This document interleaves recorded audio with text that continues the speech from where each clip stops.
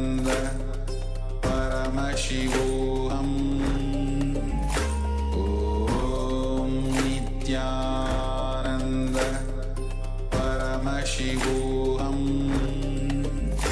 Om Nithyananda Paramashivoham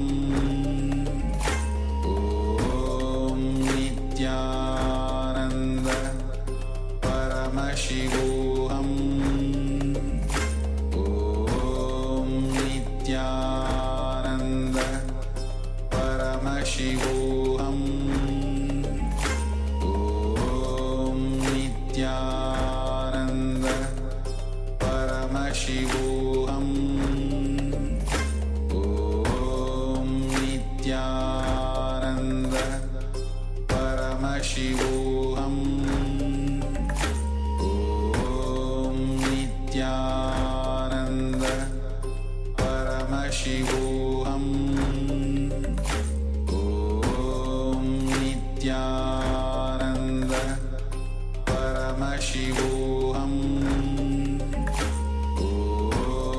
Nithyananda Paramashivoham Om Nithyananda Paramashivoham Om Nithyananda Paramashivoham Om Nithyananda Paramashivoham Om Nithyananda Paramashivoham Om Nithyananda Paramashivoham Om Nithyananda Request all the participants to relax. Paramashivoham Then go to relax. Om Nithyananda Paramashivoham Very gently, please open your eyes. Remove your blindfold. Yes. Now let's take one moment to please go ahead and type out your answers on the Zoom chat, whatever Paramashiva has showed. It can be colors, words, pictures, numbers, or anything at random. Something which is completely anonymous, even that is okay. Make sure you write it down and type it out on the Zoom chat. Let's take a moment to do so.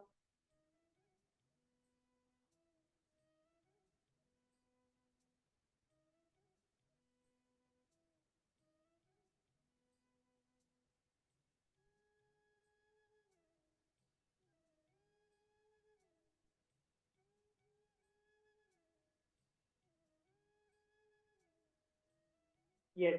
Now I request Professor Manish to go ahead and submit the image so that the participants can go ahead and verify and see for themselves what is there, what was there in the image, and what we have written. So the participants can see now. It's a very beautiful image. I think it's a beach shore side with the sea shells are there. So many shells which I can see with water, kind of a mountain in the close to the end of the edge, blue, orange, yellow, white, green. So you can see the colors and verify it for yourself.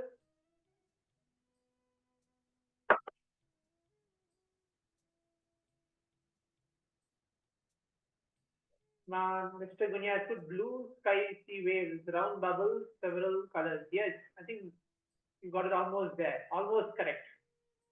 Wonderful. So as we correct, as we're checking and writing down what we have verified, now let's prepare ourselves. We're going to move on to the first session of the day. Swamiji is going to be addressing, giving the powerful cognition on chakras. Right? In our body, we have 7 different chakras. Like if the participants have not heard, we're going to learn from the basics of what is chakras in today's session. From Muladhara, Manipura, Anahata, Vishuddhi, Ajna, Sahasrara. 7 different chakras in our body. Each chakra blocks something and unblocks as well. And before that, we're going to have an opening segment to how to be total. Right? Before we enter into the session of chakras, we're going to be having an opening segment to how to be totally present in this very moment. So let's take a moment now, provide a complete listening. Make sure you write down all the doubts you have when you are listening to Swamiji, or if you're very clear, understanding what Swamiji is saying, write down those powerful combinations as well. Right? So let's now provide a complete listening as we're going to enter the first session of the day. Let's begin.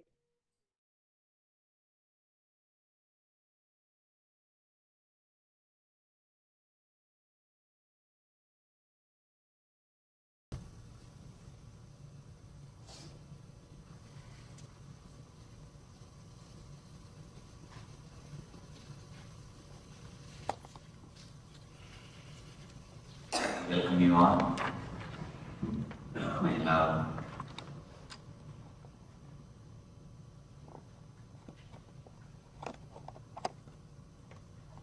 A small story. Once a man woke up from his bed early morning. As soon as he woke up, he saw his eyes have bulged and ears have protruded. Heavy pain in the neck. Eyes have bulged, ears have protruded. Heavy pain in the neck. Immediately he rushed to a doctor who diagnosed, checked him thoroughly, and gave him some prescription and a warning. He said, it is a very serious problem. You should take these medicines for 6 months without even 1 day gap. The side effect of this will be you will lose all your hair. The man religiously, without even missing 1 day, took all the medicines. The side effect, losing all the hair, happened, but not the main effect. The problem continued. He went to the next doctor. Next doctor tried his best.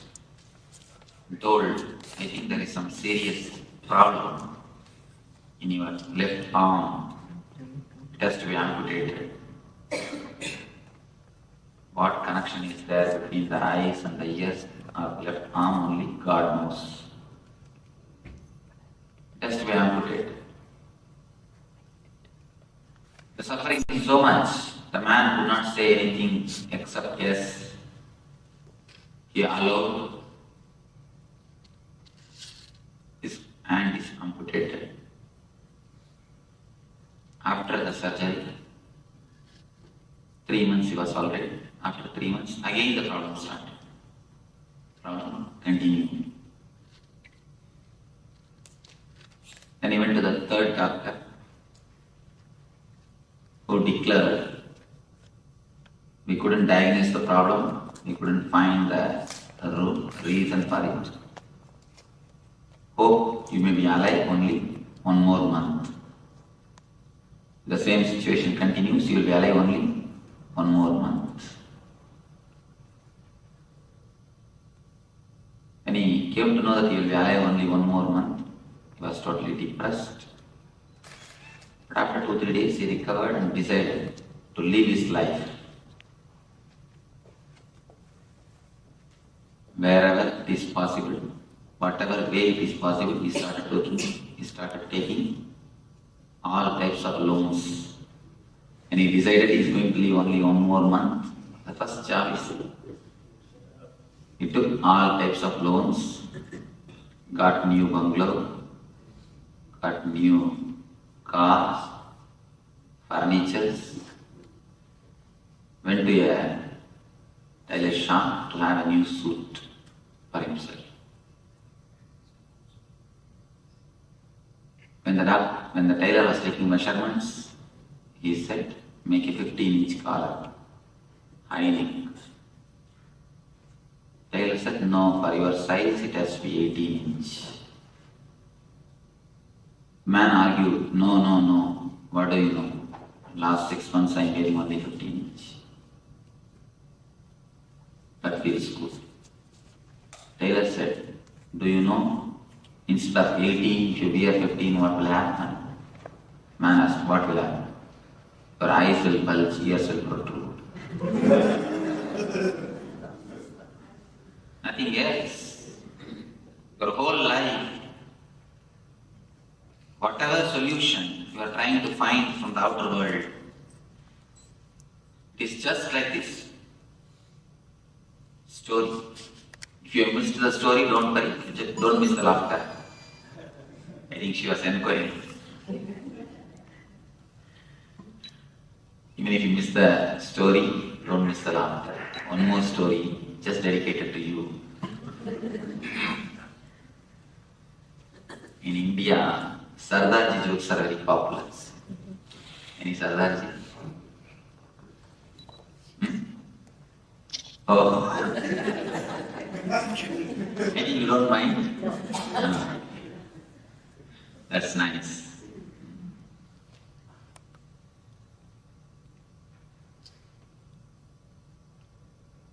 There is a competition. 100 jokes will be told. If you don't laugh, you will have $1 million prize. One man got into the stage, people have started cracking jokes. 50 somehow he could manage, but not more than that. He has to laugh. Next man could manage 70. Third, our hero got into the stage. He could manage 90. 95, yes.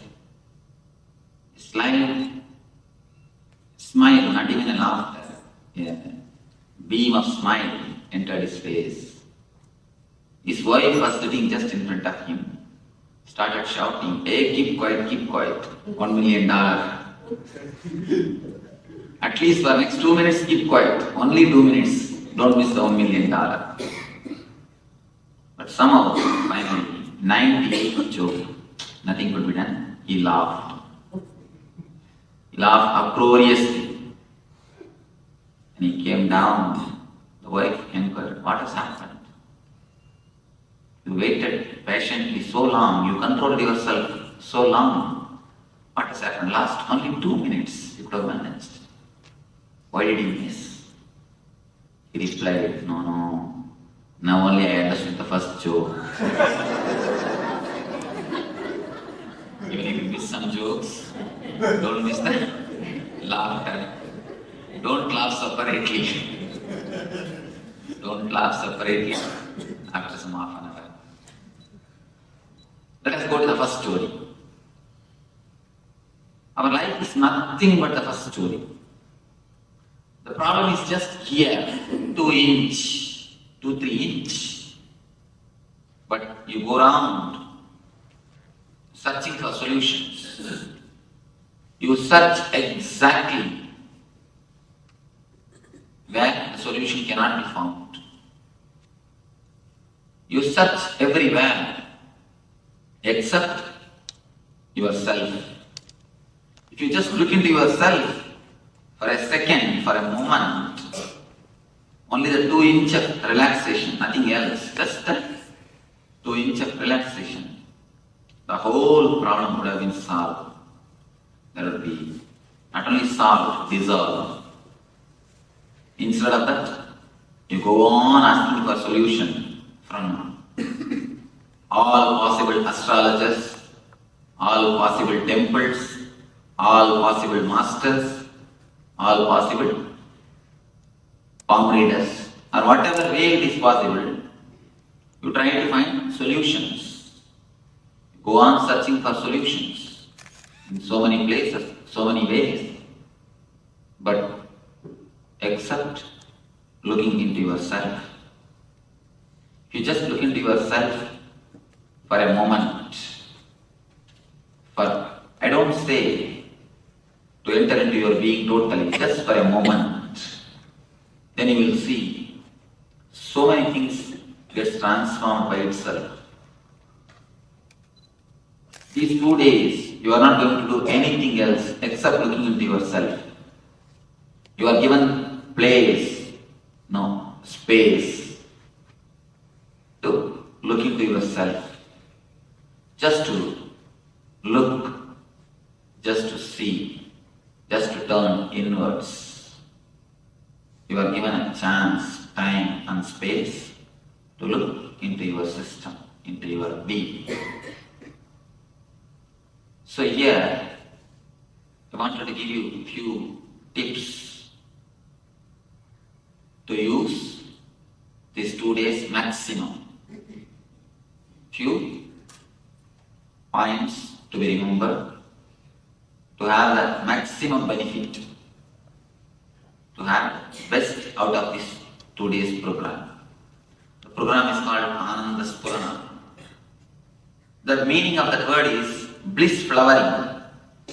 In the Spurana word, exactly there's no translation. It can be translated as a fountain.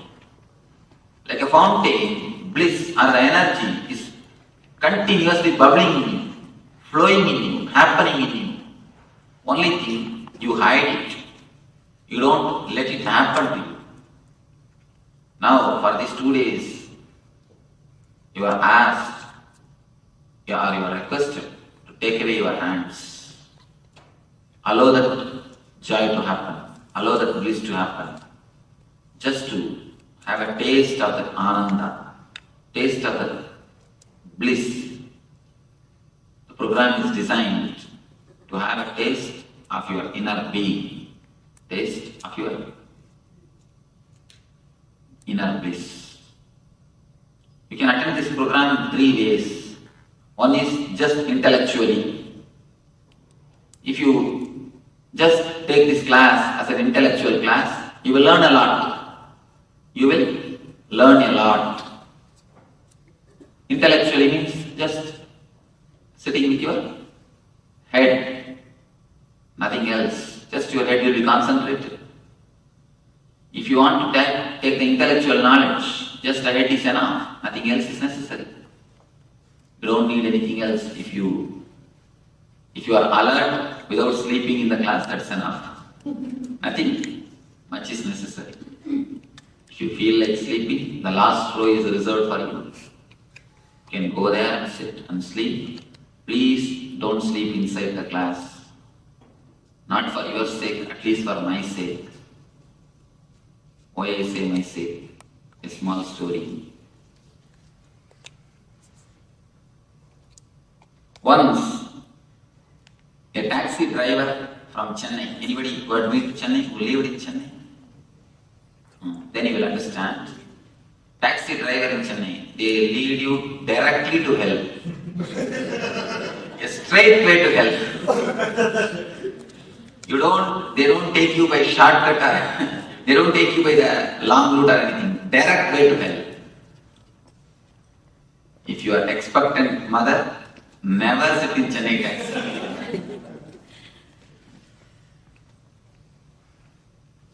And roads are also specially designed. Roads are also specially designed. The drivers are specially trained. Anyhow,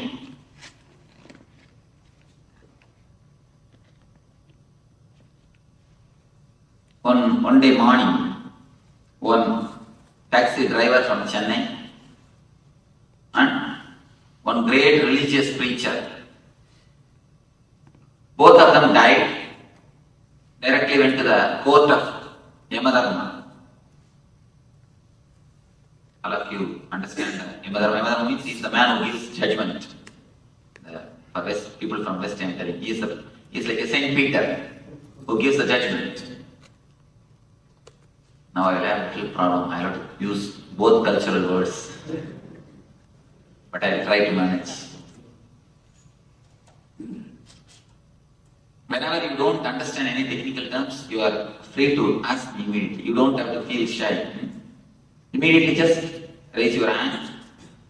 Then I will understand your question and answer. So you can feel free to question anything or to ask anything.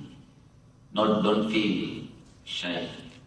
Don't feel reluctant. How can I answer? How can I question? Because if you don't understand, you will misunderstand. So one more big problem is you will go and tell outside that this is what I heard. That will be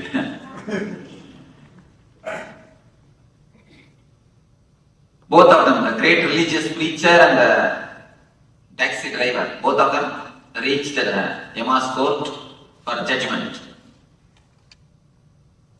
First, the taxi driver pushed himself into the cabin. Yama inquired, "What is your name?" He said, "My name is so and so. My name is so and so." "What were you doing?" "I was driving taxi in Chennai." So he took out the list of merit and sins. Finally he gave the judgment, "All right, let you have silken robe,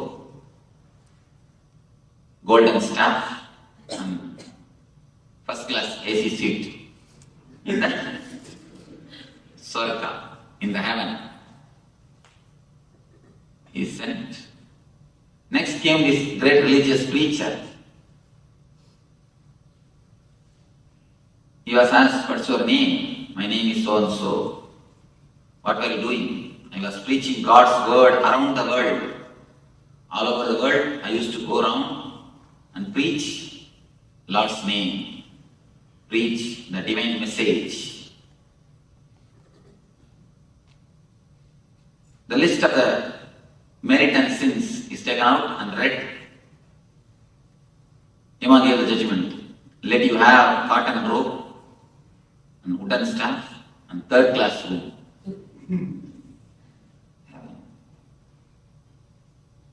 The preacher got terribly angry, annoyed. He started shouting, "I'll sue you." Maybe must have too much visited America. "I'll sue you. What, for a driver, taxi driver, you are giving first class treatment and for me third class? I preached the divine message around the world. So many thousands of satsangs I conducted. So many thousands of good things I have done. Everywhere I was speaking about divine message, divine glory. How can you give me third class? For him first class." The Yama said, "Here up, we don't bother what you do. We bother only the results." When he was driving, people were praying for their lives. When he was preaching, people were sleeping. When he was preaching, people were sleeping. When he was driving, people were praying for their lives. So we don't bother what you do, we bother what is the result. So, may not be for your sake, at least for my sake, don't sleep. Otherwise, when I go there, I'll be given the staff and third class room. At least for my sake, don't sleep. If you feel like sleeping, sit in the last row so that I will have argument. No, they have not slept in my class. They were sleeping only outside the room, outside the class. I can save my face. If you just a little bit of attention, that's enough. The class will be useful to you as an intellectual class. You may learn a little bit of knowledge. But by that, you are having only the 33% of the benefit. Not more than that. No, more than that. If you attend only as an intellectual class, when you go, you will tell, "This Swami is a very great orator. How nicely he speaks." Only that much. That is not going to help you. That's not going to give you the total result. Next thing, you can attend with a little bit of heart, emotion. You may be searching for some meditation. You may be thinking, you might have heard about meditation somewhere in some book. And that is now, in modern day, that is the best-selling ideology. So somewhere you must have read So you are thinking, I should go for some meditation. Some of you heard about me, you have come here. If you attend it with a little bit of emotion, or a little bit of thinking of meditation, a little bit of art, you may have the second layer. You may feel a little refreshed, you may feel a little relaxed, you may feel a little joyful. But even that is not enough. When you feel a little bit joyful, you will go and tell, wow, we had a beautiful weekend this time. It was really a nice weekend. But even that is not enough. Only when you attend with your whole being, only when you put your whole effort, then you will see something new happens in your being. Only then you will really have all the 100% benefit. If you sit only with your head, you will have only 33%. If you sit with your heart, a little bit of involvement, you will feel only the 66. Only when you put your whole being 100%, you will see the total result. Or you will attend, you will take this as a spiritual program. The whole being can be touched. A real result can happen. Water becomes steam only at the 100th degree, never at the 99.9. If you put 99.9 also, it is simply useless. Put your whole thing, whatever efforts you have, put the whole thing and do the meditations. Put the whole thing and do the meditations. Whatever effort you have, whatever energy you have, whatever mind you have, of course you cannot get others' mind, you cannot catch others' energy, but whatever you have, put the whole effort and do it. Put the whole effort and do it.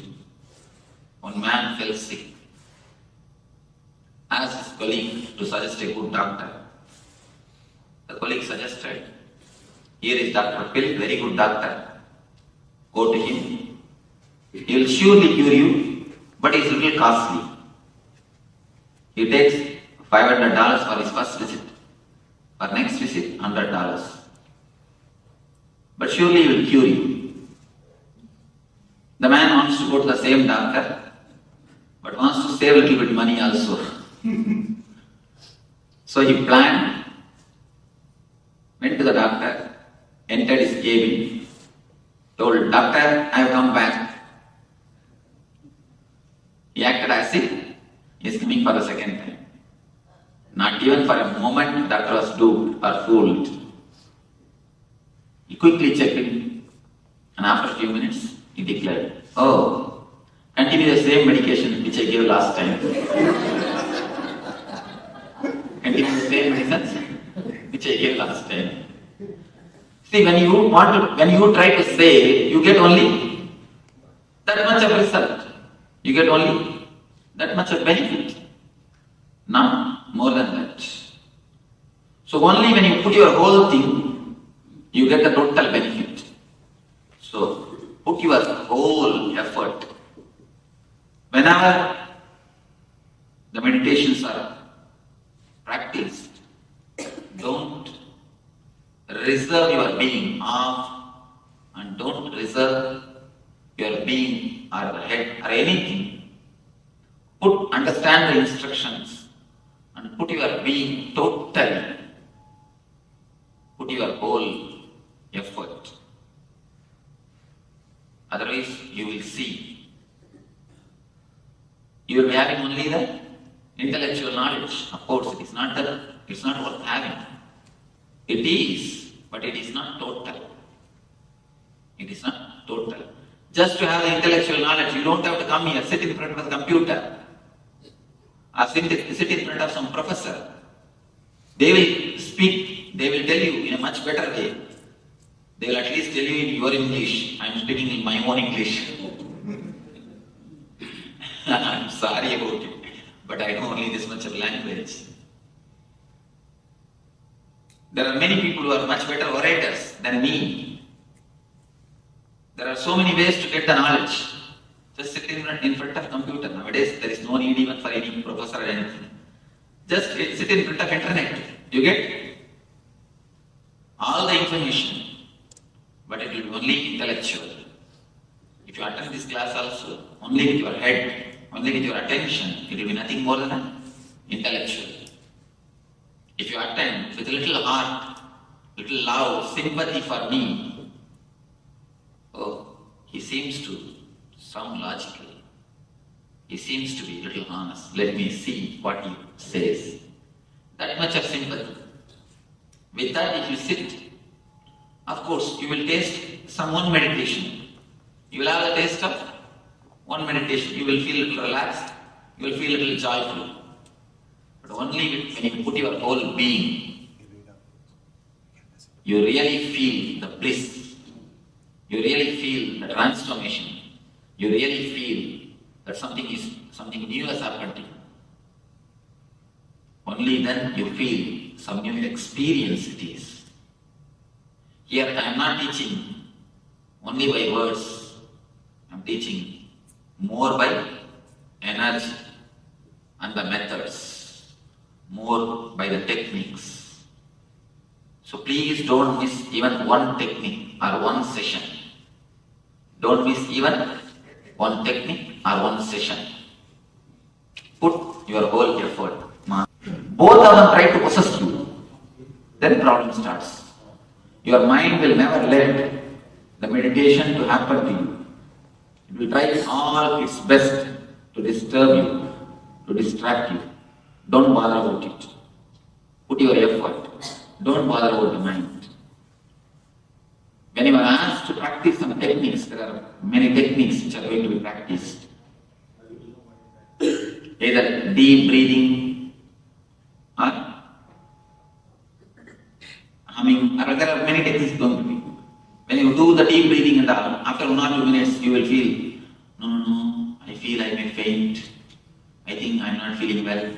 Last 2-3 days I had a slow fever. I think I am having a back pain.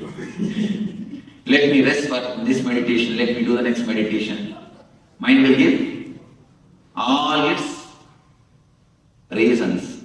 Please don't listen to the mind. Even if you faint, don't bother. Volunteers are here. We will take care of you.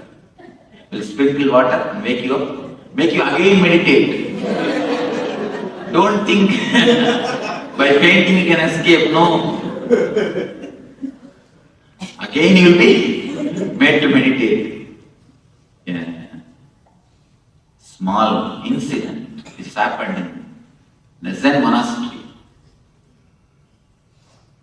A man came and asked the master, Master, I want meditation. I want Zen. Master told, meditate silently for 3 months. He was meditating. Nothing happened. Again he went and asked, meditate silently for 3 months. Nothing happened. Same way it continued for 5 times. 6th time the disciple told, it's enough, I am leaving the ashram. Master told, no, wait, only for 1 week. Then also nothing happened. This time Master told, tell yourself, in 3 days you are going to become enlightened or you will kill yourself. Disciple told, all right, that's the right thing. Because what is the use in living? I have no other way. He decided and sat.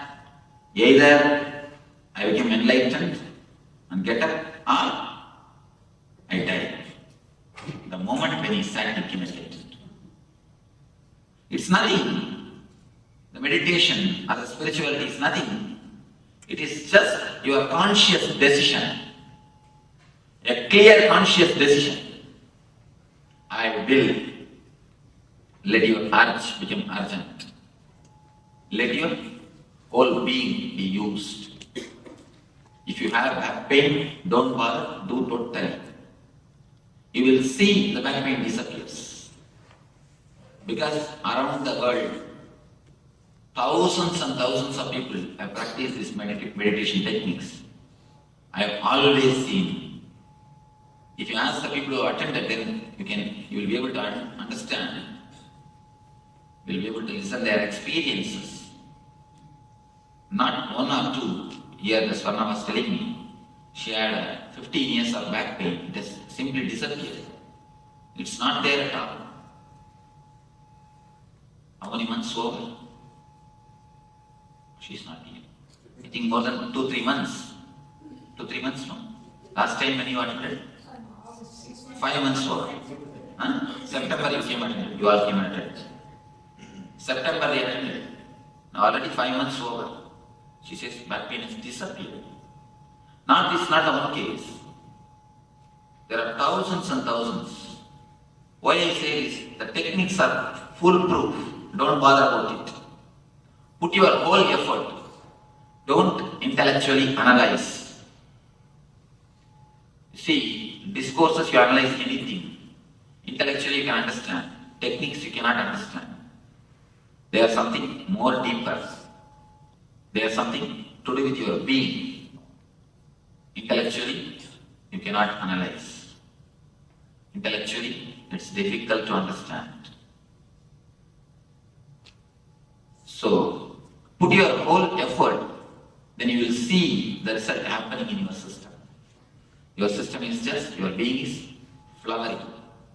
Don't have any reservations to practice the meditation, to participate in anything. Whenever any session is brought up, any program is brought up, put your whole effort, put your whole being. In the Zen they say, the enthusiasm, initial level, you have always enthusiasm. They say a beautiful word, honeymoon. It's from Zen. The word honeymoon is from Zen. I always tell people, it's only honeymoon, never honey sun. Why? How long a moon will stay? How long a moon will stay? 16 days. In 16 days, it will disappear. Only 16 days is the life of the moon. 16 days is the time of the moon.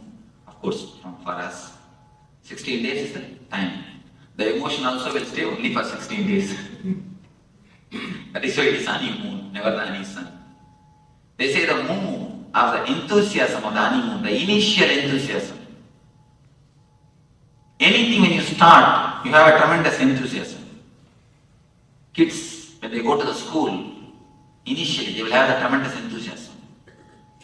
Do everything with that enthusiasm, with that excitement.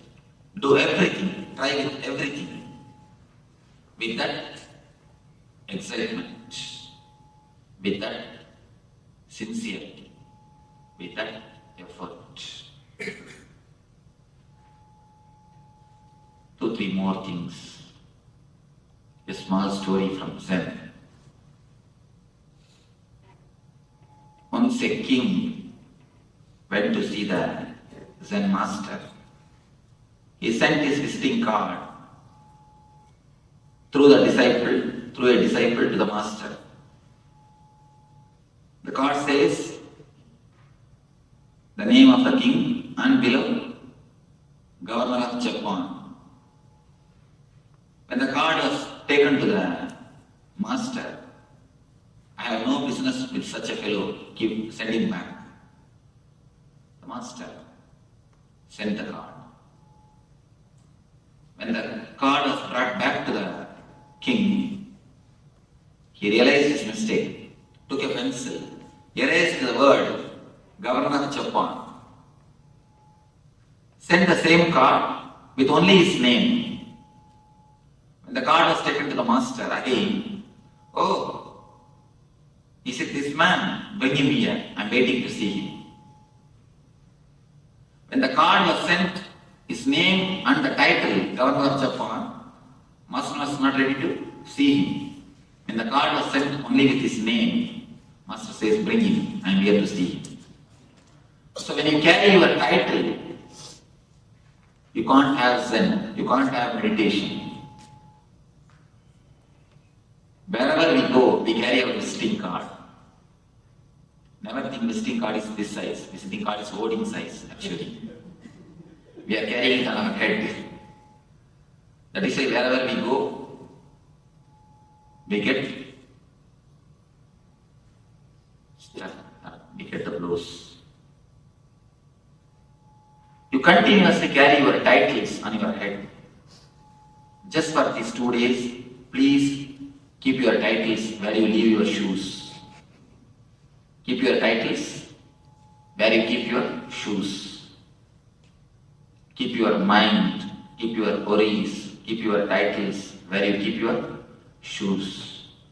I can be sure they will be there when you go back, you pick it and go. Your shoes may be lost, but never your titles. Because your shoes will be useful for somebody else, but never your titles. Never your mind.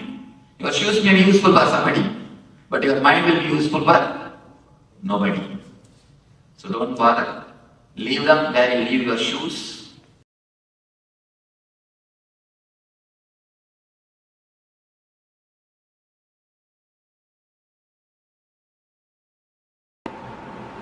Most of us, we do not know how to operate this system.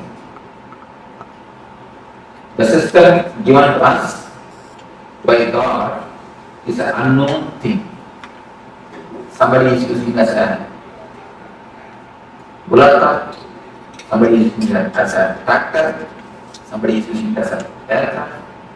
The system given to us, see the same system, tribal people are used as a bullet cart, an educated man is used as a tractor, pilot has used it as a aircraft. What is the difference between these three people? Nothing.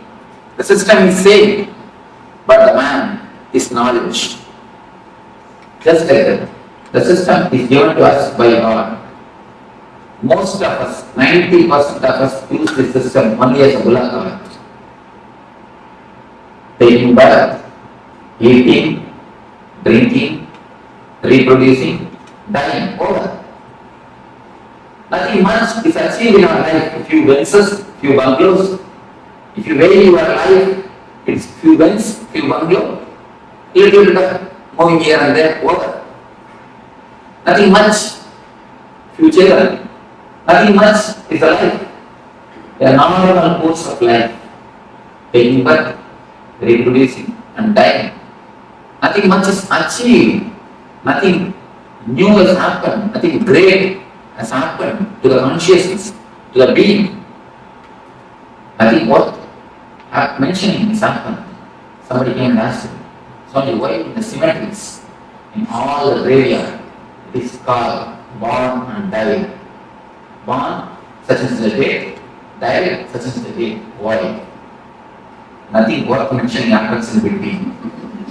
That is only worth mentioning things. In most of our life, that is the reason. Born and died, except birth and death. Nothing worth mentioning happens in our system. So most of us use the system as a bullet cart.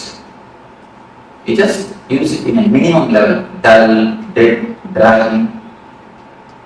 Most of our life, if it is tuned, it can be tuned only dull, dead, dragging. This is the first level, first layer of life. The second layer of people who have entered into the zone of art, who have become artists, who have become painters, dancers, musicians, who enter into the next dimension of their life, not for money's sake.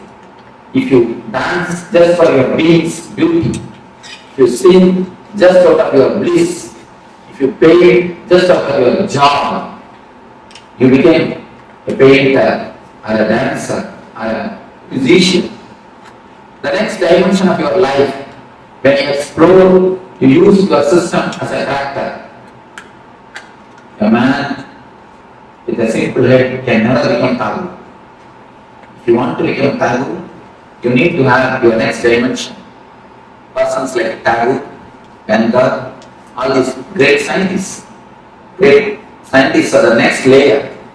They can be called as something more than scientists because they explore the next dimension. That is the reason the Nobel is given for giving them.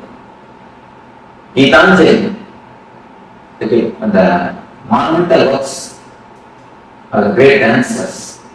When they create the masterpiece of dance, or the art, or the poetry, they explore the next dimension of their being. They explore, they see the next dimension of their being. So these are the people who became Chakras, who see the next level of their life. Fulfillment, that is the reason the great poets, even if they die in poverty, even if they die with no property and in poverty, they have a very deep, satisfied death that they have lived their life ultimately, that they have lived their life with a fulfillment. They may live in a very poor way, they do not have wealth, they do not have the outer wealth, but they live in a rich way. Wealth is different, richness is different. They do not have the comforts, but they live in a very rich way, like a kings. I mean, if you read the Bharati's life, Bharati is a great poet from Tamil Nadu. If you read his life, he is lived in a very poor way, but if you see the way in which he lived, simply a royal, he lived more like a king than a beggar. You can see all the poets, great poets, they are not lived wealthy way, in a so-called wealth, the outer comforts, but their life is really rich because they have seen the next dimension of their being. They know the ecstasy of the human being, of the human possibilities. Whatever way you can express your being, the possibilities of human being, the next dimensions of possibilities, they are touched. The third layer, only a Buddha, Krishna, Rama, these are the great intelligent masters who have used their system as an aircraft. These are the few people who have used their system as aircraft. Majority, 90% was used as a bill of art. 8 or 9% who are artists, are the great dancers, great poets, they use as a character. Only a handful of people. See, if you want to know the human history of humanity, you don't have to read the millions of people who have taken birth and died. All their history is not necessary. Just read 10% history. The Buddha, Krishna, this 10% life history is more than enough to know the whole history of humanity. These are the people who are milestones on the human history. These are the people who have created turning points in the human history. Just like that, if you know the few man's history, you can know the whole history of the humanity. These few enlightened persons are the persons who have used their system as an aircraft. And even there is no need even to have 2 fingers, 2 hands. 1 hand is enough to count this type of people. Very handful of people. Buddha, Krishna. These are the very few who have a great impact on the humanity, who has used their system as an aircraft, who are real pilots, are the pioneers of the human evolution, of the human growth. If you see the difference between the villager, the tribal man, and the pilot, nothing much. Only one thing, the villagers don't know how to operate the mechanism. The tribal people, they know how to operate the system. That's all. Nothing. The tribal people, they don't know the mechanism. The pilot, he knows the mechanism. Nothing else is the difference. Only a very small difference. It is not that something needs to be added. No. Only one difference. They don't know, he knows. That's all. Just like that, if you know how to use your system and mechanisms in your body, in your mind, in your being, you can become a pilot. You can use this system for the optimum result. You can use this system for the maximum result. You can convert this system into an aircraft. The mechanisms which exist in your system is what is called chakras. There are 7 chakras in our being. The energy centers. These energy centers are real mechanisms in our system. If you know how to open them, how to activate them, how to remove blockages from them, how to energize them, you can simply transform your system into aircraft. As long as you do not know anything about the system, you will be just pulling your being. If you just know how to open, how to energize, how to activate the system, you will be using the same system, same mechanism as an aircraft. So now we will be entering into each and every system, each and every mechanism of your being, and we will explore how to operate it, how to open it, how to work on the chakra, on the energy center. Let me show you how the chakras are situated. The small diagram, very small, I think all of you will be able to see how the chakras are situated. If you have this book, you can just open the page 20. The lowest is called Muladhara, the root chakra. You don't have to remember the names. You see, there is no need to remember the names of all these things. Just I am giving an introduction. Then afterwards you will be entering into the deeper layers. You don't have to bother, oh, I have to remember all these names or not. There is no need to bother. You can just see and have an idea, that's all. First center is called Muladhara. From below I take the root of the spinal cord. Just at the root of the spinal cord, Muladhara. The next is Swadhisthana. Above the Muladhara, below the navel. On the navel, Manipura. And in between the chest, Anahata. Then on the throat, Vishuddhi. And between the eyebrows, Anya. Top of the crown, top of the head, it is called Sahasrara. This much is enough. You know that, if you have a basic idea, few energy centers which exist in our being. Now, we are going to work on each and every energy center, each and every chakra is connected to some emotion of our being. You can see throughout the world, in all the languages, the love and the heart, these 2 words are used as synonyms. Am I right? The love and the heart, these 2 words are used as synonyms. Any language, it is not that all the languages are happened, are created in one time or one place. All the languages are created in a different space, in a different time. But around the world, almost all the languages have got the same expression. The love and the heart is used as a synonyms. Why? Something more than verbal connection exists between these 2. Some experiential connection is existing. If you really observe, then you can understand. If you meet a friend after 10 years, your childhood friend, after 20 years, with whom you have a lot of very loving and sweet memories. Suddenly something will flow in from here. You can observe. Have you observed, any of you? Suddenly something cool, very nice thing will happen here in the soul, and it will flow. If you meet a person whom you love after 10 or 20 years, after a long gap, something will happen here.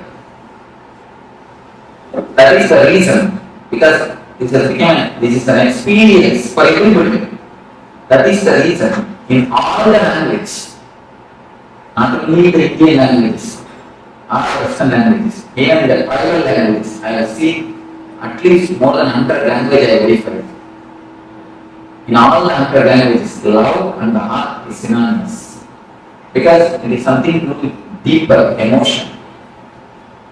So the love is the emotion which is related to Ananda chakra, the heart center. Just like that, each and every emotion is related to each and every chakra.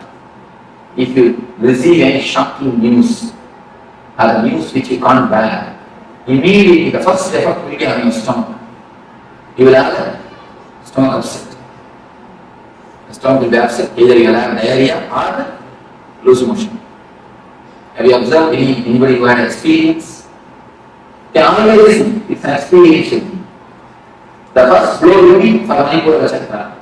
The worry and depression is very closely related to Manipura. And again you can see, in all the languages there is an expression. If you receive some news which you can't tolerate, you say, I can't digest it. I can't stomach it. I can't digest it is an expression in all the languages. Again, because the worry and depression is very closely related to Manipura chakra. Like this, each and every emotion, the sex is related to Muladhara chakra. The chakra which is in the near the end of the spinal cord, the root of the spinal cord. Each and every emotion is very closely related to one chakras. If this emotion is handled properly in our life, each and every emotion is an energy given to you by God. It's like a money. If you don't know how to handle the money, you will become bankrupt.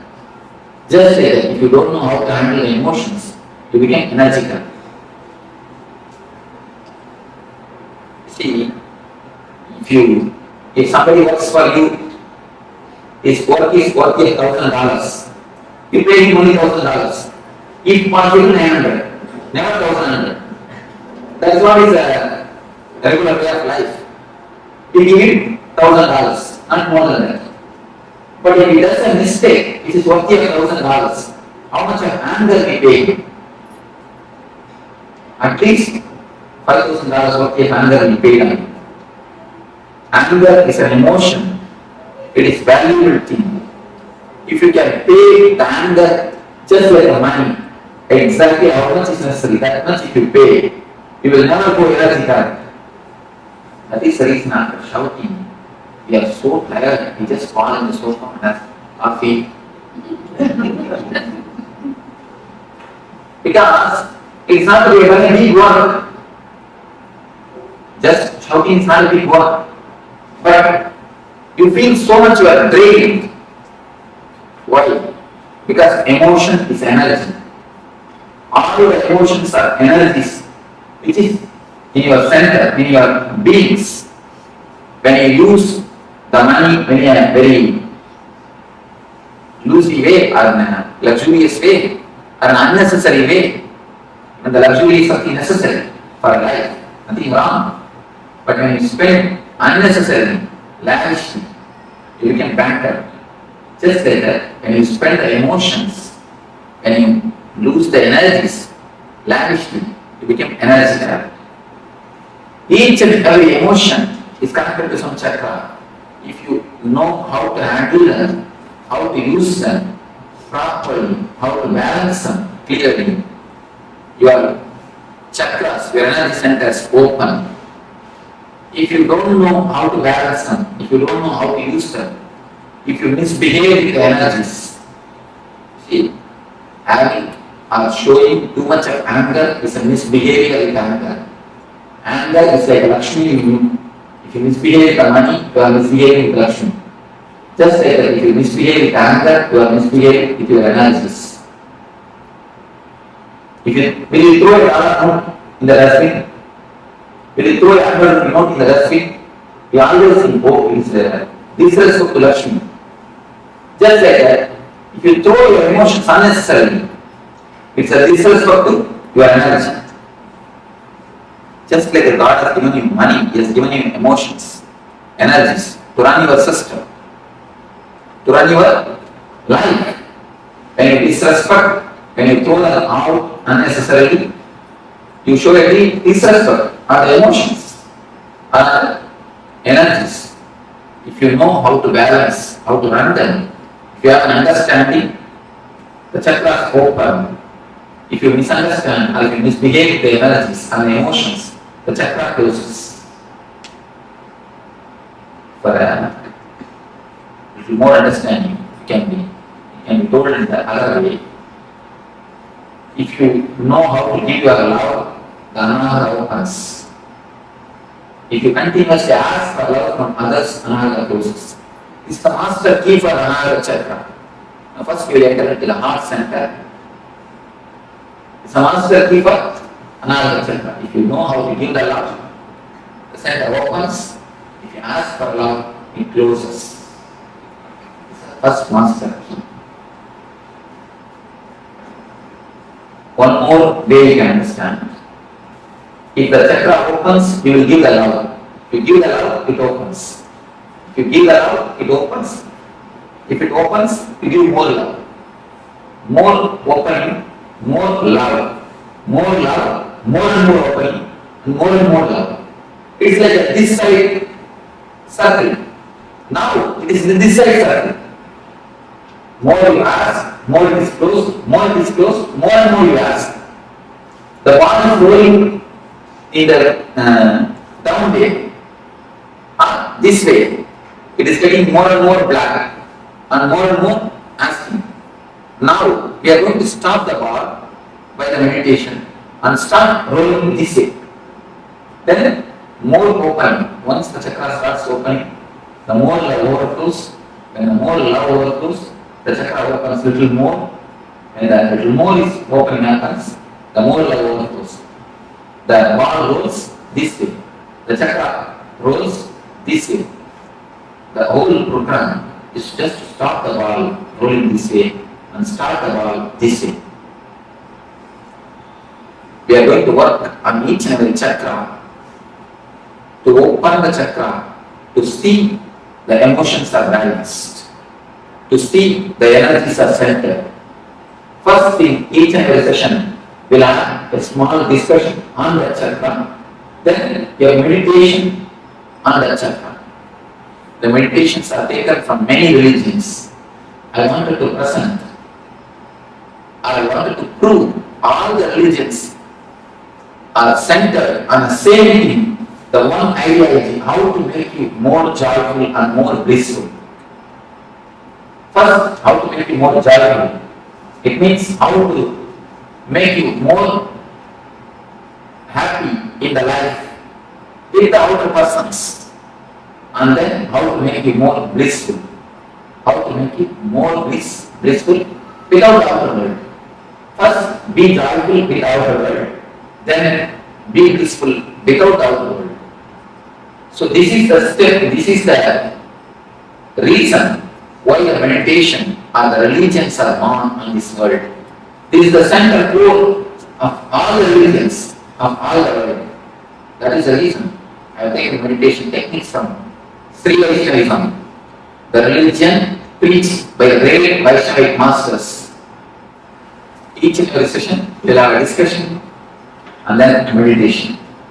This way we will have 7 sessions on the 7 different chakras. Finally, tomorrow evening we will be having the energy darshan, which is the peak or pinnacle of this chakra. Later on we will be explaining what is energy darshan. Now let us enter into the Ananda chakra, the heart center. First question I receive is, people ask me, Swamiji, I haven't bypass surgery, will the chakra be as it is? will the chakra be there? Whether you went bypass surgery or the angiogram, don't worry, the chakra will be there. Because it is not physical, it is more metaphysical. If you can give 2 more touches, I can show you. You have a ribbon, you can give me 3 ribbons. Next question, can give. I'll show you how the chakras exist.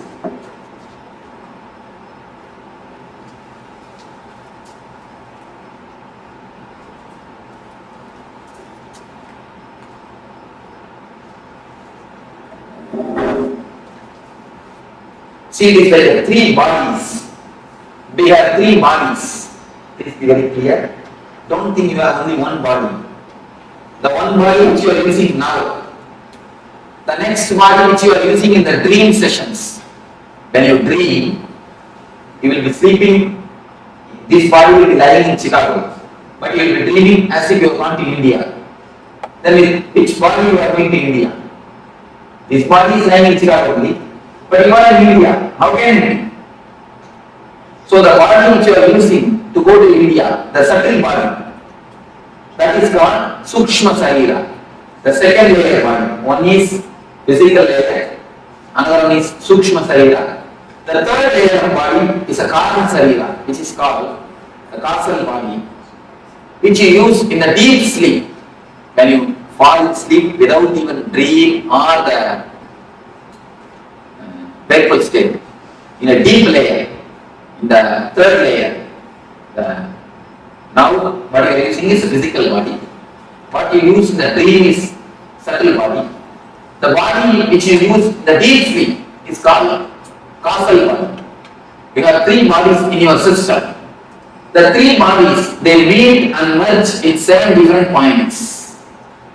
They meet with each other. You can imagine the 7 knots in these 3 kerchiefs. If you can imagine the 7 knots, just 7 different knots in 7 different places. If you can imagine, that is the places which is called chakras. The 7 different knots. The 7 different knots are called chakras. The first thing we are going to enter is Ananda. Here also the 3 bodies meet and merge each other. In the book it is very clearly depicted. The 3 lines, they just meet near. That is the zone where the chakra is there. They just meet. Where chakra starts. So even if you undergo bypass surgery, the chakra will be there as it is, without any blockage, because it is more metaphysical. This chakra is love. When you ask for love, when you ask for attention, please be very clear, I am changing the word from love to attention need. Because whatever you know as love is nothing but attention. If you say somebody loves you, what do you mean by it? He gives attention to you, that's all. He gives all his attention, or all his time, all his money, all his energy, or all his space to you. Attention is what we call as love. Actually, except a man who is enlightened, nobody can know what is really meant by the word love. Whatever we know about love is nothing but attention. If you say that he loves me or she loves me, what it means? She gives you enough attention. He gives you enough attention. He gives you enough of his energy or money or whatever. Once the attention is given, everything else is slowly given. So the attention is what is called love in our language. When you give your attention to others, the chakra opens. When you give your attention to everybody, whomsoever asks, when you leave overflow, this chakra opens. When you start giving, this opens. When you start asking, this chakra closes. You can just see You can just scan your life. Almost all our life is just centered on the attention of the others. From the young age, we are trained, you can see the young kids. They will just put 2-3 steps and then they look at your face. If you smile, you agree for what they do. Then they do the next steps. Otherwise, they stop and they wait for your concern. You can see the young kids. Anything they do, just they look at your face for the confirmation. For your okay. Only when you say okay, they go for an ahead. They wait. Just like from that age, we start expecting the attention or the okay from the others. The same thing continues till our end. You can see in how many places you just wait or expect the others okay, others attention. You can see more than 80% of your decision is influenced or it is waited. You just wait or you just ask for their confirmation, for the others smile. It is not only economically, mostly psychologically. You feel inspired or you feel regenerated, you feel power or the energy only when you get a confirmation from the others. Each and every move of your life, you continuously see whether somebody confirms it or not. You wanted the smiling face of the other. Almost it's like a psychological slavery. In every step, you wanted the other to be the source of your inspiration. If you just scan, you just sit in your room and scan the lifestyle in which you are living, almost 90% of your decisions, 90% of your life is just for the other's opinion, asking the other's attention, expecting the attention of the others, expecting the opinion of the others. It is more like a signature campaign. Each and every husband expects a certificate from wife, good husband. Wife is expecting the certificate, the good wife. Parents, good parents. Son like is expecting a good son. Each and every system we expect certificate from our brother, from sister, from father, from son, from everybody. Just to feel good, just to feel energetic, we expect the certificates. Only with a smiling face or with a certificate, we go next. We go ahead. See, adjusting or not adjusting is perfectly okay. There is a vast difference between adjusting and compromising. Listen thoroughly and you can contemplate on it thoroughly. We may ask, should we not adjust? Adjusting is perfectly okay, but compromising is very bad. Just understand what is the difference between adjusting and compromising. Adjusting is like you have all your energy source or inspiration or the strength within you. Then you give your love, you adjust for the sake of others. It is perfectly okay. But compromising is, unless they are all supporting you psychologically, you will have no energy to run on your own. When you adjust in that so you are compromising. Most of our life, we have somebody else as a psychological strength for us. If he smiles at you, you have all your energy to run.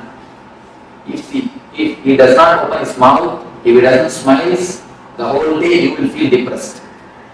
Have you observed any time? If he doesn't smile on you, as soon as every morning when you wake up, if he doesn't give his smile, whole day you will feel very low. If some of your boss, or the husband, or the wife, or the son, or the father, if some of them didn't give their attention or their smile at you, immediately you will feel low. It means they are the legs or they are the feet for you to stand. A psychological slavery, psychological handicap feel. I call it psychologically handicapped. In America, I saw so much of respect is given for the handicapped people. Everywhere you are parking for separate parking for handicapped, separate way for the handicapped people, separate bathrooms or restrooms for the handicapped people, everywhere. Physically handicapped is much okay, nothing wrong. But psychologically being handicapped is simply sin. Please be very clear. I am giving a new definition for sin. Don't think sin is something what you traditionally understand. Sin is something scolding others, telling lie. Of course, that is different. But I am giving a new explanation for sin. Sin is psychologically dependent on others. That is the first sin. Because when you psychologically depend on others, you try to possess them. First, understand how many ways you have invested your energies on others. Most of our business becomes failure. Why you know? Till the business project comes to a shape, 90% of project is over. Till that time you get a inspiration, a smile, or a okay from your inspiration source. At one point, if that is removed from you, if the inspiration source is lost, immediately the whole thing comes down and goes to pieces. Have you seen the children playing with a playing car? They just build a castle, they just build a house with a playing cars. If you remove one car, what will happen? At least the children are intelligent. They build their castle with their own cars. But you build a castle with others' cars. And he gives a certificate. A good husband, you collect that. Good wife, you collect that. Good brother, collect. Good sister, good son, good father. You collect all the certificates and try to build your personality. Just like a car's castle. And if anyone at any time takes away their certificate, removes their certificate, their source, what will happen? The whole personality just collapses. That is what I call depression. Most of your energy is centered on somebody else. Only if they say, psychologically you have a center, only if they say what you do is right. Even if it is right, you are not convinced. You ask for their certificate. You ask for their attention. That is the reason. Till the end, you don't feel you are independent. How much you speak about independence, how much you speak about freedom, it is all only the word. Only when you start loving others, when you don't expect the love from others, when you stop expecting the attention from others, you are really independent. Till that time, you are a psychological slave. Whatever you speak about independence or freedom, you are a psychological slave. Because your source of energy depends on others. Only if he smiles, you can run. If he doesn't smile, what will happen? You will not run. You will feel very low. You will feel very dull. You will feel very depressed. The source of inspiration, as long as the source of inspiration is somebody else, you cannot have your freedom, your Ananda cannot be active. Your energy center can never be totally awakened, totally alive. First thing, find out where all you have invested your energy center, on whom all you are dependent. Please be very clear on whom all you are dependent psychologically. You need how many smiles to run. Try to reduce the number of smiles. Even without that smile, start running. Even without that okay, start running. I am not telling you to go against the society, no. Do your same routine, same lifestyle, but try to reduce the number of smiles. Don't expect, don't keep them, don't make them as the source of inspiration. there are few things which you may not be able to drop at all, then at least keep them in a good report, so that at the time of emergency, let them not take away their cars. If they take away their cars at the time of emergency, then you fall into the real deep depression. So try to become independent. Try your best to be on your own. Try to center all your energy at your own heart, at your own source, at your own personality, at your own being. When you feel you are not able to cut or you are not able to run without one person's smile, understand that I am not able to run without these 2-3 persons. And at least keep a compromise with that 2-3 persons. You will know that I am compromising with that 2-3 persons. I am not serving them, I am compromising with them. Please be very clear. Don't expect any reward for your compromising.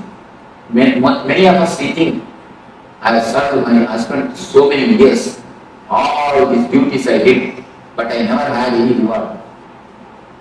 He never did anything for me. Be very clear, if you really serve, always will have reward. But all our service is just compromise. He is the source of inspiration for us, so we compromise something. So be very clear, all your work, all your attitude of seva, we again and again tell, I took care of my son so much, I did so much for my son. After growing, he never did anything for me, he went away with his wife. Be very clear, if you have done really service, if you would have done really something, if you would have given, you would have never lost. We just give and take. He is the psychological support for us, so we compromise with him. Just scan or filter all your emotions, all your understandings, revise completely where are your faith, when you take decisions, you are dependent on others. This one understanding can give you a tremendous strength on your own, to stand on your own, to run on your own. When you understand it's a slavery, you will never invest your energy on others. As long as you understand only problem, people say, Swamiji, I understand the smoking is bad, but I am not able to stop it. Then be very clear, never till you understand. If you really understand, you can never fight, you can never again smoke it. Do you say, I understand, if I put my hand in the fire, it will burn, but I am not able to resist the temptation to put the hand. You never say that. Once when you understand the hand, if I put my hand, if I put my finger in the fire, I will get burned. You never do it again. You always keep yourself away from the fire. The same way, if you really understand that there is a psychological slavery, simply you can see, you can be so clear, you can be very, very clear, it will transform your life. Only thing we don't understand. Have this understanding after going back to the house and after a few days. Just sit in your room alone and scan your life, where all you have invested your energies, who are all inspiration sources for you, and try to organize, try to bring all the energy center on your own being. Don't let somebody else to drive you. If you keep somebody else as an energy source, you are allowing somebody else to be a driving force for you. So naturally you will be living for somebody else. When he is the inspiration source, naturally you have to take his ideas and work out. You have life or the time only to live your desires, not all everybody's desires. If you try to live 5-6 persons' desires on your life, where is the time? Where is the energy? Where is the money? No. When we try to live somebody else as an inspiration, we have to live their desires also, because they are living their ideology also. Whenever they are inspiration, they will give their ideology. So you will be dancing for so many persons' tunes. You can dance for one tune. In front side somebody is putting Bhagavan, you go put 2-3 steps. Then this side Western music. You shall just come and shake your hand. And then this side immediately some Carnatic music is going on. Then you have to jump here and do for one more tune. And that side Kathakali is going on. You have to go on 2-3 steps. How will it be? The whole thing will get missed. Now our life is nothing but that. Each and every tune you try to dance. Will it be possible? No. It will never be possible. If you try to dance for one tune, your life will be successful, even if you don't know dancing. You will create new dancing. What you do is what is dance is key. It is not that dance, it is not some basic rule. If you don't do according to that, it is not dance, nothing like that. I have seen all the great dancers are unique. People who go beyond the rule and still if they maintain the grace, they are the successful dancers. People who maintain the rule, I have always seen they are only millions. In any field, when you go beyond the rule and still you maintain the grace or the beauty, then you are a successful dancer. Either in a classical dance or the Western dance. Go beyond the rule and maintain the grace, you are successful. So, anywhere, only when you have your individual, only when you have yourself as a center, you can be successful. So, here is a beautiful meditation technique from a Tibetan Tantra, the Tibetan Buddhism, to center your energies. Now, a small understanding you have about this Ananda, then you will be entering into the meditation or the technique to center your energy. After the meditation, you will be entering into one by one sessions. Now, before entering into the meditation, you will have few minutes for question and answer. Of course, due to short of time, otherwise, generally I make everyone to question. Even if they don't have a question, I tell them at least tell you words. I try to, in my way, I keep the list. People who attend at other age, they know. I make everybody to ask, but now I think we may not have so much of time. At least few questions, I will try to respond to. Yes, few things like if somebody says don't put the hand in the fire, we don't because we know it burns either by feeling it or by experiencing it. But at the same time, there are some things, though we know it shouldn't, we shouldn't do it, but we are still doing it.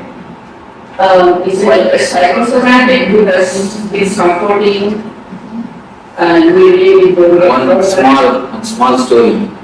One man came and told me, Swamiji, last week I read a book which explains very seriously the dangers of smoking.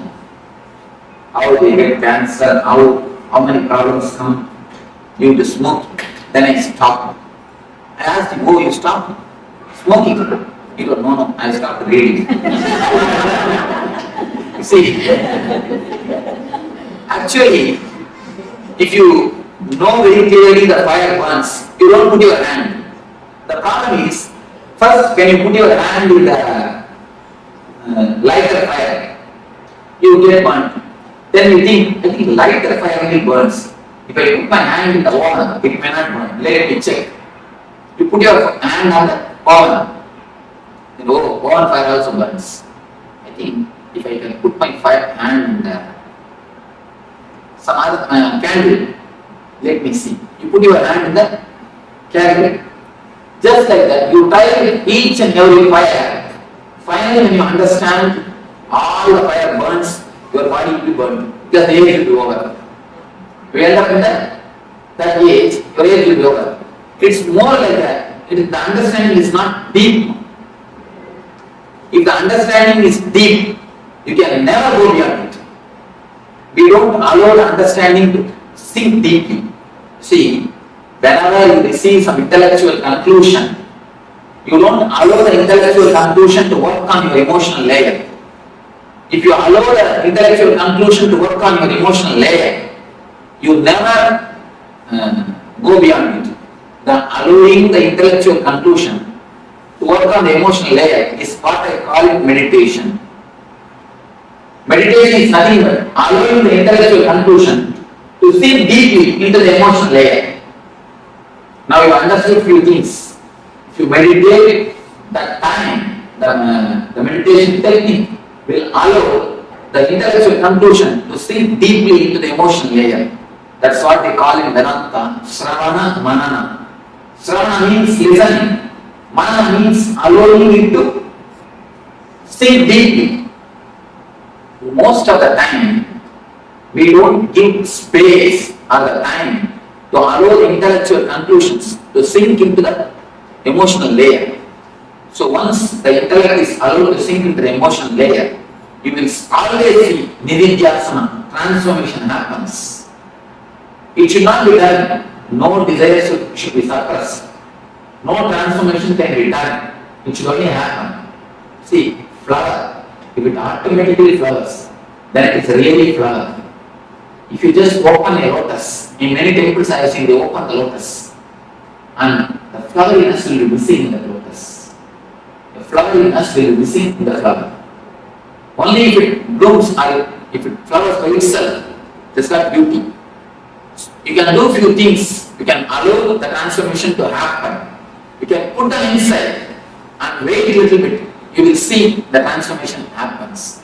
But we neither give time or the space to see it, or we are too urgent to see the transformation.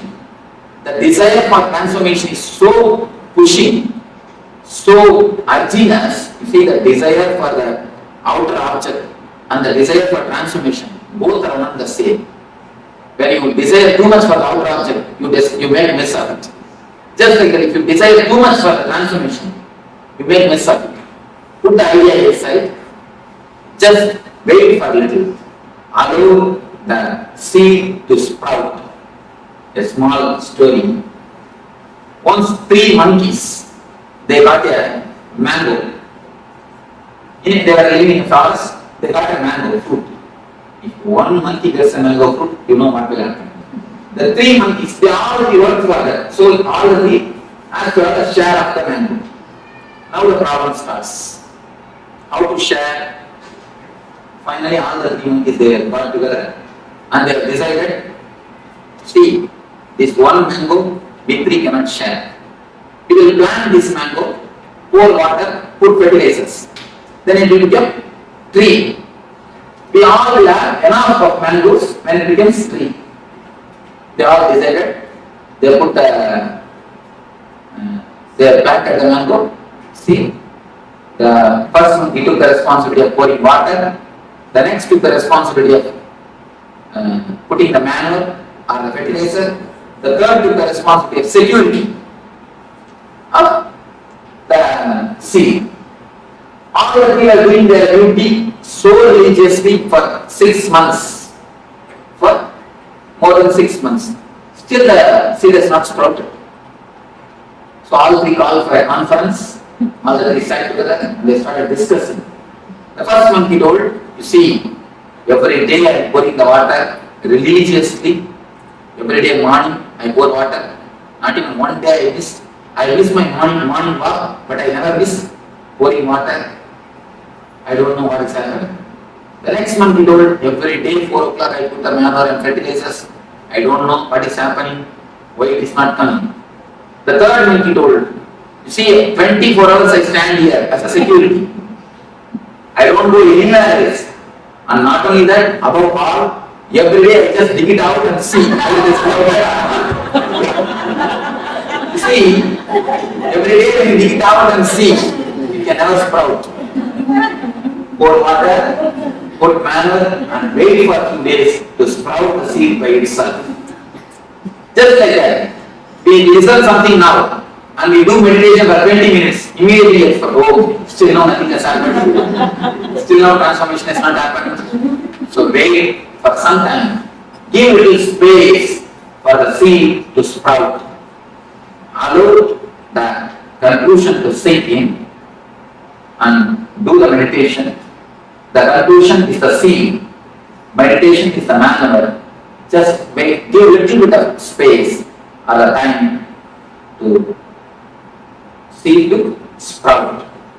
Otherwise, we will be digging just every day and seeing what indication we will be doing the same. Just the digging itself will stop the sprouting. Digging creates a guilt. You see, digging I have seen many people. As soon as you hear these things look so nice and so well put, immediately you start working it out. When you start immediately, naturally you feel you have one pitfall. Then you create a guilt. Oh, I am not able to do. I am not able to see. The guilt that I am not able to stop smoking creates more trouble than the smoking itself. The guilt becomes so deep thin layer in your life. You decide, I cannot put all these things into the life. I cannot practice. The Swami can practice because he has lived all his life, but I cannot practice. You come to a conclusion that these are outdated ideologies. These cannot be practiced just by one pitfalls. That's the reason I'm telling, allow the transformation to happen. You will see it always happens. I have not seen single seed die.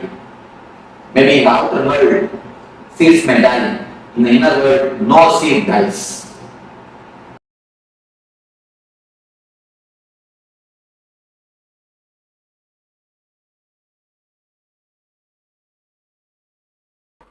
So now we come to the first chakra.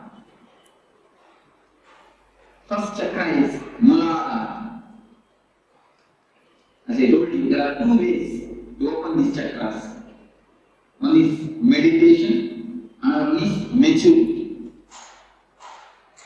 Maturity means just understand in which way these chakras are locked. Get the key and open the chakras. If you know how to open the chakras, you will see the maturity descends on you. This chakra is locked by a particular emotion. Each chakras are locked by a particular emotion. If you know how to unlock it, the chakra energy will be released in you and you can float with the energy of the chakra. The Muladhara chakra is concerned with the sex.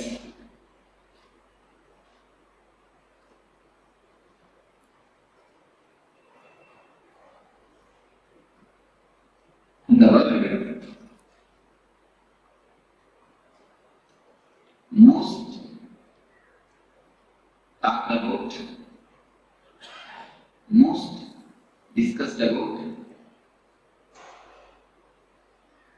most of the books are written about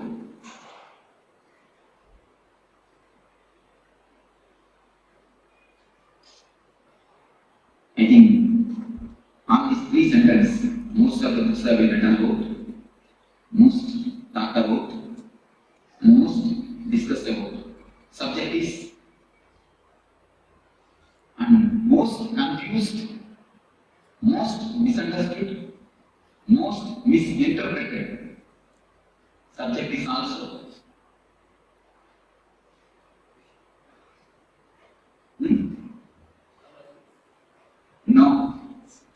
No. Sex. This is the subject. Most talked about, most discussed about, most written about, and most confused, most misunderstood, most misinterpreted. No other subject is talked about so vastly. No other subject is talked about so vastly as this subject. But no other subject is misunderstood as this subject. We try to avoid the subject, we try to indulge in the subject. The man who tries to avoid the subject tries to avoid the big pit in front of him. If he doesn't know that pit is there, how is he going to pass it? tries to indulge in the subject is trying to jump into the pit. So both are not supposed to be done. We should know and grasp it. Either we try to avoid or indulge. Do we try to do anything else? What is the reason? Ancient rishis, science give a very beautiful, clear understanding of this subject. The man who wrote the Kama Sutra, the science of this book, of this subject, is a sannyasi like me. Anybody know? He is a rishi, Vatsyayana. He is a rishi, he is a sannyasi like me. He is questioning, what authority do you have to speak about this subject? He is questioning. I think proper question, the right question. Any man who is little bit intelligent will put this question. What authority do you have to speak about this subject? Yes, yes, actually, logically, I have no authority to speak about this subject. Vatsyayana very clearly answers in his book. But example he gives, I have modernized and I am giving a modern way. He gives an ancient type of example. In those times, there used to be Ayurvedic system which is used to use the electricity. Electricity means the bioelectricity. Bioenergy. He used that example. I am giving you the very clear example. Electrician knows how to switch on and off the switches. He knows what is the circuit behind the switches and the instruments. Whether when you switch on, what will happen? Switch on, what will happen? Everything he knows. He may not have switched it on and off. He may not have directly done it. But he knows the science behind it. He knows the energy flow behind it. But a man every day uses a switch. He is switching on and switching off. He may not know the science behind it. Am I right? Many of us know only how to switch on and off, not the science behind it. That is why many times we get shocked. That is the reason many times we get shocked. We are many fathers, grandfathers, we have all grown in a grown up finished our life. We may have done it. Just like a normal man who knows only how to switch on and off the switch. But he doesn't know the mechanism or energy flow behind it. Just like an ordinary animal, living with a simple basic instinct. But Vatsyayana says, I may not know how to, I may not have done the switching on and off, but I know the background energy flow. I am the man only as an authority to speak about these things. Vatsyayana says, a real sannyasi is the only person who is authorized to give an idea about the subject. Nobody else has got any authority, he says. Because he gives one more example. Some two persons are playing chess. Sadhuranga, chess. Two persons got involved in chess.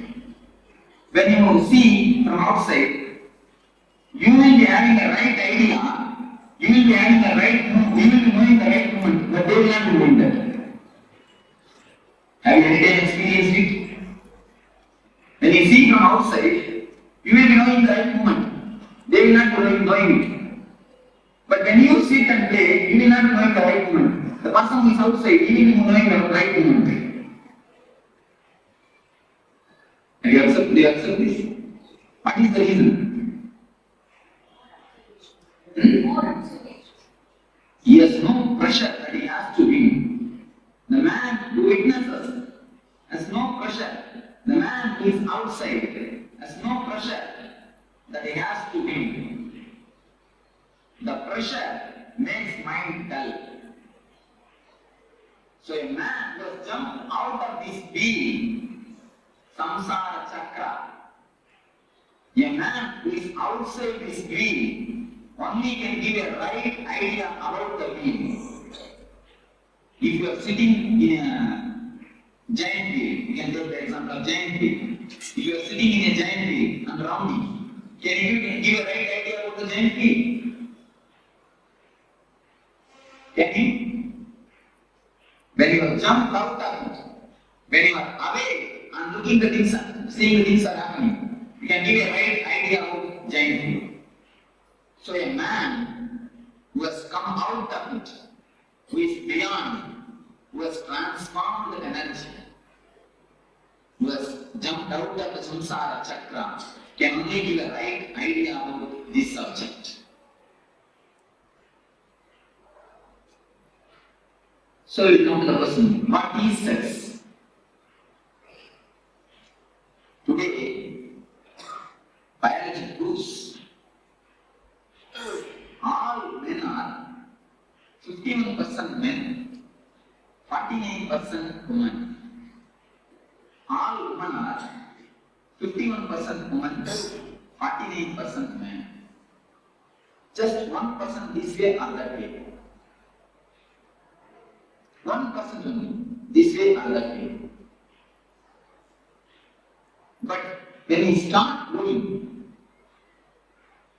society doesn't allow the women part of us to express. When we do the meditation, many times I observe, men always cry, women try to laugh. What is the reason, you know? The feminine part of us has been suppressed. The masculine part of the women has been suppressed by the society continuously.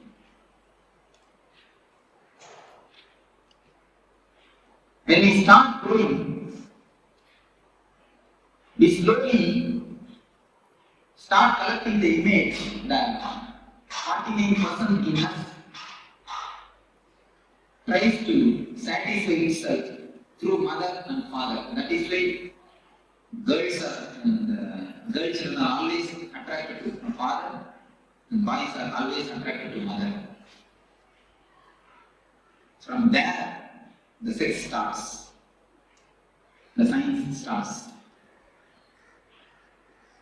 We start slowly collecting the images, prints.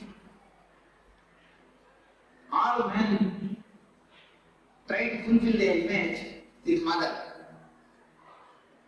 All women try to fulfill their man image with father. The art is suppressed by the society. When it is suppressed, we try to fulfill it with the father and with the mother, having some loving relationship. Then after a few years of growth, we start collecting the images from many people, from the outsiders, how a real woman should be, especially from media, how a real man should be. We start collecting the images and start preserving it in our system. The repressed or suppressed women is always in the unconscious. It's the real science actually, what is happening in the mind. When you go after a certain age, you will start collecting images from many actors, actresses, many stories, especially from the TV serials. From all these things, we start collecting the images and start preserving it. How a right man should be, how a right woman should be, how a many things, how a husband should be, how a mother should be, how a father should be. Many images we start collecting. We keep the imagination of a woman inside, the ideal woman. Sometimes, rarely, at the age of 15, after 18 to 23, in that age, we see somebody outside, and from distance, it looks like as if there is somebody in this image, which you have inside. We continuously start searching for this image. We have the copy inside. We start searching this outside. We start searching whether some image will suit with this image, whether some real person will suit with this image, which we have collected and kept it in our mind. So actually, when you see somebody from distance, you feel as if that your image is resembling with that real person. We start falling in love. The falling in love happens in that moment only. The science behind the falling in love is different. We have an image and we search. In distance we feel.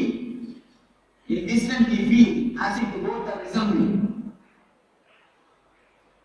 As if the both are looking alike. Then we fall in love. But when you come here, you will immediately find the image is image and real person is person. You can never find image in a real person because it is image. Not because of anything, because it is image. How can image be a real person? Because it is image. This is the base where we start expecting something from the other. This is the greatest expectation all of us have. We always want the other. Other means either wife or husband should act according to our image. Is it possible? Can it be possible? Dreams can never become true because they are dreams. The very word denotes they are dreams. If they can become true, why will they be called as dreams?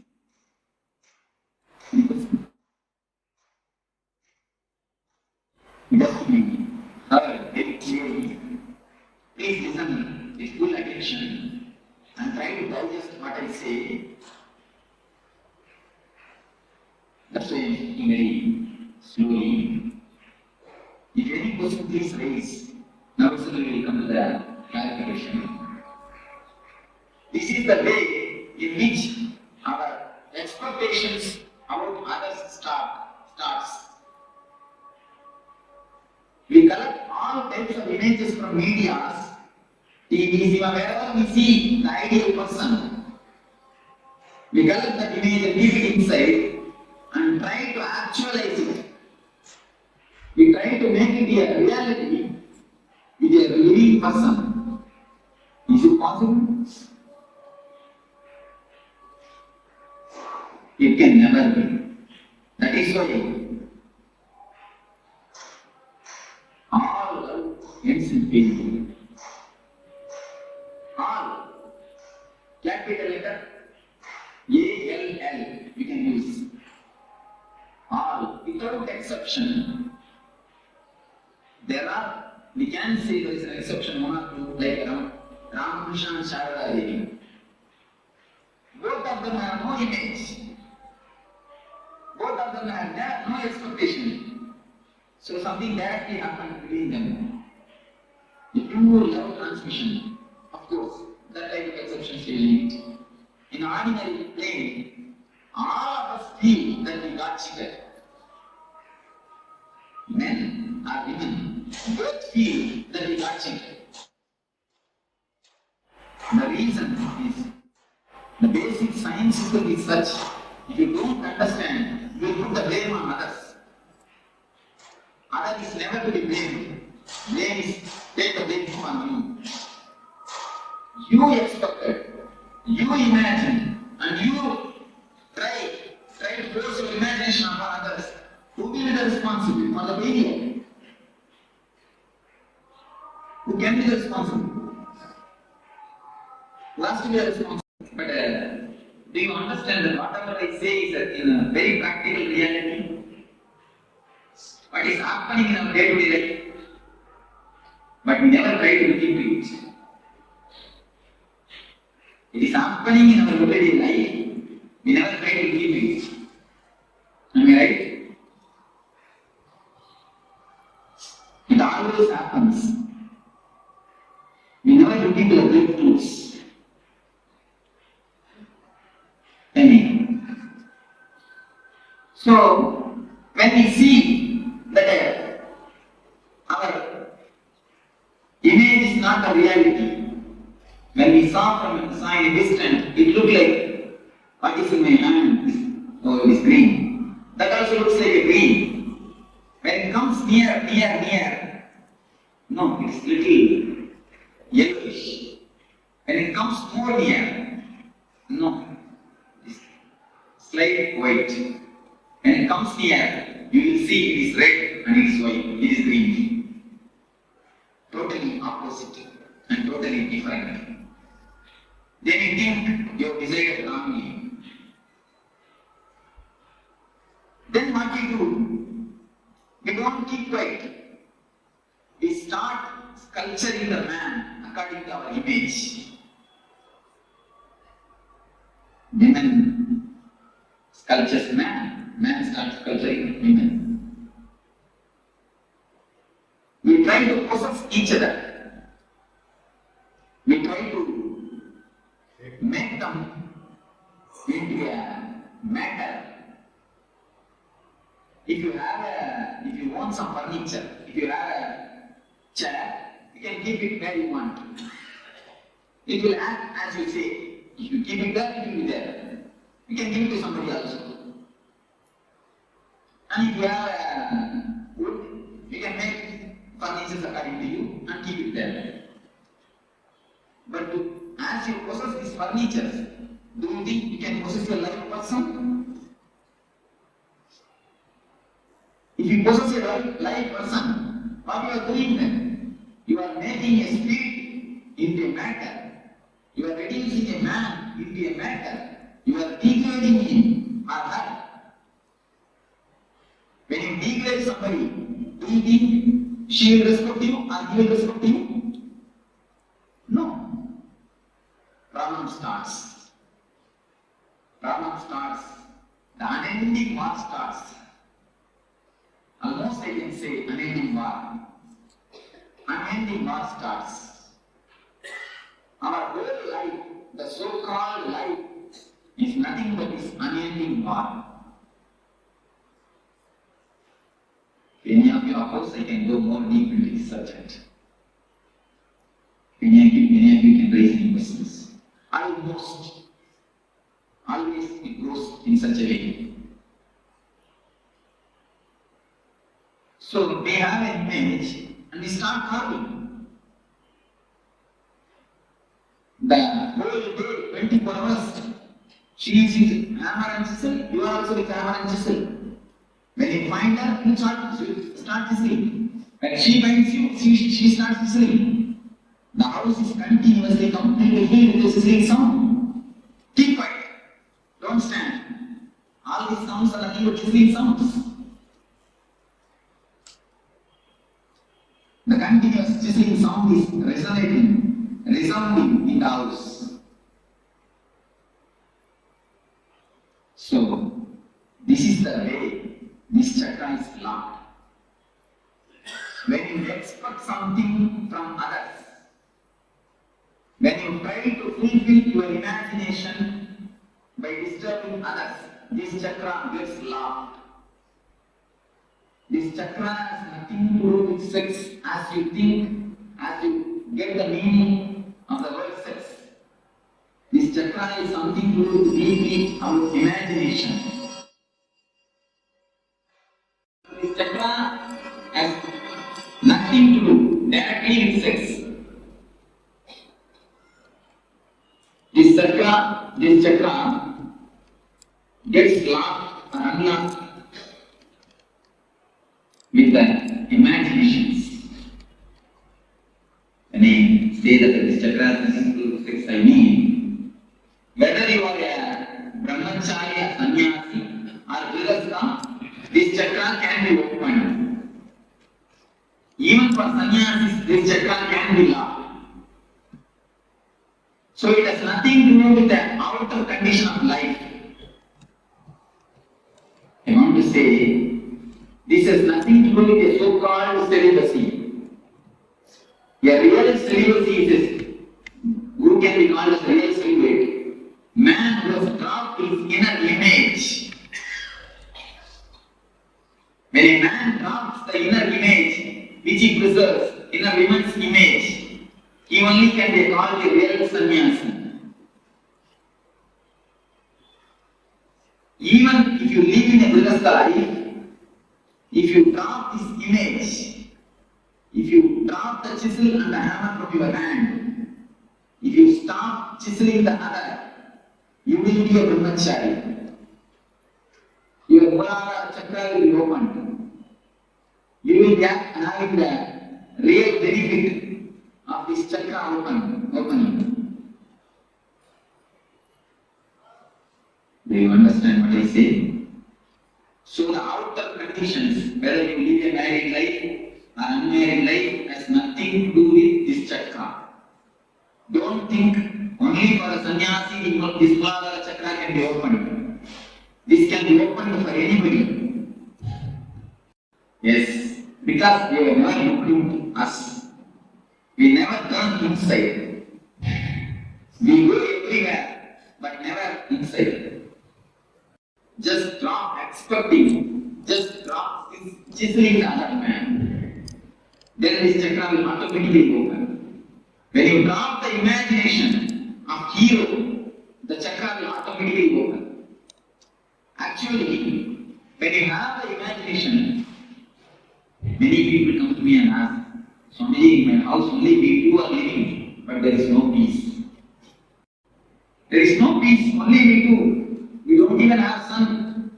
Myself and my wife, both are living, but there is no peace.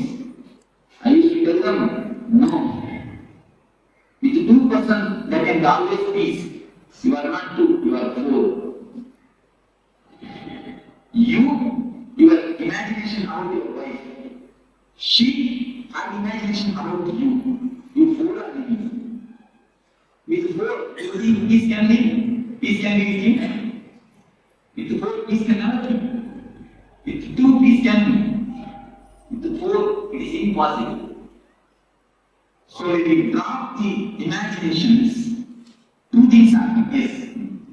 What I mean is, we always start the images of heroes and keep it in our mind. We want that should be in reality from our husband, from our wife. That is the way I understand. Yes, if you drop that, this chakra can be opened. Don't expect that it should be according to you. You should act according to you. Not only about husband and wife, even about father and mother, keep an idea. How the ideal father should be. Today all of you have a homework. The 5 things you will write. Today please go and write and see. One thing I will just tell them and then you can note down. Father, mother, wife or husband. If you don't have wife or husband, no problem. If you have wife or husband, son and son or daughter. This about some 5 relationships. You write how you expect them to be, how you feel the ideal father will be. You just write down 2-3 points. So all these 5 relationships, write ideal your vision. The ideal father, ideal mother, or ideal son, or ideal wife, or ideal husband. You will find if you dig down your unconscious, you will find all your ideas are just from the TV serials and cinema. All your ideas you will find. And few times I check with people. I just ask them to write down how your house furniture should be. It will be corresponding to the serial. Even the house furniture, we have the imagination. How it should be. We take from the media.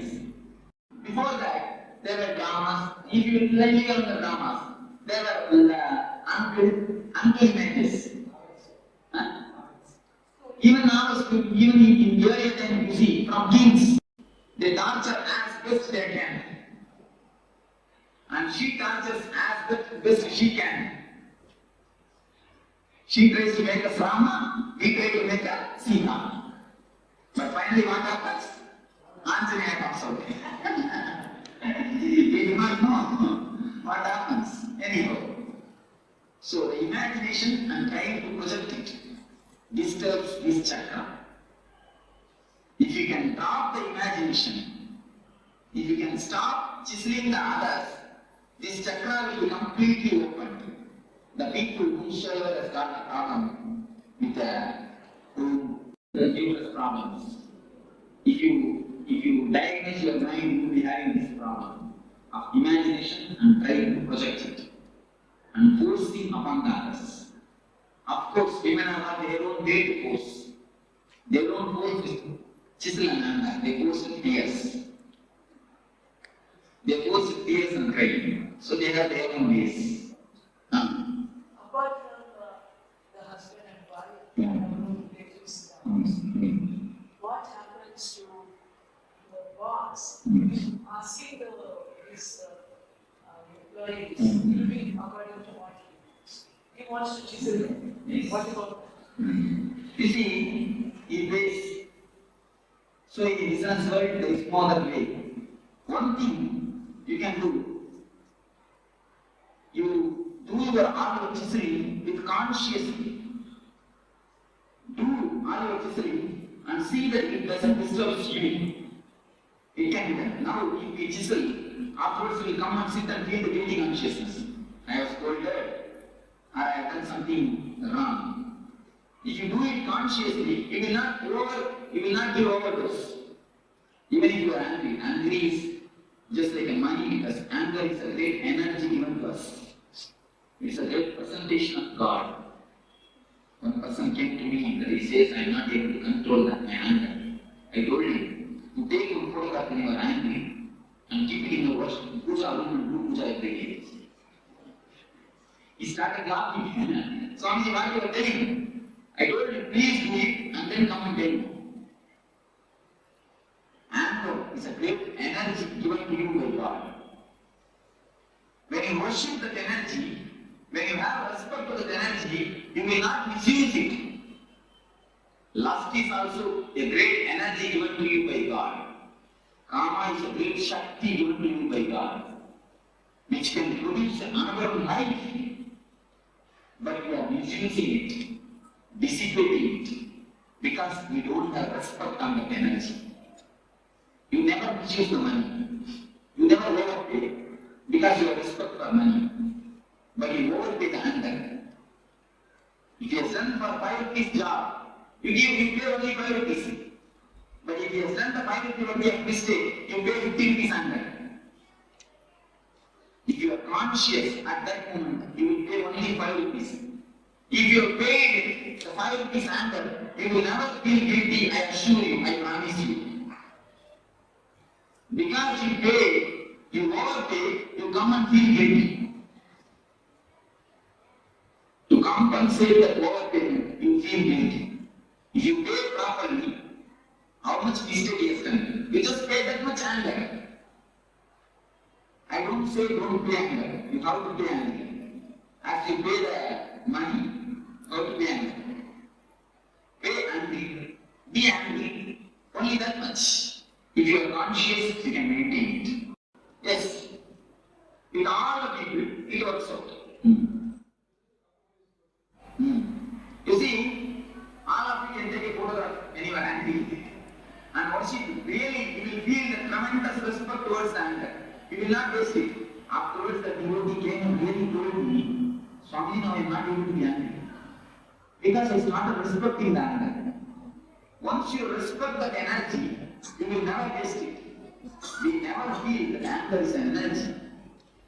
When you get angry, just see what happens. A new type of energy flows all over your body. Your eyes are becoming red and blood started flowing more. and becomes faster. See the difference.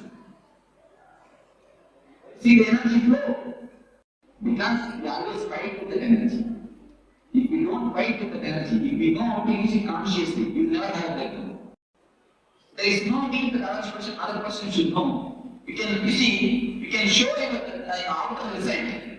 What you are asking is, if I don't show the enough result, outcome result, enough impact, enough punch, he will not respect me next time. That's what you are asking. You can give a good punch, there is nothing wrong. But see that you are not disturbed. That is what I mean by the word consciously angry. If you are angry consciously, you will disturb me enough. You will give me a right dose, but you will not feel that disturbed. Be very clear. This is the situation. I have to handle the situation this much only. Don't allow the situation to control you. You control the situation. And be angry. Whatever has to be done, logically, clearly, do it. Do it perfectly. Then afterwards, don't feel guilty. If you have done it consciously, you will not feel guilty.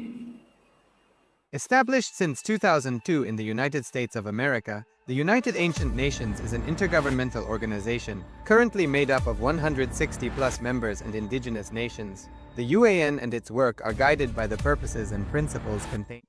Feel this. The same intelligence that beats your heart is the same intelligence that is beating the heart of the person sitting next to you. The same intelligence that is beating the heart of every being is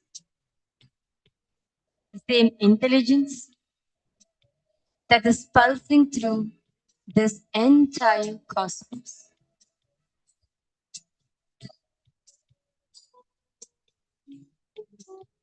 You're not an isolated.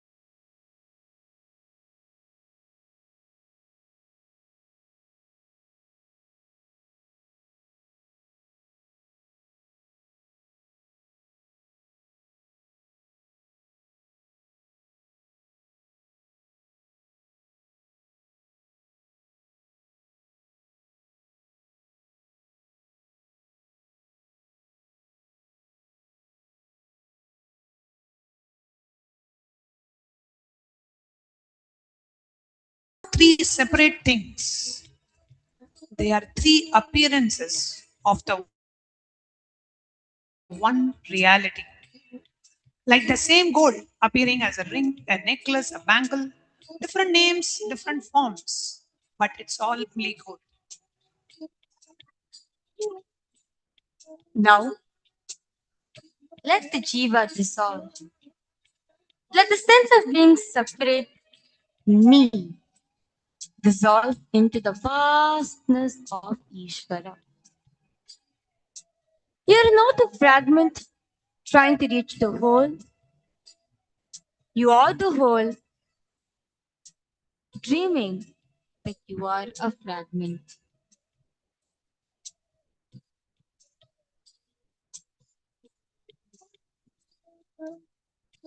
Let the Jagat dissolve.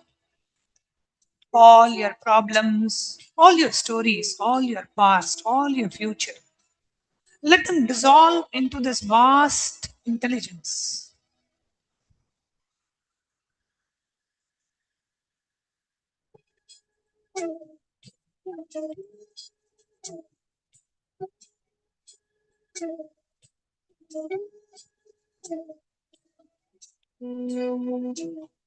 And now,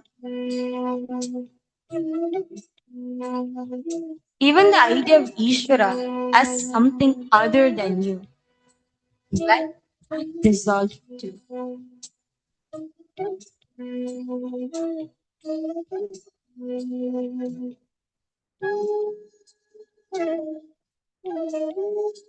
What remains is only Paramashiva, the formless, the timeless, the spaceless reality that is your own true nature.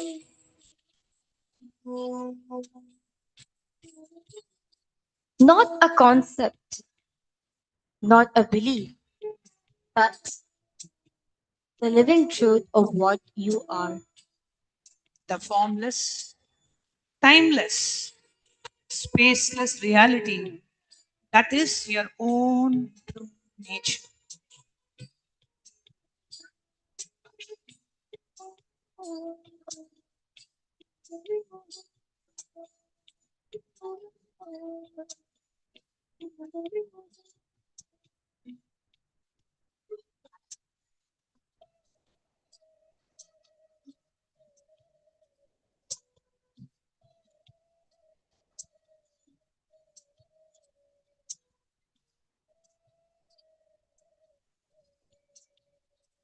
Now, from this space of Paramashiva, be ready to receive the live darshan.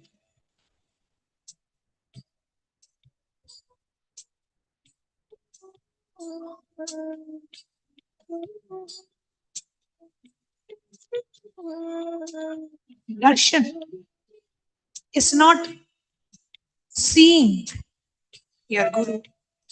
Darshan is a recognition of your own true nature reflected in the form of a living Guru.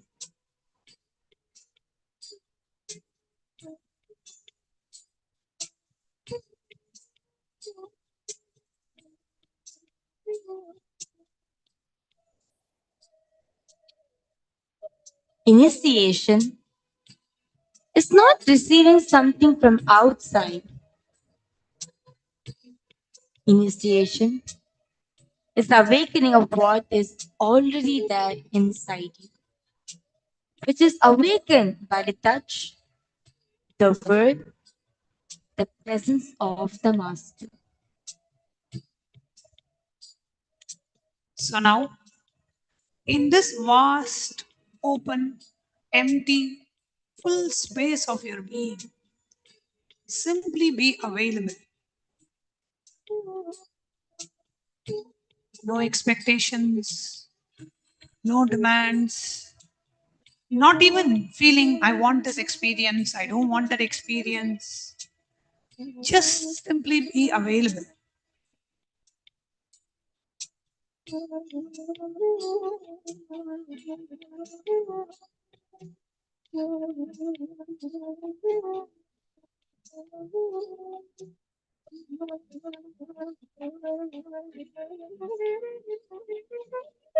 Like a valley waiting for the echo, like the earth waiting for the rain, like the darkness waiting for the dawn. Just be available.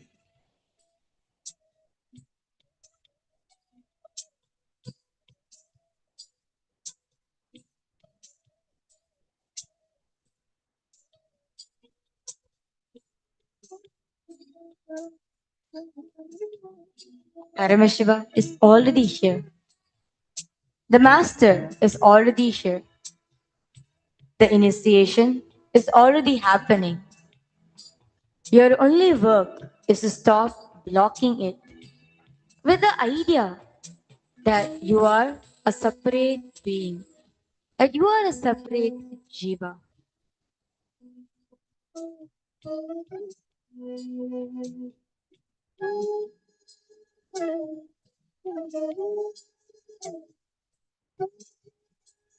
So just rest here in this space of pure receiving. Just be open, empty, and available.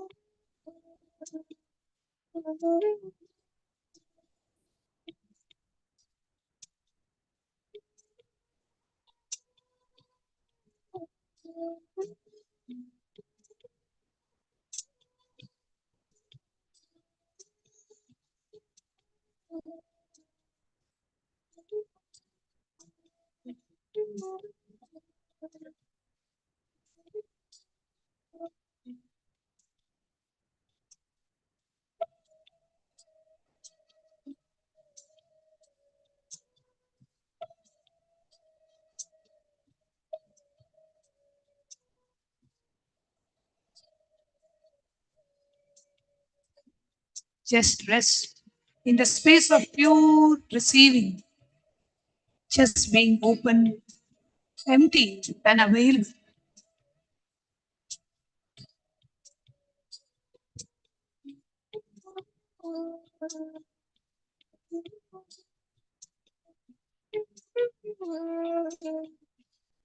Rest in the vast, open, empty, full space of your own being. Just simply be available. No expectations, no demands, just being a pure receptacle, ready to receive.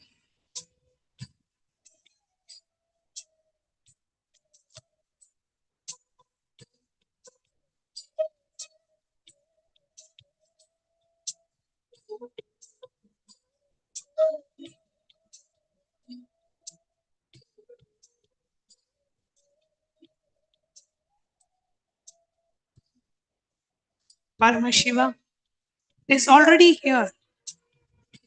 The Guru is already here. The initiation is already happening. Your only work is to stop blocking it with the idea that you are a separate jiva. So just rest here in the space of pure receiving.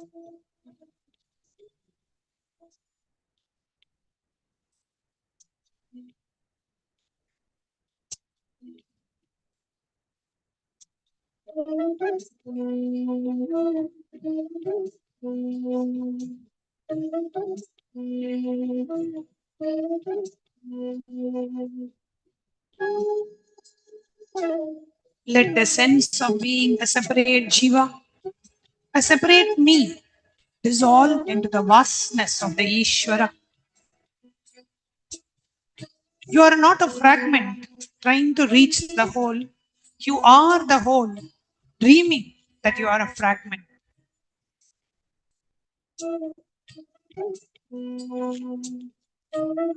Let the Jagat dissolve. Let all your problems, all your stories, all your past, all your pains, all your future, let them dissolve into the vast intelligence.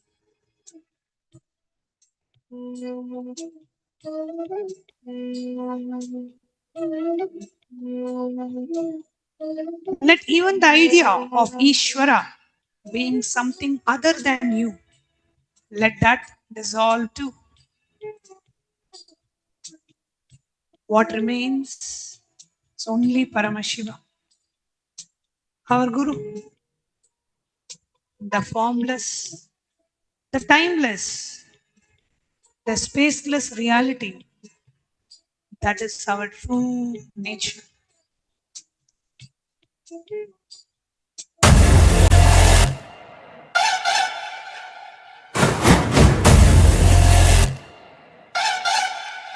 Om Shiva Shivaya, Paramashivoham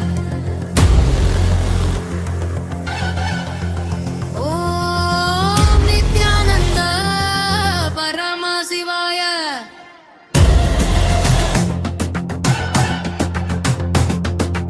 உலகாளும் ஈசனே, கையிலையின் வாசனே, ஜகத்குரு ராஜனே, என் நித்யானந்தனே. அண்டமும் பிண்டமும் அசையும் உன் கையசைவிலே, சந்திரனும் சூரியனும் ஜொலிக்கும் உன் சடை மூடியிலே, கங்கையும் வையையும் பாய்ந்தோடும் உன் வருகையிலே, என் அப்பனை ஈசனே ஏற்றுக்கொள்வாய் உன் காலடியிலே.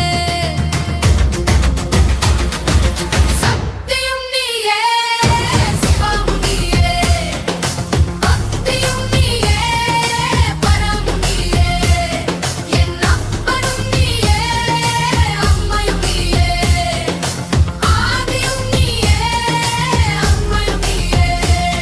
அடி பணிந்திடுவே, உன்னடி சரணம் சரணம்.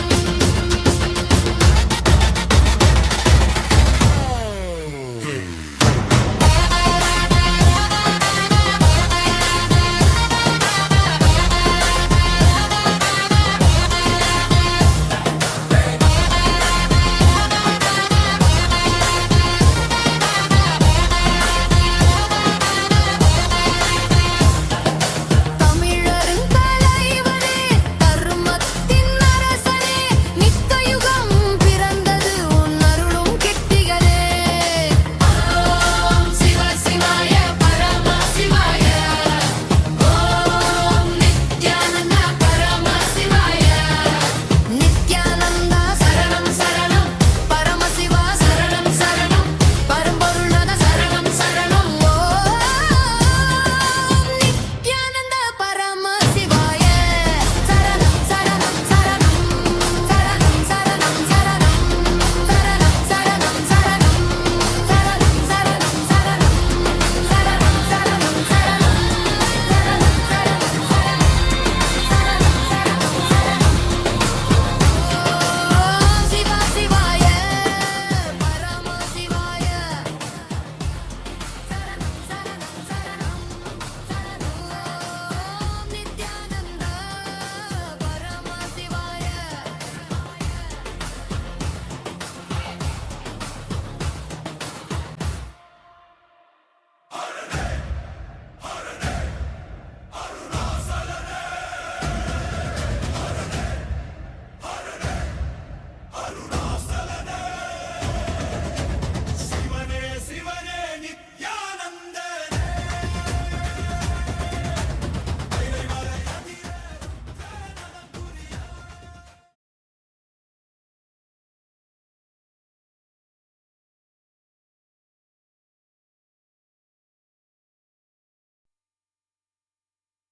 Nithyanandam, Kailasa welcomes you all to the Nityotsava celebrations.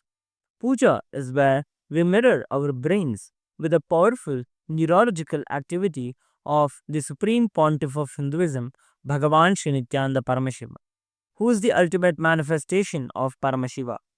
Here, in this auspicious moment of space-time, through this puja, we will access the higher vertical time zones. Let us now offer our heartfelt gratitude and devotion to the Supreme Pontiff of Hinduism and all his deities in Kailasas around the world. Om Sahasradala Pankaje Sakala Shita Rashmi Prabham वराभयकराम्बुजं विमलगन्धपुष्पाम्बरम् प्रसन्नवदने क्षणं सकलदेवतारूपिणम् स्मरेत् शिरसि हंसकं तदभिधानपूर्वं कुर्वन् अथ धूपः ॐ धूरसि धूर्वधूर्वन्तं धूर्वदयोस्मान् धूर्वदितं धूर्वयं वयं धूर्वामस्त्वं देवानामसि संस्थितमं वप्रतमं ज्येष्ठतमं मन्यतमं देवहूतममृतमसि अविर्दानं त्रिगुंहस्वमाक्वाः मित्रस्य त्वा चक्षुषा प्रेक्ष्येर्मा संविक्ता मा त्वाहिगं शिशुम् श्री सर्वदेवदेवी स्वरूपाय भगवते श्री नित्यानंद परमशिवाय नमः धूपमाग्रापयामि अथ दीपः ॐ उद्दीप्य स्वजातवेदो भग्निं निरृतिं मम पशुभृत्यमख्यमावह जीवनं च दिशो दिशा मानोहिकं श्रीर्जातवेदो रामश्वं पुरुषं जगत् अभिद्रदग्नागहि श्रिया मा परिपादया श्री सर्वदेवदेवी स्वरूपाय भगवते श्री नित्यानंद परमशिवाय नमः दीपं सन्दर्शयामि अथ नैवेद्यम्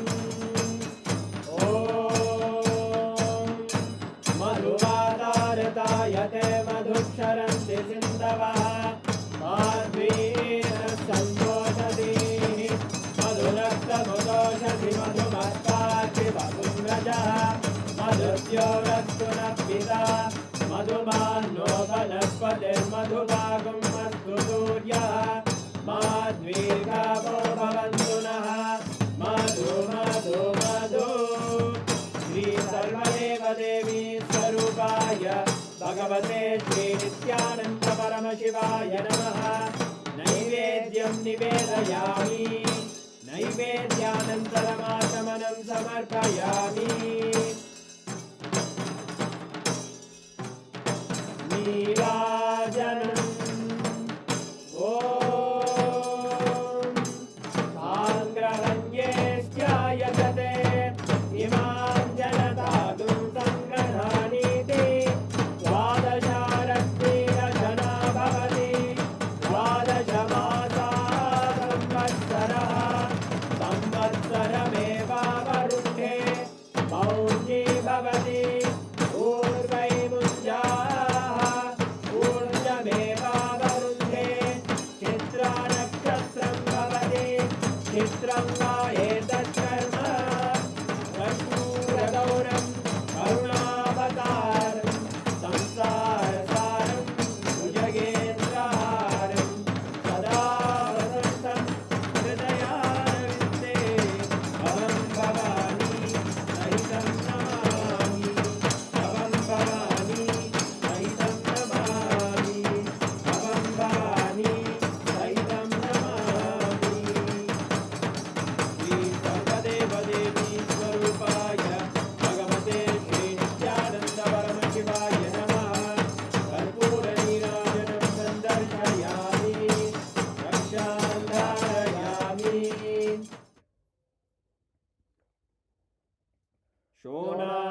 शोणाद्रीशावताराय ज्योतिस्तम्भस्वरूपिणे श्रीकैलासप्रधानाय नित्यानन्दाय मङ्गलम् तत्त्वज्ञानप्रदाताय नित्यानन्देश्वररूपिणे श्रीकैलासप्रधानाय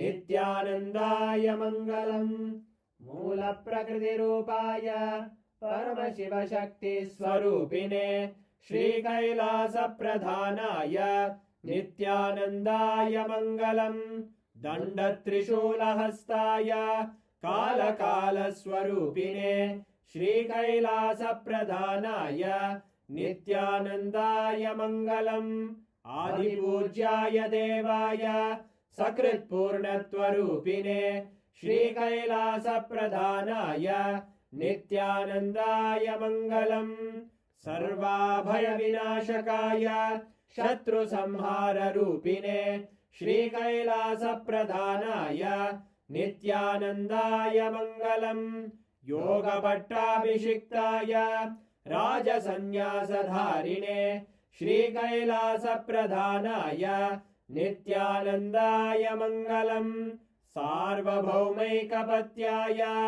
राजराजार्चिताय च श्रीकैलासप्रधानाय नित्यानन्दाय मङ्गलम् मङ्गलं कल्पवृक्षाय मङ्गलं ज्ञानदायिने परमशिवाय श्रीनित्यानन्देश्वराय मङ्गलम् मङ्गलं श्रीविद्याम्बायै मङ्गलं कामदायिन्ये सर्वमङ्गलदात्रे नित्यानन्देश्वर्यै मङ्गलम् मङ्गलं गुरुदेवाय मोक्षमूलाय मङ्गलम् परमावताराय नित्यानन्दाय गुरवे मङ्गलम् हरि ओम् तत्सत् सर्वं भगवत् श्रीनित्यानन्द परमशिव पादुकार्पणमस्तु ॐ नित्यानन्दम्।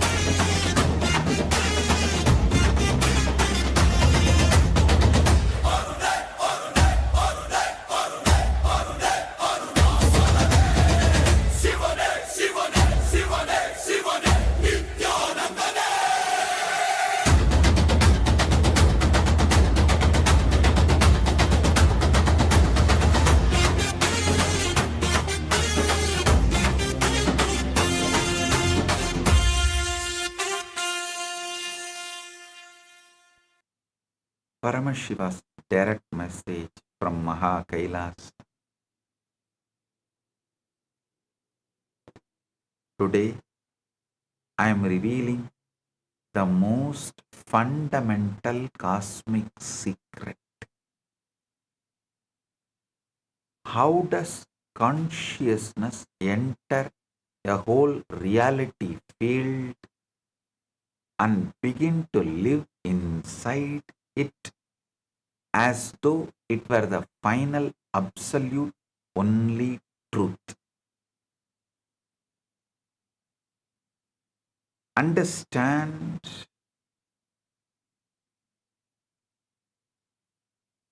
listen, understand what you call this world, my life, my problems, my relationships is nothing but one tightly packed reality field which your consciousness has entered and started believing as ultimate reality.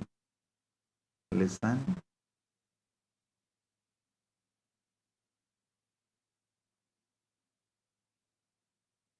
What science I am revealing today is directly from the Akashic records.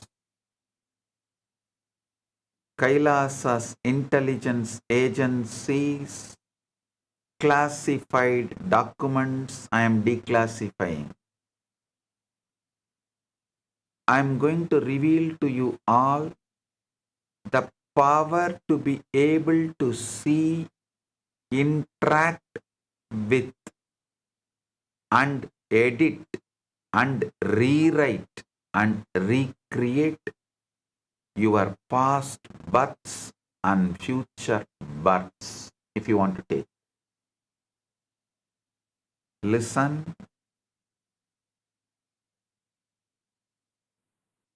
I am breaking one of the biggest hoax.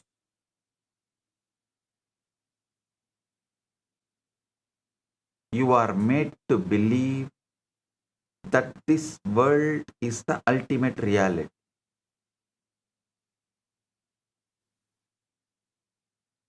You are not who you think you are. The name you carry, the passport you hold, the job title you claim, the body you inhabit, the problems you worry about, all of this is just one tiny projection of your consciousness. And you have been living as though this one projection is the total truth of your existence. This is the biggest hoax ever played on human consciousness. You are not local. You are not limited to this one reality. Right now, as I speak these words, multiple births, multiple identities, multiple lives of you are simultaneously happening across different planes, different lokas, different dimensions of existence. You are the focal point. Pure consciousness itself. And on that focal point, countless versions of you are living, breathing, acting, deciding, loving, learning right now in parallel universes that are as real as this one you think is the only one. Listen. Today I am not only revealing this truth, I am giving you the actual technology, the living spiritual science to access these other realities of yourself, to complete them, to alter them, to edit and rewrite your past and future births, and to bring that knowledge and power into your present reality to manifest a completely different life. Listen, in Sanatana Hindu Dharma, this is not theory. This is lived reality. We mastered this science thousands of years ago. We lived it. We transmitted it from guru to disciple as the most precious spiritual technology available to human consciousness. The exact science I am revealing today was given by Devi Saraswati to Queen Leela. It is narrated by Rishi Vasishta to Bhagavan Rama in the Yoga Vasishta as the ultimate answer to the deepest questions of existence. Listen. Today, as the ultimate manifestation of Paramashiva, I am initiating you all into the power of Parakaya Pravesha. The ancient technology of consciousness traveling between bodies, between planes, between realities, while remaining perfectly rooted in the truth of who you really are. Understand?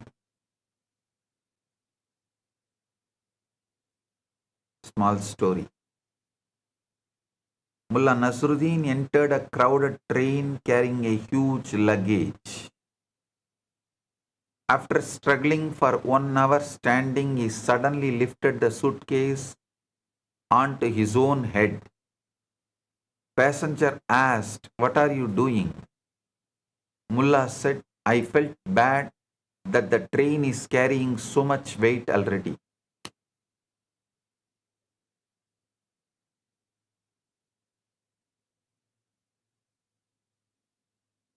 You need to understand how localized your thinking is. ध्यान से सुनिए. आप एक ही पहचान, एक ही शरीर अथवा एक ही काल रेखा तक समित नहीं हैं. आप बहुआयामी चेतना हैं, जो एक साथ अनेक यथार्थों में विद्यमान है.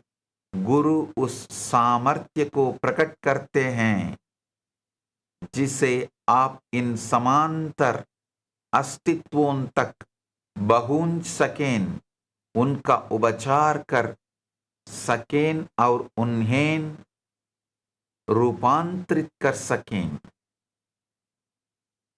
पतंजलि से बंध कारण शैथिल्यात् प्रचार संवेदनाश्च चित्तस्य परशरीर आवेशः.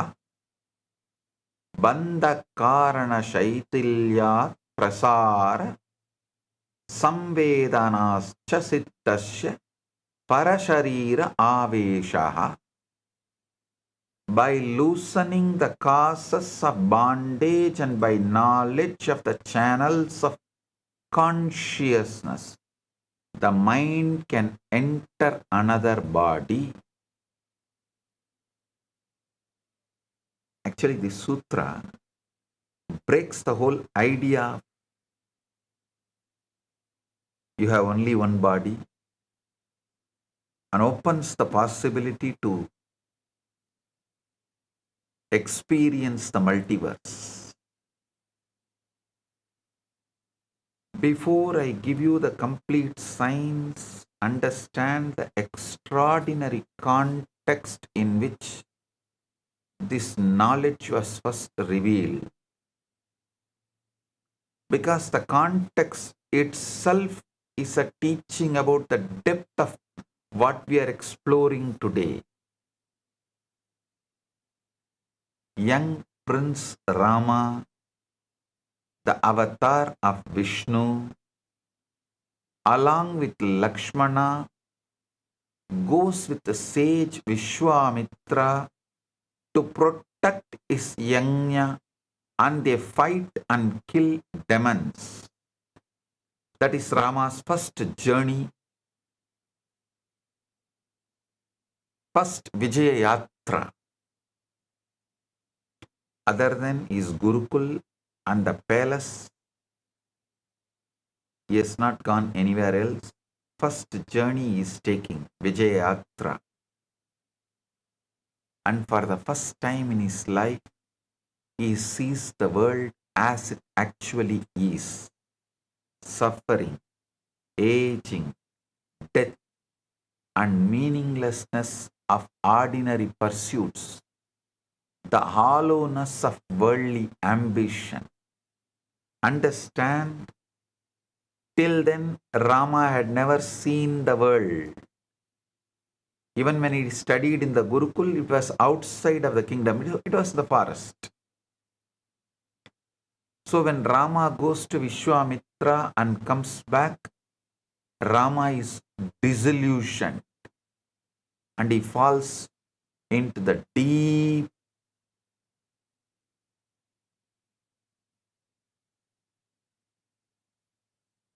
kind of a seeking.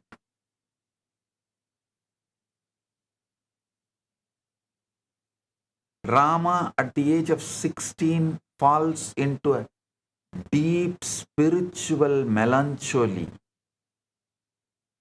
a complete dispassion from all existence. He refuses to eat, refuses to engage with royal pleasures, sits in silence, questioning the very nature of reality, the purpose of life, the mechanics of bondage and liberation. The questions Rama asks are so cosmically penetrating, so phenomenally deep that ordinary teachers cannot answer them. King Dasharatha, desperate to help his son, summons the great Brahma Rishi Vasishta. Actually, exactly what Buddha had, Buddha went through, Rama also goes through. Fortunately for Rama, Vasishta was available. For Buddha, no one was available, so he has to travel around and find the solution on his own. Because of Vasishta, Brahma Rishi Vasishta, Rama manifested his incarnationhood, his enlightenment very quickly, without wasting the time or going through what all Buddha went through.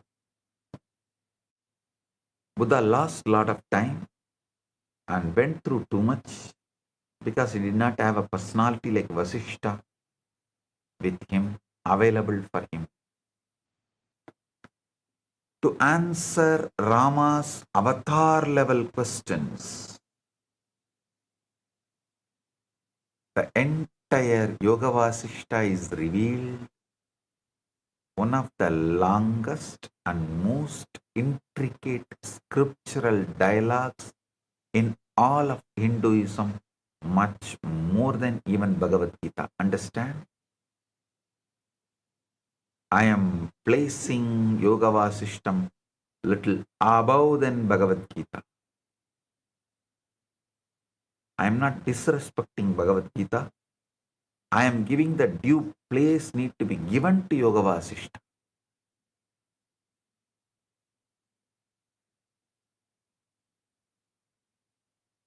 Containing over 30,000 verses that decode the complete science of consciousness, reality, creation, and liberation. Actually, Gita given by Krishna, Yoga Vasishta received by Rama.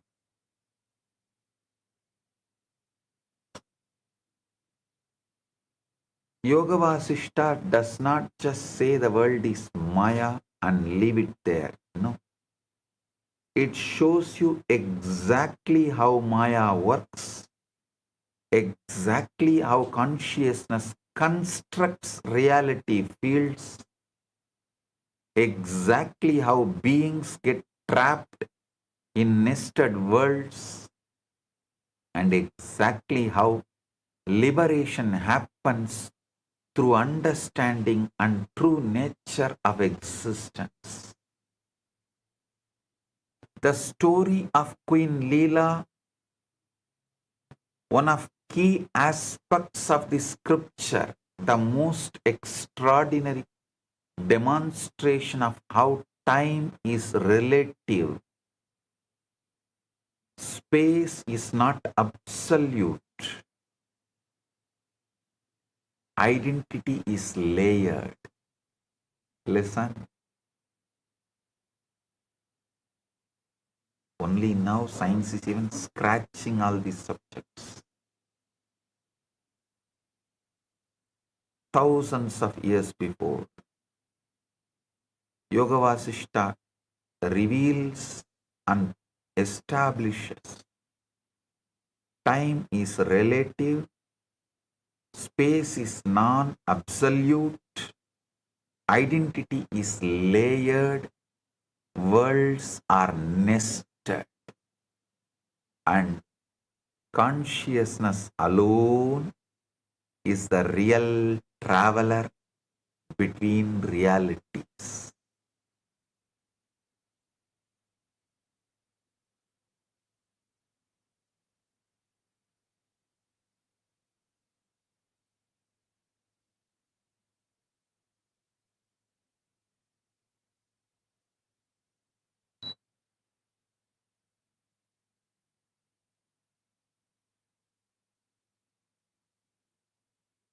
consciousness alone is the real traveler between reality.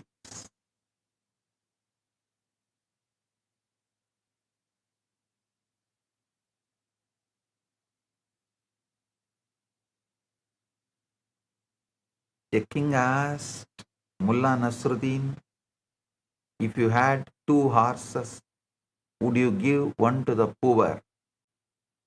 Mullah replied, yes. If you had 2 houses, will you give one to the poor? Mullah said, yes. If you had 2 bags of gold, will you give one to the poor? Mullah said, yes. If you had 2 chickens, will you give one to the poor? Mullah said, no. King became confused. He asked Mullah, why not chickens? Mullah said, because chickens actually I have. I tell you, you are all exactly in that mullah situation. You think you only have small chickens and you are so possessive.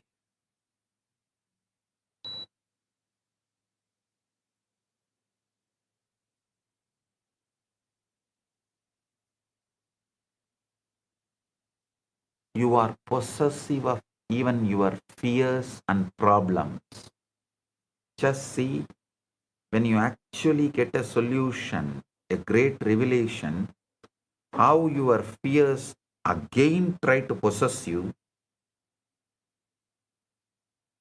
You try to have any dialogue with your fear, you lost the game. ध्यान से सुनिए, भगवान राम की दुख और यथार्थ के प्रति गंभीर आत्म जिज्ञासा के कारण फल स्वरूप सद्गुरु वशिष्ठ ने उन्हें योग वासिष्ठ का ज्ञान प्रकट किया, जो चेतना और मुक्ति की परम विद्या है. A world is not made of matter first. A world is made of 5 stabilizers that lock your consciousness into one particular reality frame that make that frame feel final, absolute and unquestionable. The first stabilizer is memory. The way you organize and hold your past experiences decides what you call me and my world. In this present moment, when memory is frozen in one pattern, consciousness stays trapped in one reality frame. The second stabilizer is identity. The narrative story you maintain about who I am becomes the glue that holds the entire reality frame together and makes one particular version of existence feel completely solid and real. The third stabilizer is attention. Whatever you keep attending to again and again and again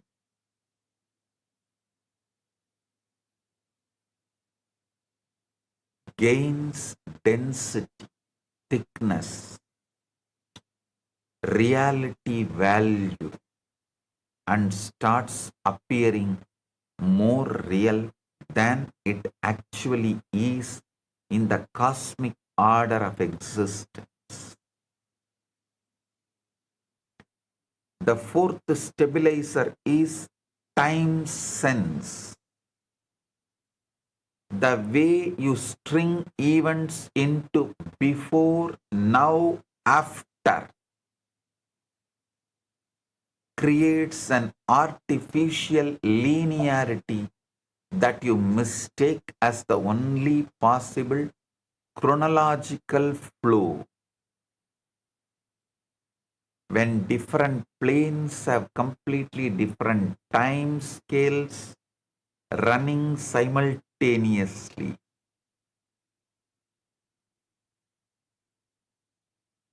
The fifth stabilizer is relational space.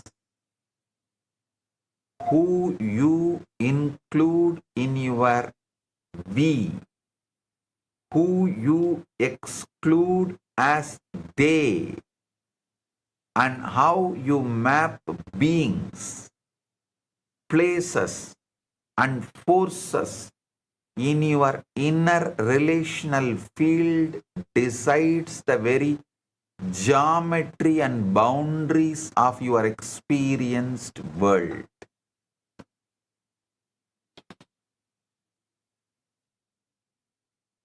When these five stabilizers reconfigure, consciousness automatically enters a completely new reality field, and that new world begins to feel as final and absolute as the previous one. This is the mechanism.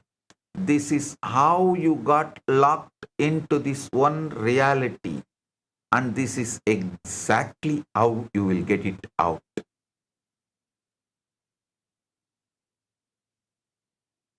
If you know how you got in, you will simply know how to get out.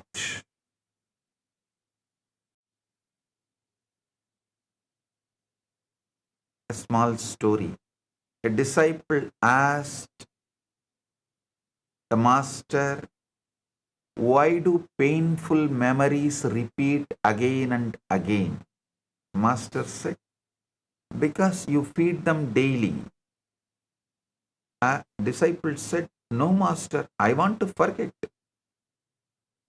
Master asked, then why do you narrate the same story to every new person you meet?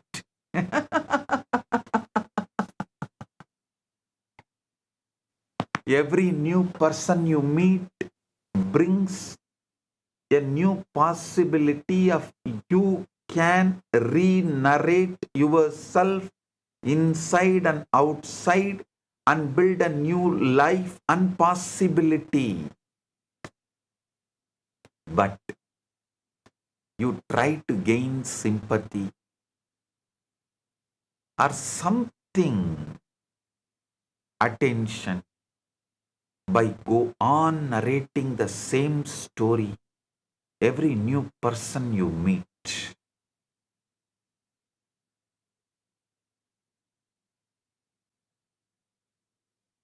One more small story. A disciple asked, how powerful are words? The master said, very powerful. Disciple asked, how much? Master said, call your father by full name once and observe. In those days, we don't call the parents with full name, father or mother. Of course, Gen Z can't understand this joke, because Gen Z is habituated to call the parents by name. स्मृति बच्चान ध्यान में बोध और संबंधात्मक स्थान ही चेतना को एक ही यथार्थ सांचे में बांध कर रखते हैं. इन्हीं का पुनर्संरचना मुक्ति का द्वार बन जाता है. Now I'll take you through the complete story of Queen Leela. Understand? This is not entertainment. This is a precise map of your own consciousness and a demonstration of exactly what is possible for you right now.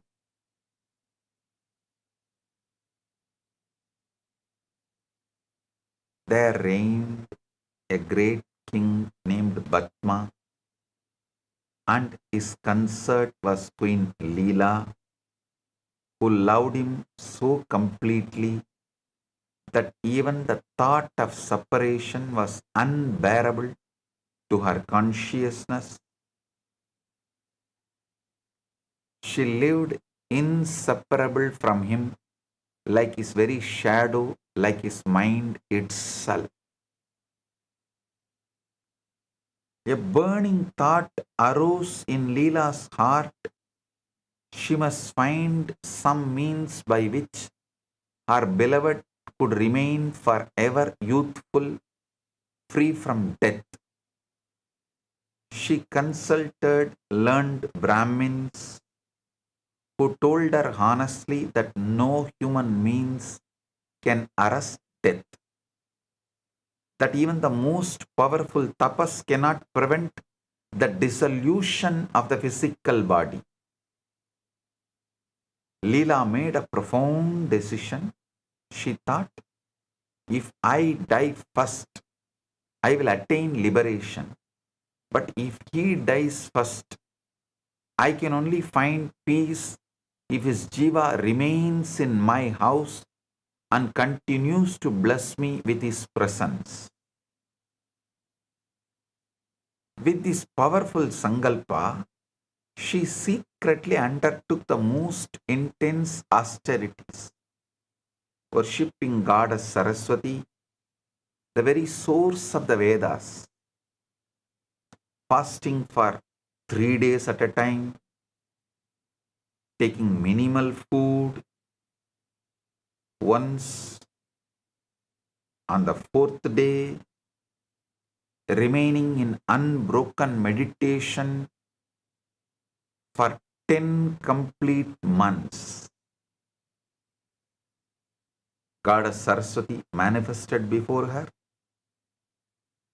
shining like the full moon, and granted her 2 boons. First, that after Batma's death, his jiva would remain in her house. Second, that Saraswati would appear whenever Leela remembered her. In time, King Batma suddenly died.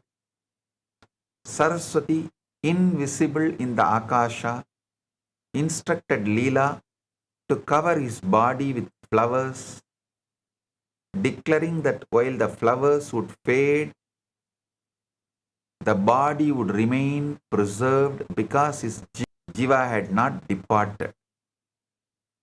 Overwhelmed by grief, Leela meditated upon Saraswati, who appeared instantly.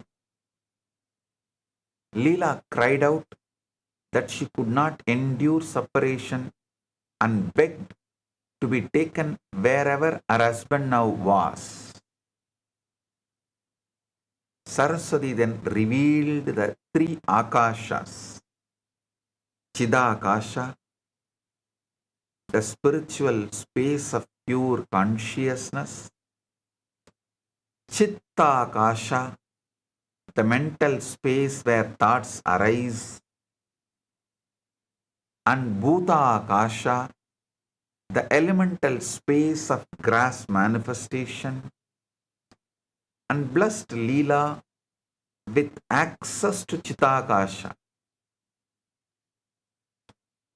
Through Saraswati's grace, Leela entered Nirvikalpa Samadhi and here understood precisely, listen, you should understand precisely what Samadhi is. Samadhi is not unconsciousness, not sleep, but the conscious suspension of the 5 stabilizers, so that consciousness becomes free to perceive existence as it actually is. In Samadhi, Leela left her body like a bird escaping from a cage, expanding into vast expanse of Chitakasha.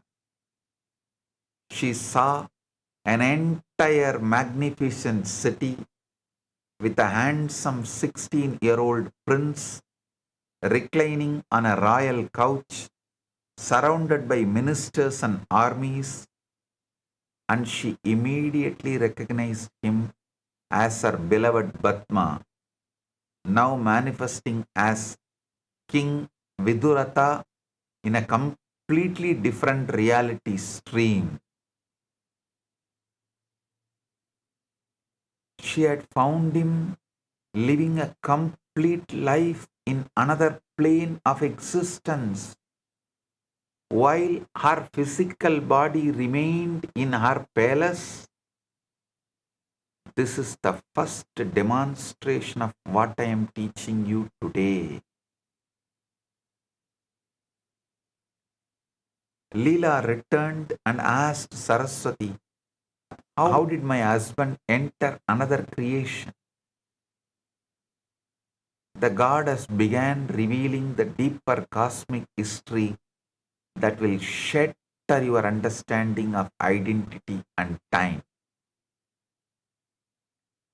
Saraswati described a vast town called Girigrama,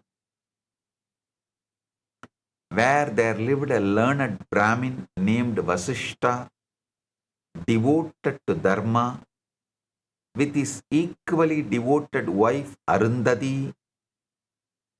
This Vasishta and Arundhati are different from Rishi Vasishta and Arundhati. Listen. This Vasishta and Arundhati are different from Rishi Vasishta and Arundhati.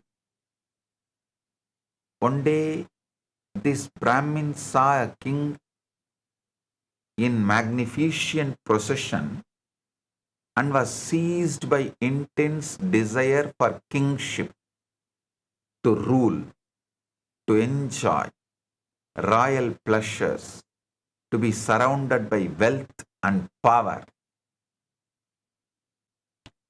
The Brahmin's wife Arundhati prayed to Saraswati, just as Leela had done, receiving the same boon that her husband's jiva would not leave their house after death. Soon the Brahmin died with his desire for kingship unfulfilled. Through the power of that intense sankalpa, that Brahmin, Vasishta, became King Batma, and then Saraswati revealed the most shocking truth. Leela, you yourself were that Brahmin's wife Arundhati in your previous birth. You and Batma were formerly that couple. All the successive creations are arising from consciousness through sankalpa. Leela was completely bewildered. How can vast kingdoms and countless people, entire worlds exist within a tiny space? Can a mountain fit inside a mustard seed? Avvaiyar சங்ககால புலவர் யாரோ ஒருவர் திருக்குறளை கடுகை துளைத்து ஏழ் கடலை புகட்டின்னு பாடி வச்சிருந்தாங்க. ஔவையார் அதை கேட்டதும் நோ நோ நோ, இது தப்பு, திருக்குறள் அணுவை துளைத்து ஏழ் கடலை புகட்டின்னு சொல்றாங்க. Can a mountain fit inside a mustard seed? A mountain can fit inside an atom itself. What mustard seed? Saraswati answered with revealed the truth. I speak no untruth. All those kingdoms and worlds are of the nature of consciousness alone. They exist not in physical space, but in Chidakasha. And in the space of pure consciousness, grass dimensional limitations have no meaning. The Leela asked the question that reveals time's relativity.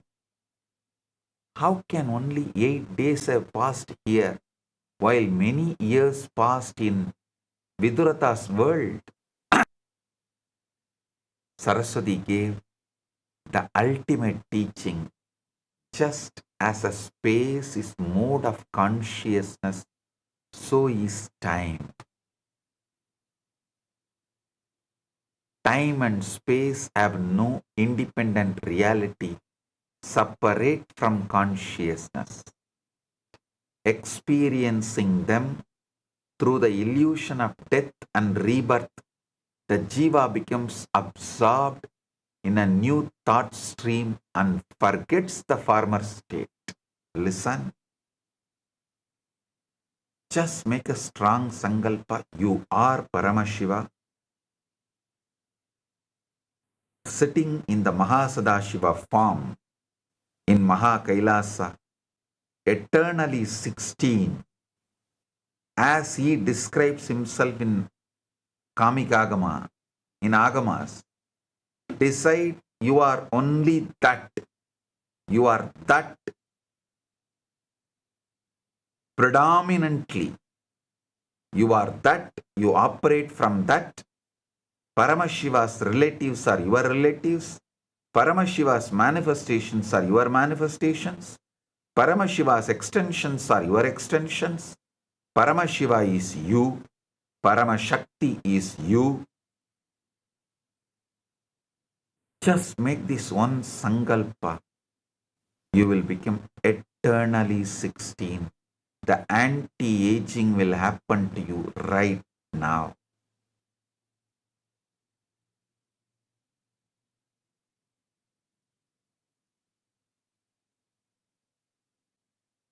Saraswati instructed Leela in the complete liberation methodology.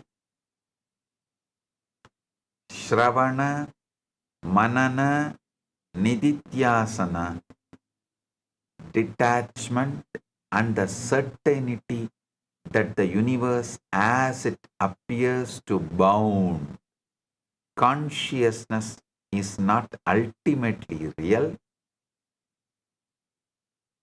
Together, they entered Samadhi. Rising in subtle forms, they traveled through countless regions, witnessing Siddhas, Rakshasas, celestial beings, rivers of light, and countless jivas moving through different planes. They reached Girigrama, where Leela became invisible to the Brahmin's family and removed their grief by touching their foreheads. There Leela was welcomed and treated as a goddess. They then traveled to Vidurata's world, where a great war was raging. Approaching the sleeping king, Saraswati touched his forehead and granted divine vision. Instantly, all veils of Maya lifted, and Vidurata recognized himself as King Batma, remembering his complete relationship with Leela. Amazed, Vidurata asked, "How is it that in one day after leaving my body as Padma, I have lived 70 years as Vidurata?" Saraswati replied, all such concepts arise from Maya. In truth, there are no births and deaths for the eternal self. All universes created by I and mine are like dreams.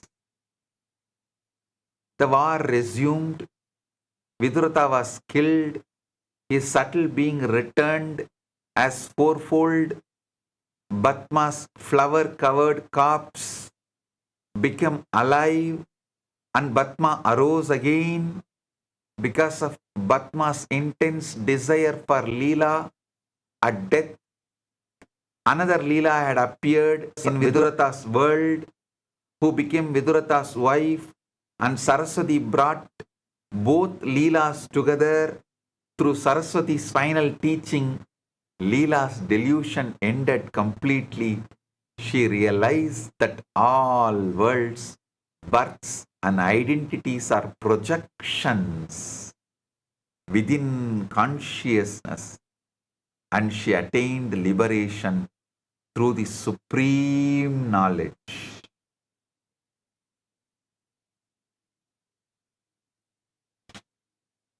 I guarantee you guys, as the ultimate manifestation of Paramashiva, any one of you understand today's satsang and decide to live, I give you not only place in Maha Kailasa, Moksha, I give you Dharma, Artha, Kama, all you want. Yoga Vasishta's Utpatti Prakarana beautifully describes Chidakasham Bhavedegam Vidiyam Chitta Sambhavam Dritiyam Bhuta Sambhavam Trayanam Lakshanam Shrunu. There is Chidakasha, Chittakasha, and Bhutakasha. Listen to the nature of these three. Yada swapne nisha dirgha kshana matra pradiyate tata kalpa sahasrani katanyeva na samsayaha. Just as long a dream and night appears, just as long dream night appears as a moment, thousands of kalpas too may pass likewise.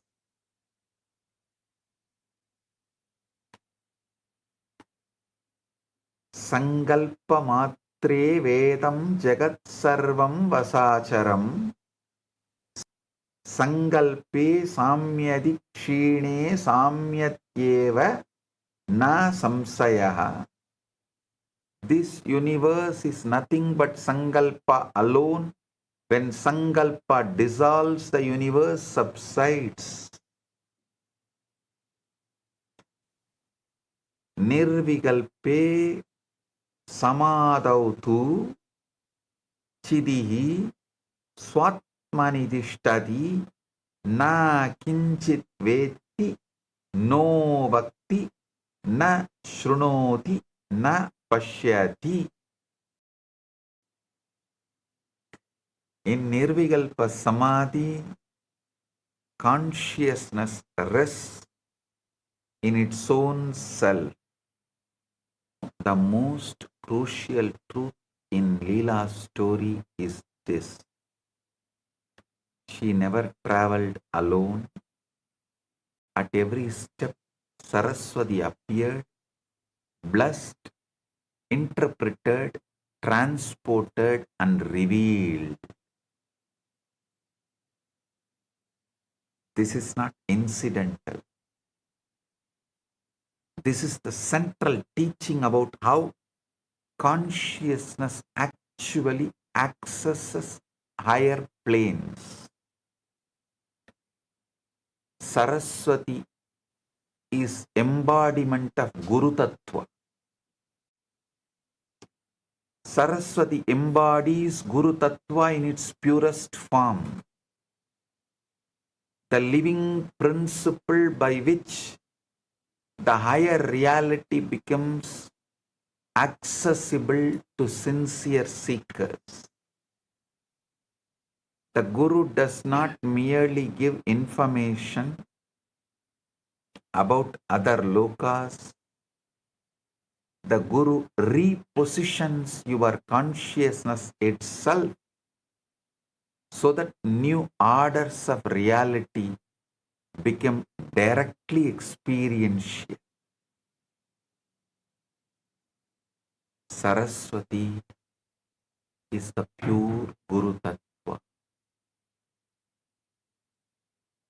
Guru does not merely give information about other lokas. The Guru repositions your consciousness itself so that new orders of reality become directly experiential. Only an avatar who is one with the very fabric of the cosmos, who is the source of all creation, can guide you to see the nested universe without localizing your identity into confusion or delusion. The Guru gives you Paramatvaita as direct experience, the ultimate non-dual state by which you can disassociate from the limited identity you think you are and instead play with multiple identities and planes while remaining perfectly rooted in truth. This is why today's initiation is so crucial. I am not just explaining the theory, I am repositioning your consciousness, reconfiguring your 5 stabilizers, and opening the doorways that Saraswati opened for Leela. Small story. A disciple poured tea for his master. The cup was cracked and tea leaked onto the table. Master, the cup is broken. Let me get another. Master held up a hand. No, this is the perfect cup. Disciple said, but it leaks. Master said, that is why it is perfect. It cannot hold the past or the future. Only one sip at a time. Just like your attention. Now drink before the sip also becomes memory. The disciple drank quickly. Master smiled. You just swallowed the entire moment, but you missed the taste because you were worried about the crack. The crack was the teaching. The tea was just tea. The disciple looked at the empty, leaking cup. He became enlightened that very moment.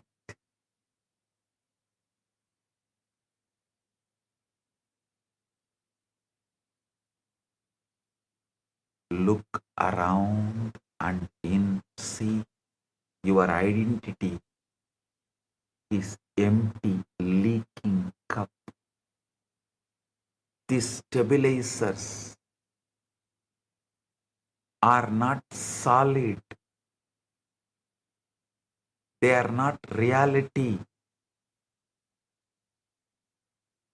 ध्यान से सुनिए, गुरु तत्व के बिना इस ज्ञान की प्राप्ति संभव नहीं है, क्योंकि केवल साक्षात गुरु ही चेतना को उच्च लोगों की अनुभूति की और सुरक्षित रूप से उन्मुख कर सकते हैं।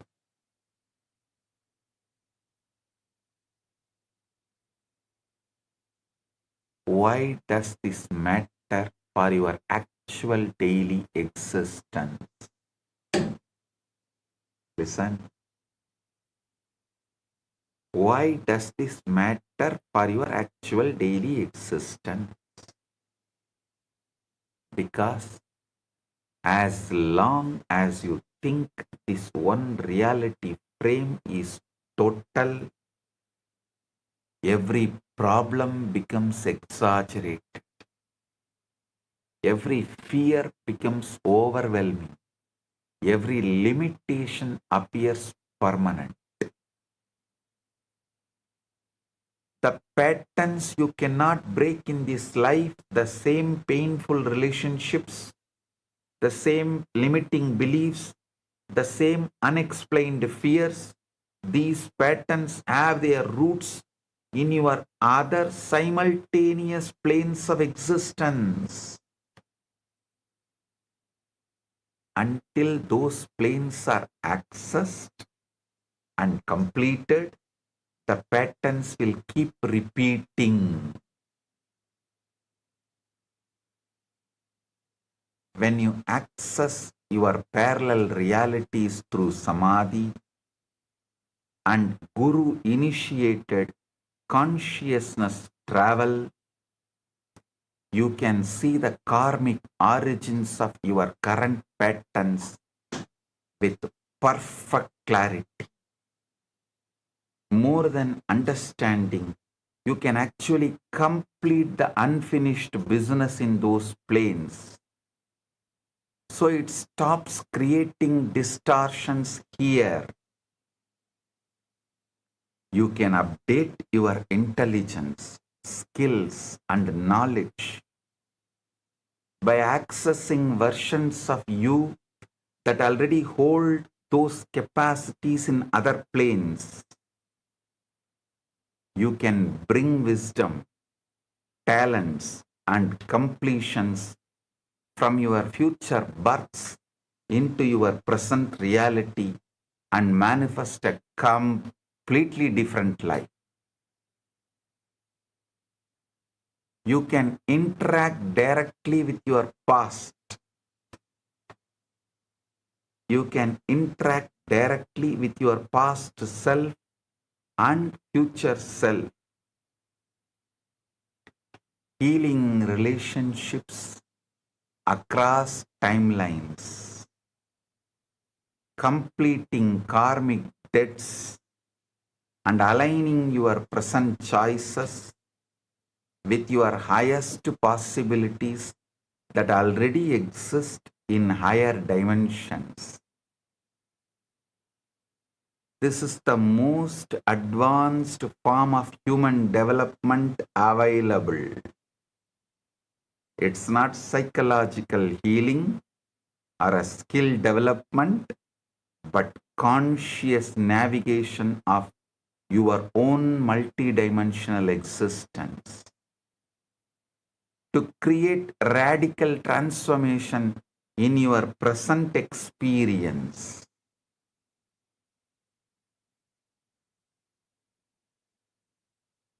Small story. A disciple received a furious letter from an old rival. Hands shaking, he took it to the master. Master said, "Open it after 3 days." 3 days later, the disciple opened it and burst out laughing. Master asked, "What happened?" Disciple said, "The anger has expired. I can see the words are just ink." Also, he misspelled idiot as idiot. I feel more educated than insulted.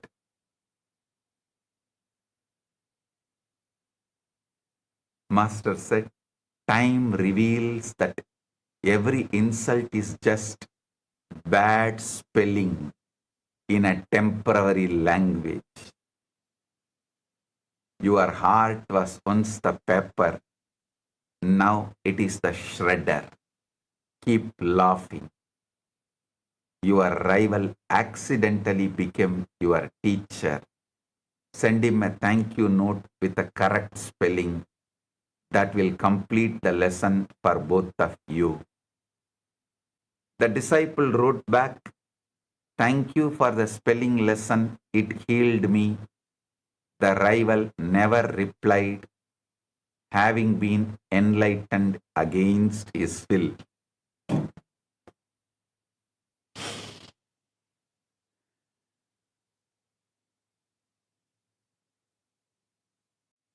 ध्यान से सुनिए, इस विज्ञान द्वारा व्यक्ति अपने अनेक स्तरों की चेतना को जागृत कर कर्म बंधन का समाधान कर सकता है तथा अपने जीवन को पूर्ण रूप से रूपांतरित कर सकता है.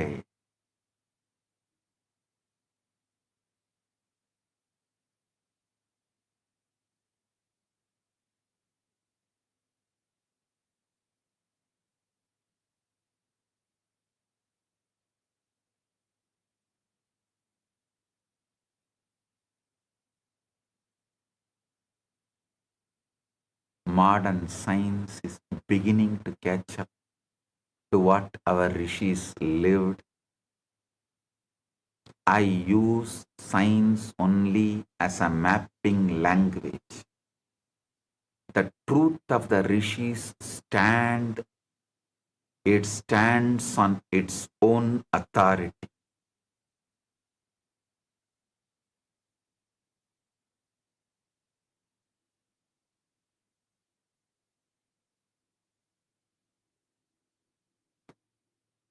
The fractal universe model shows that every part contains complete information about the whole, like Russian nesting dolls, where each inner doll holds the full blueprint. This maps perfectly how entire kingdoms can exist within small rooms in Chitakash. The many worlds interpretation of quantum mechanics suggests multiple coexisting reality branches are simultaneously real, which resonates with the nested realities revealed in Yoga Vasishta. Neuroscience research on predictive processing describes consciousness as creating internal world models that become lived reality. Exactly the mechanism of the 5 stabilizers I revealed today.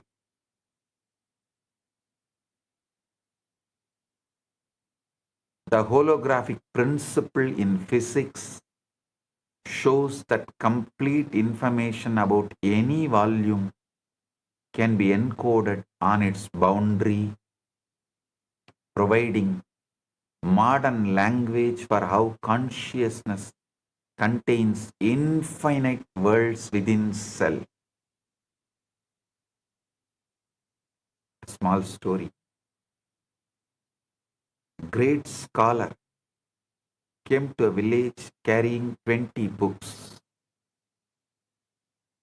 He saw Mullah Nasruddin sitting under a tree with a donkey. The scholar laughed. You have wasted your whole life. Look at me. I know astronomy, mathematics, philosophy, medicine. Mullah nodded very seriously. Then suddenly, the donkey walked away. Mullah immediately ran behind it, shouting, Stop, stop. After 10 minutes, he returned sweating. The scholar smiled proudly. You see, knowledge is important. You cannot even control a donkey.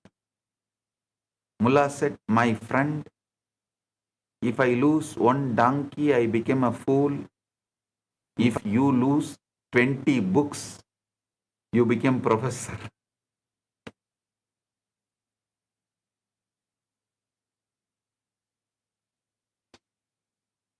आधुनिक, ध्यान से सुनिए, आधुनिक बौद्धिक विज्ञान, fractal, संरचना, अनेक विश्व सिद्धांत और होलोग्राफिक सिद्धांत द्वारा इस प्राचीन सत्य के पुष्टि करता है कि चेतना ही सर्वव्यापी आधार है.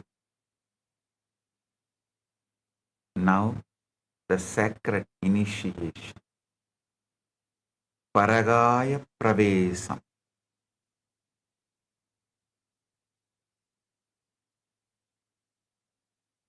Now I am initiating everyone into the supreme power revealed through Leela's story with the complete authority of Paramashiva and his ultimate manifestation happening here as this Nithyananda Paramashivam being and the living manifestation of Paramashiva's Guru Tattva. I am giving you the technology of Paragaya Pravesham, conscious travel between bodies and planes.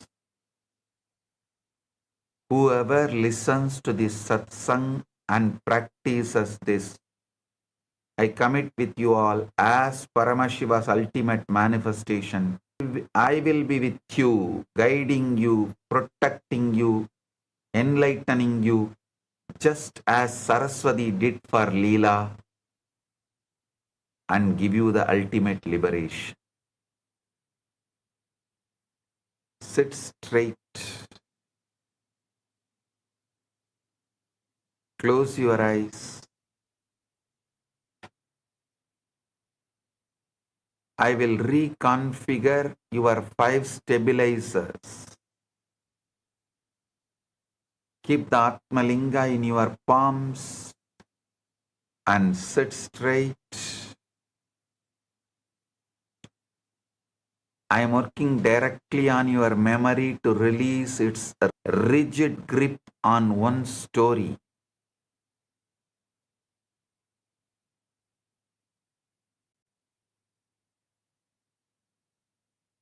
Softening your identity boundaries. Expanding your attention beyond current fixations.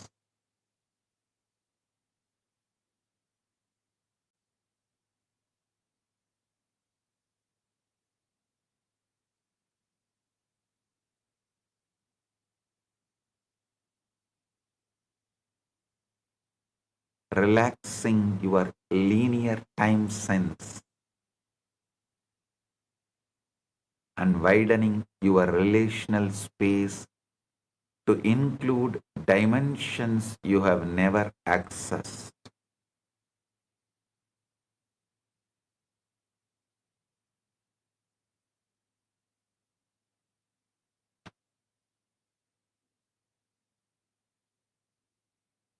As these stabilizers reconfigure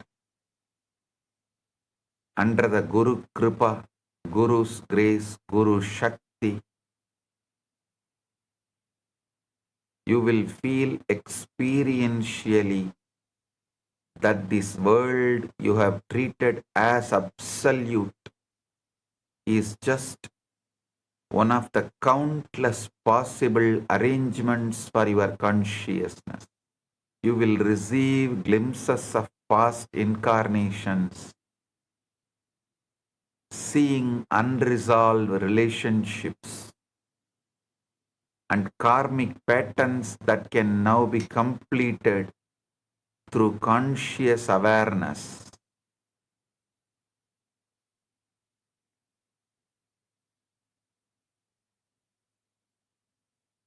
Some of you may receive darshan of your future possibilities, witnessing how you exist when fully awakened and empowered.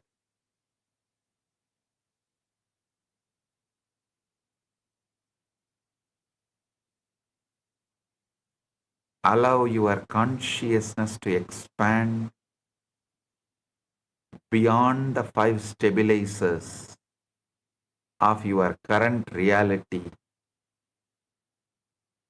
Let the Guru reposition your inner world model into alignment with the truth of your multidimensional existence. I am holding you in Paramadvaita so you never get lost in any layer of manifestation. You are learning to navigate the multiverse while remaining rooted in the ultimate truth of Paramashiva consciousness.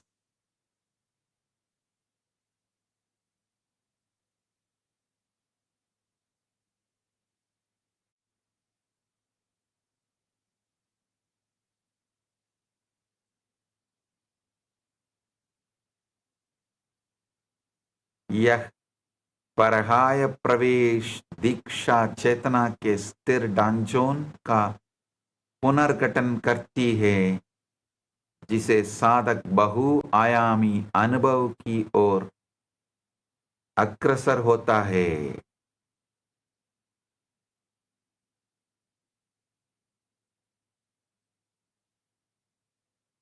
Sit in Nirvikalpa Samadhi.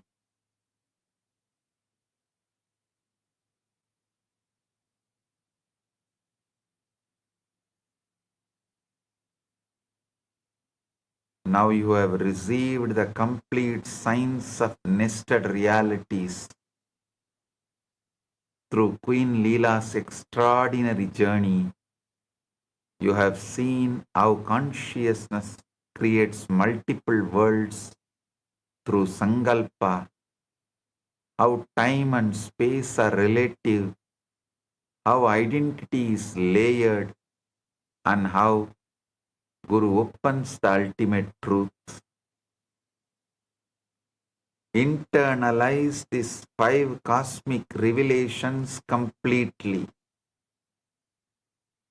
Time is not absolute, space is not absolute, identity is layered, worlds are nested, and consciousness guided by Guru is the only reality. Let these truths reconfigure your entire understanding of existence.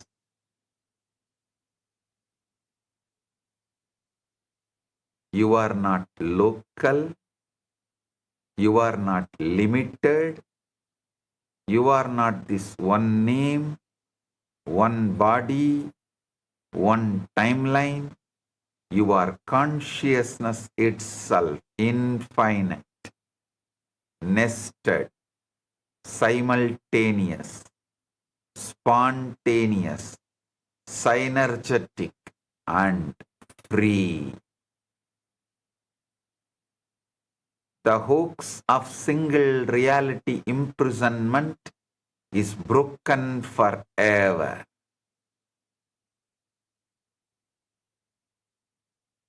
From today, let your life be Leela, the divine play across multiple lokas, rooted in Paramadvaita with Paramashiva,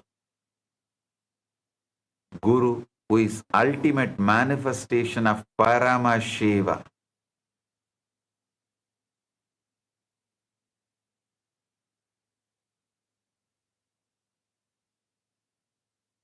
free from the fear of loss or change, overflowing with the joy of knowing you are the cosmic focal point of Paramashiva himself. Use this technology consciously.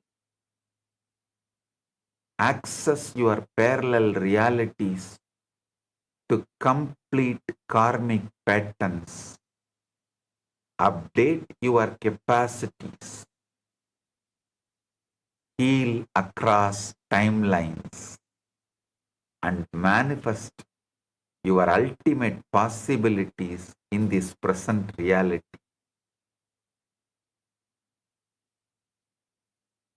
Knowing that you are simultaneously existing in different planes right now, you can edit, rewrite, and recreate your past and future births.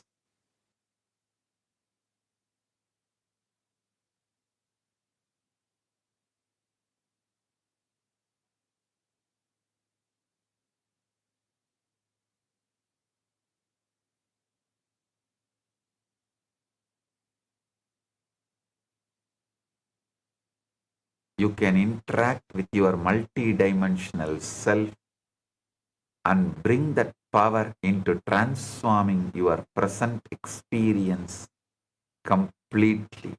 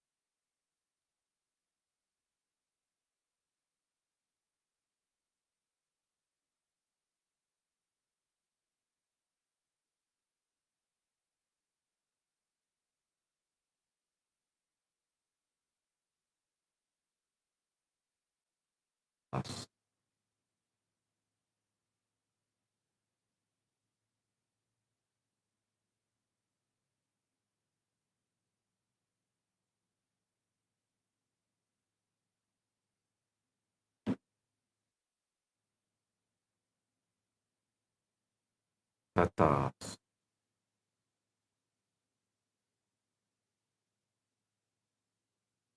I have transmitted the technology. Initiation is complete. The technology is transmitted. The multiverse is open to your conscious navigation. Live as the infinite being you truly are. Paramashivatvamas. Paramashivoham. Paramashivoham. Paramashivoham. Paramashiva, direct message from Maha Kailasa. Listen, I am giving you the most powerful truth first.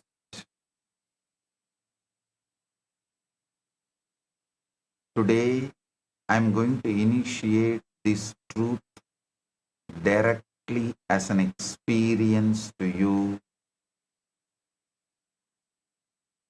so that it stops being just information and becomes your cellular reality.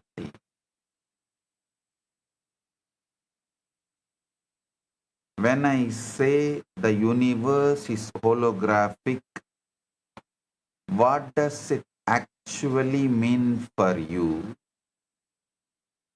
right now, in this very moment?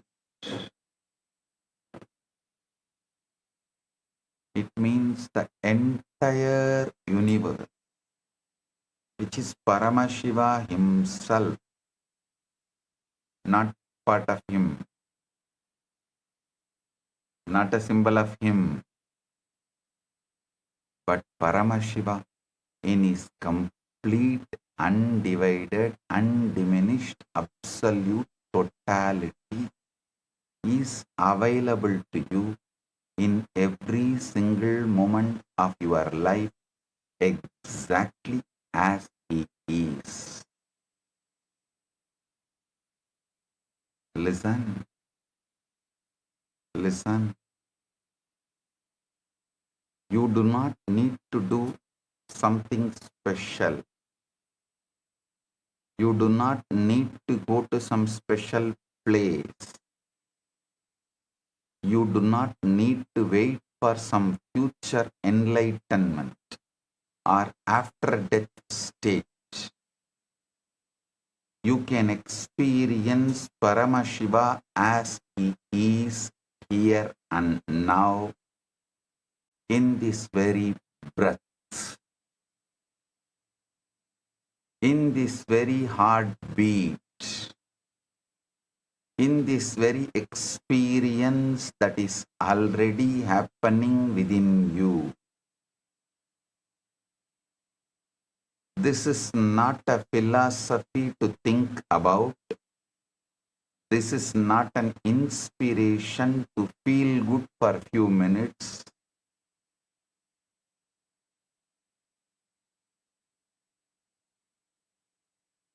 This is the technical, specific, spiritual, real, ultimate reality of existence itself. Today I am giving you the exact technology to access that reality. The technology of Shad Adva, the six-fold technology of harnessing the holographic universe.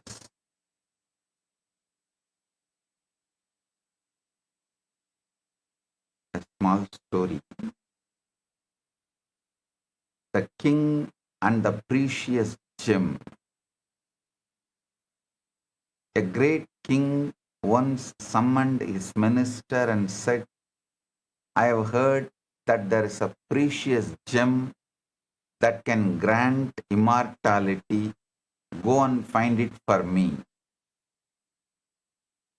The minister searched the entire kingdom. He went to the mountains, the forests, the rivers, the temples. He consulted wise sages and traveled to distant lands. After many years, he returned empty-handed. The minister said, Your Majesty, I have searched everywhere. I could not find the gem. The king sighed deeply. Just then, king's young daughter walked into the court. She was holding a beautiful gem in her hand, playing with it. She said, Father, why are you so sad? Look at this beautiful stone I found in your own garden. The king looked at the gem. It was exactly the gem of immortality he had been seeking. It had been in his own garden all along, right outside his palace door. The minister fell at the king's feet. Your Majesty, forgive me. I searched the whole world, but I forgot to look where I was standing. I searched for God everywhere, then realized he was hiding in plain sight, laughing at my GPS. Just as the king's gem was in his own garden, right outside his palace door, in the most obvious place, Paramashiva is in this very moment, in this very breath, in your own heart. The minister searched mountains, forests, rivers, and temples. He went to distant lands, consulted wise sages. But the gem was where he began, at home. You are the minister. You search for Paramashiva in temples, pilgrimages, future lifetimes, and special spiritual states. Meanwhile, he is in the garden of this very moment, the moment you are living right now. The gem of immortality, Paramashiva consciousness, is not somewhere else. It's in the breath you are breathing. It's in the heartbeat you are feeling. It's in the awareness that is listening to these words.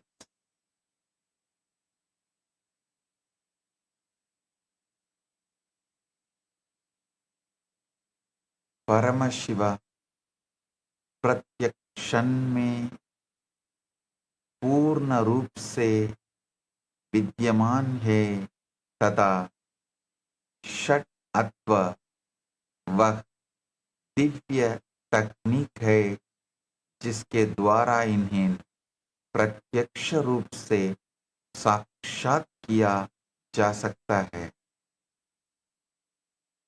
Understand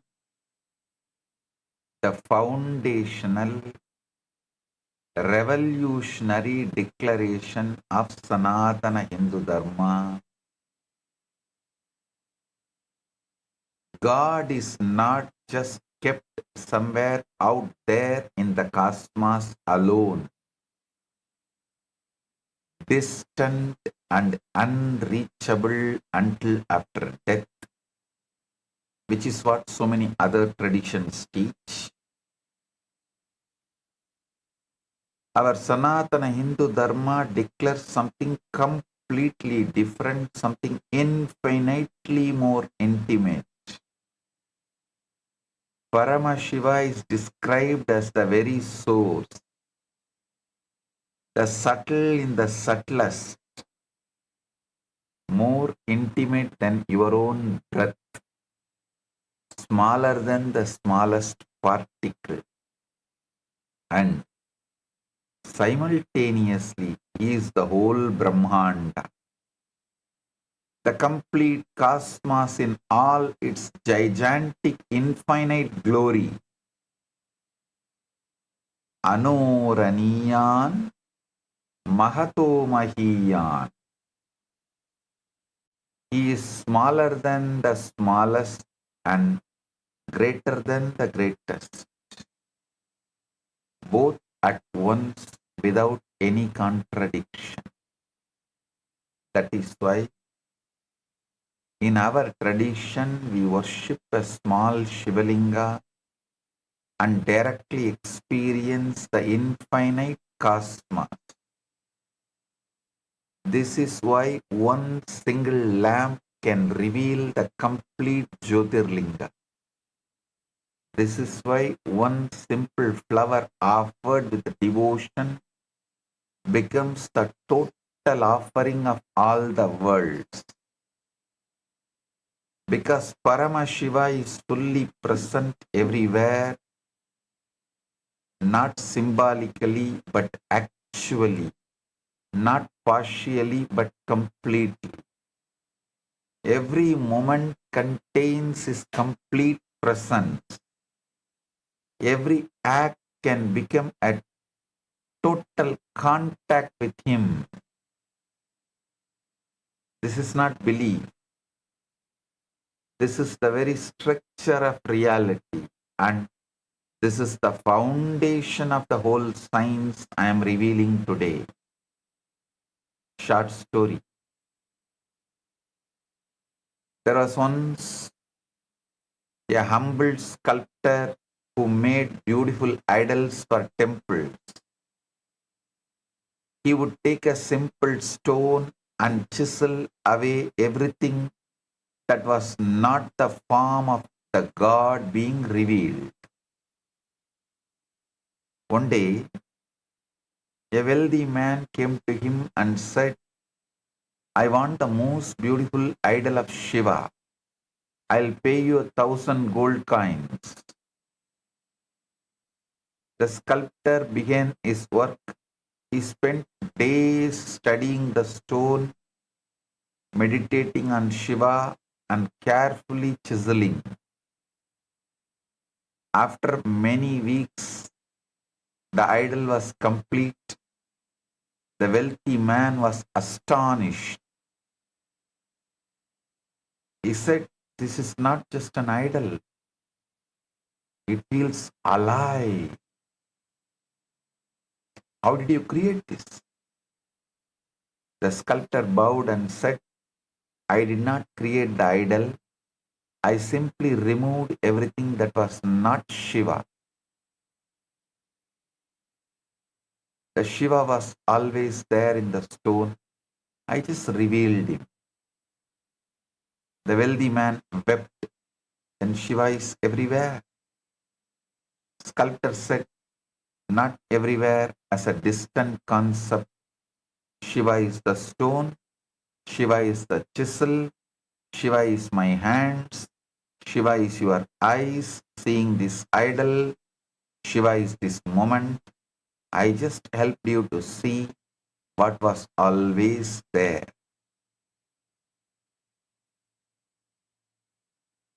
The sculptor did not put Shiva into the stone. He removed what was hiding. Similarly, Paramashiva is not placed onto moments by our worship. He is already there. Paramashiva is not placed into moments by our worship. He is already there. We just need to remove the veils, the ignorance, the separation, the I am this body identification, to see him. Continuously trying to control, manipulate.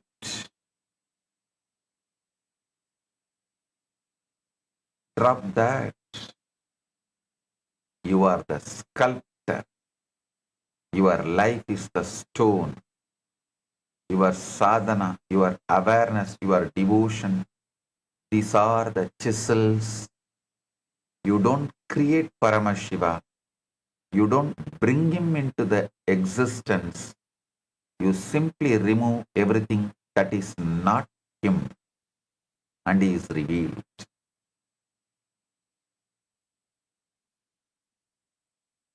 Now, how do you actually access this Paramashiva, who is fully available in every moment? This is described in Tantra Loka by Abhinavagupta through the science of Advopa Yoga. The day before yesterday, I revealed the Shat Advas, the 6 Advas.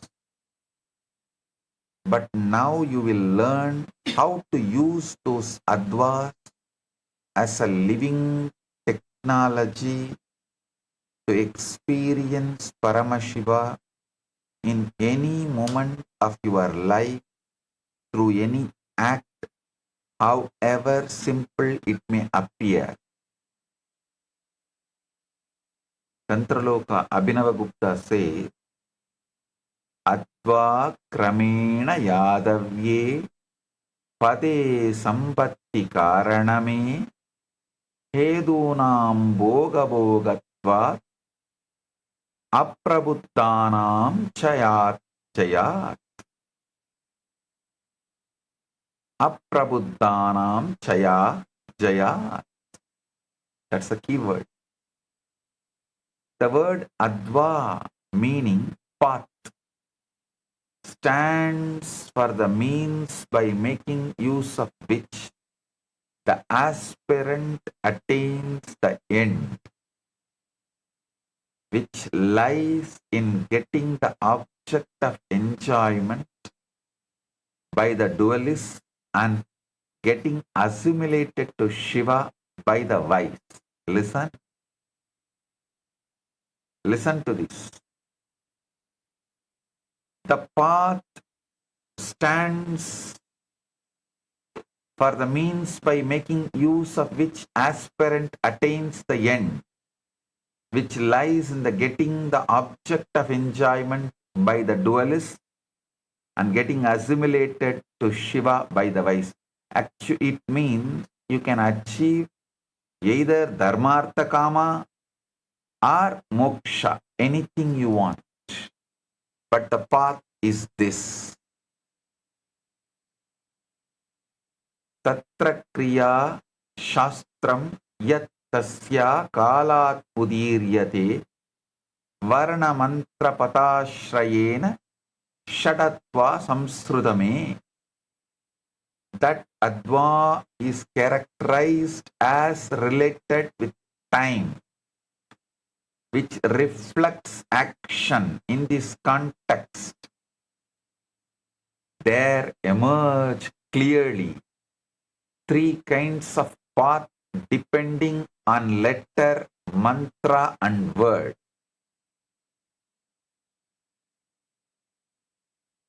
Yatmurtyatmiga tasya sadesakya idikaghyade kala tattva purartatma dvitiyo adva prakirtitaha. That part of Advan which is characterized as spatial, which reflects form, while the other one reflecting time is considered as related to Kala. Listen, I am repeating.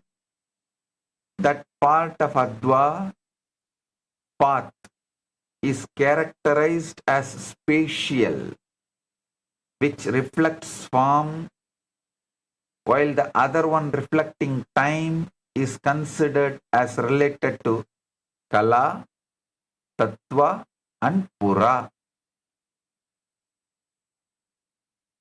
Ede triga abhibodena pratyegam stula sukshma paratvatah yato asti tesham samuhovi esha shat atva idi uchyate.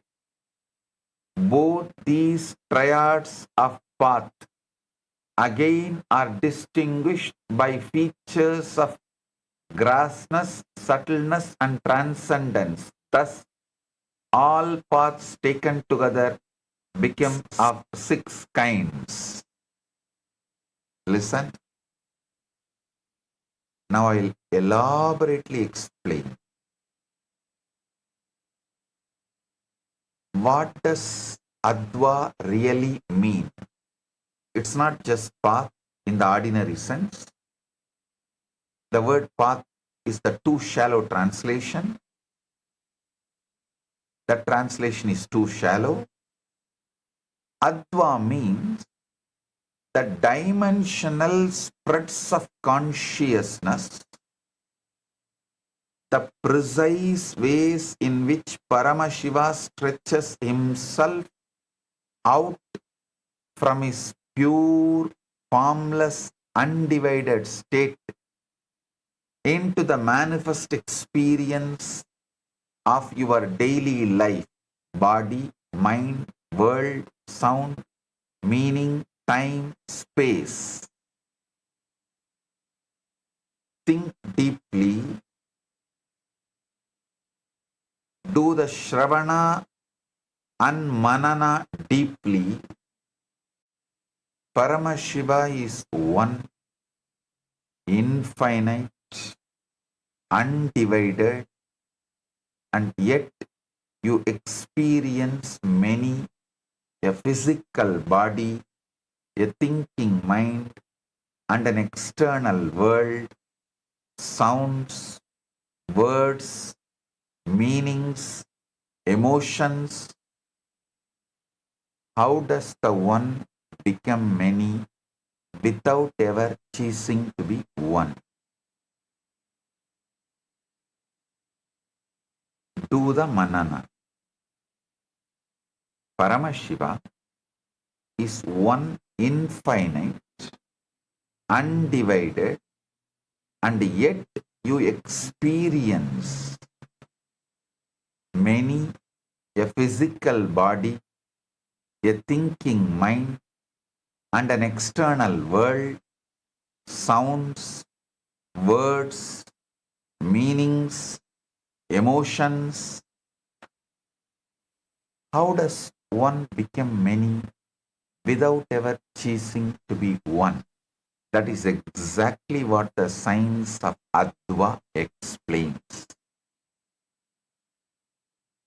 Each Adva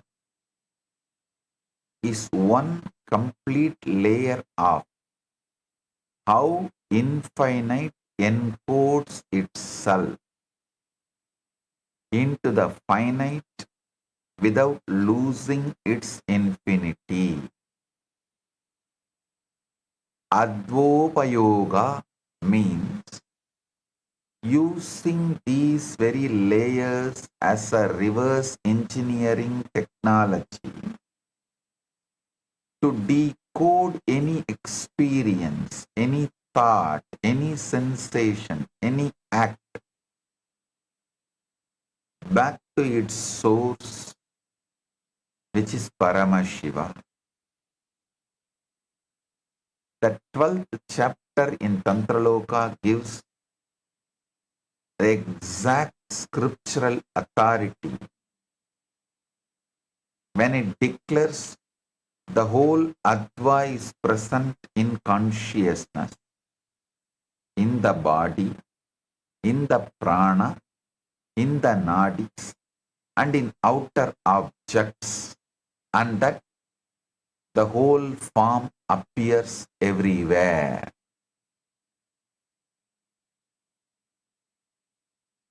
Listen. Small story.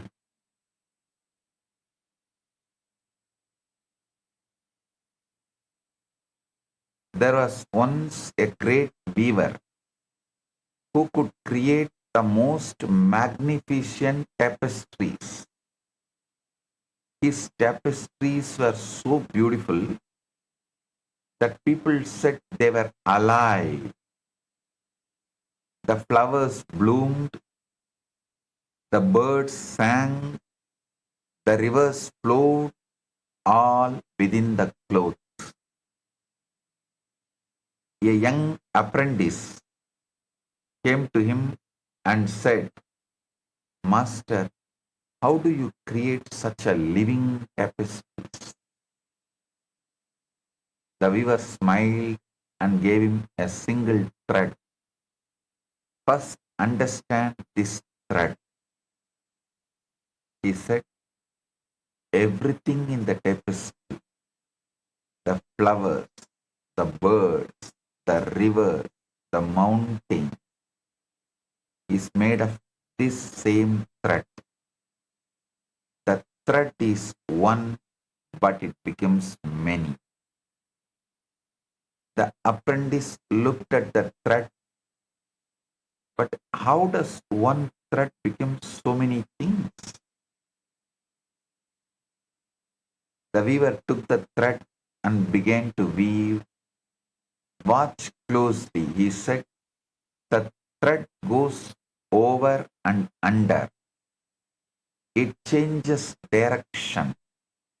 It makes loops. It tightens. It loosens. The same thread becomes the sky, the earth, the water, the fire, because of the patterns, the structures, the weaving. The thread is one. It never stops being thread. It is not diluted. When it becomes a flower, it is not diminished.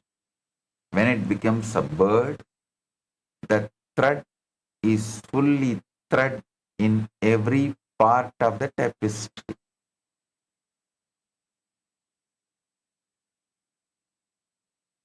Yet the thread becomes many forms.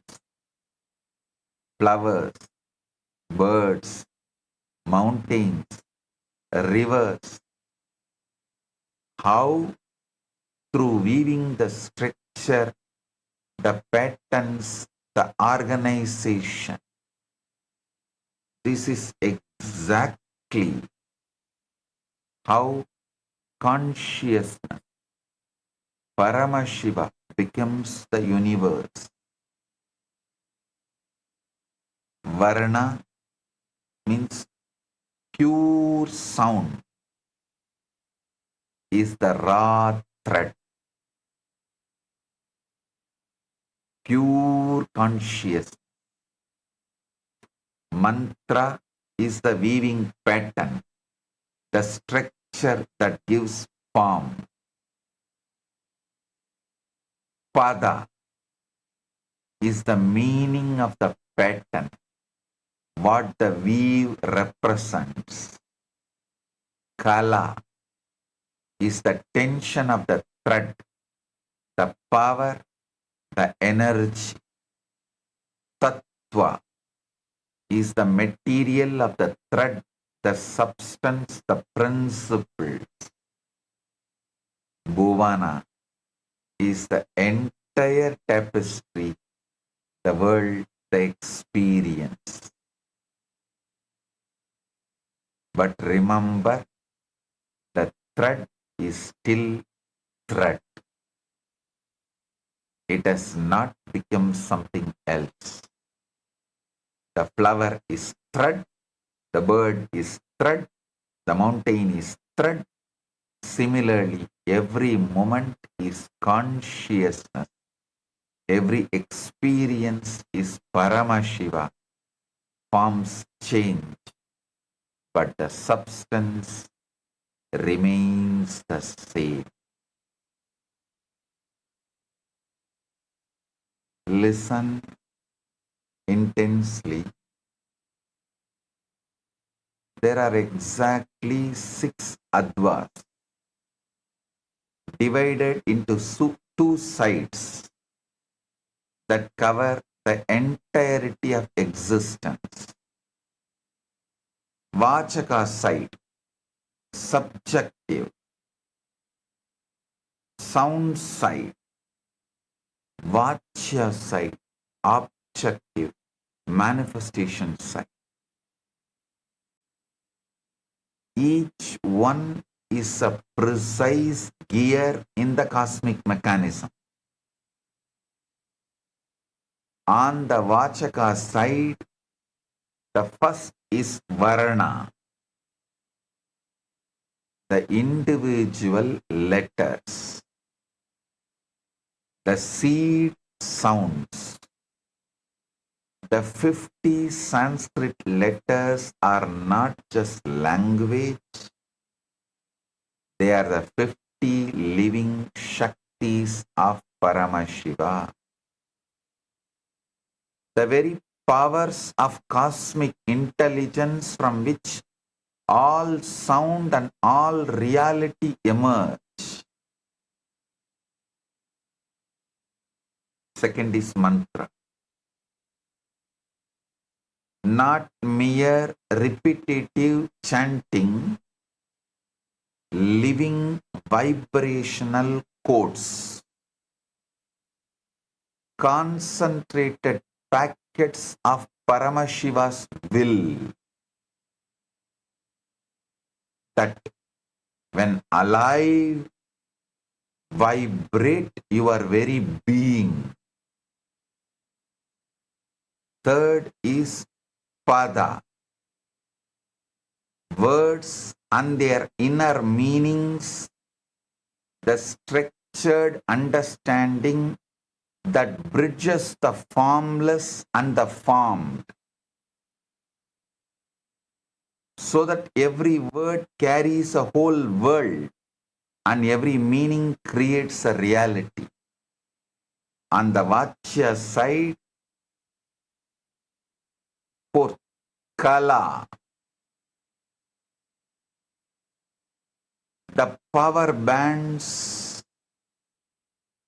the energy capacity that determines how much Shakti flows through any given moment. Fifth is Tattva,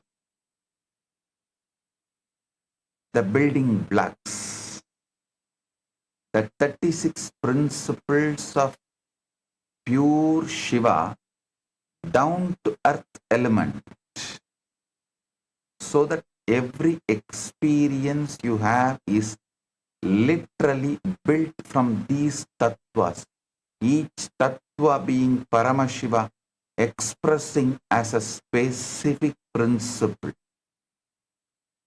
Sixth is Bhuvana, the worlds, the experiential fields, the 118 bhuvanas, ranging from physical dimensions to the highest cosmic dimensions. And your current world contains within its very structure the intelligence of all the worlds. These advas are of three types. Shuddha Adva, realm of Shiva, pure light. Shuddha Ashuddha Adva, realm of limitation and time. Ashuddha Adva, realm of mind, senses and matter. Now the crucial life-changing understanding. All six advas are present simultaneously, spontaneously, synergetically, in every single experience you have.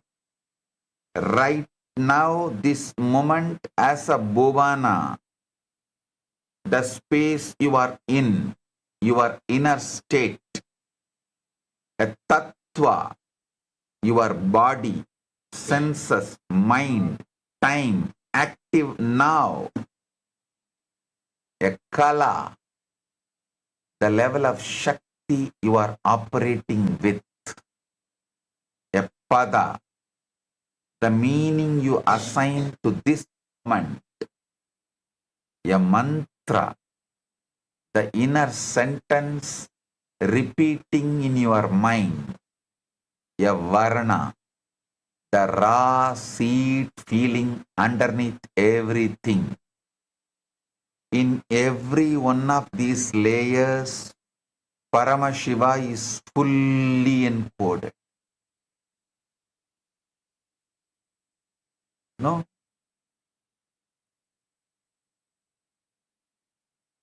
They are all consciousness expressing as one moment. A small story. A young boy once planted a small seed in the ground. He watered it daily and watched it grow. After many years, it became a huge tree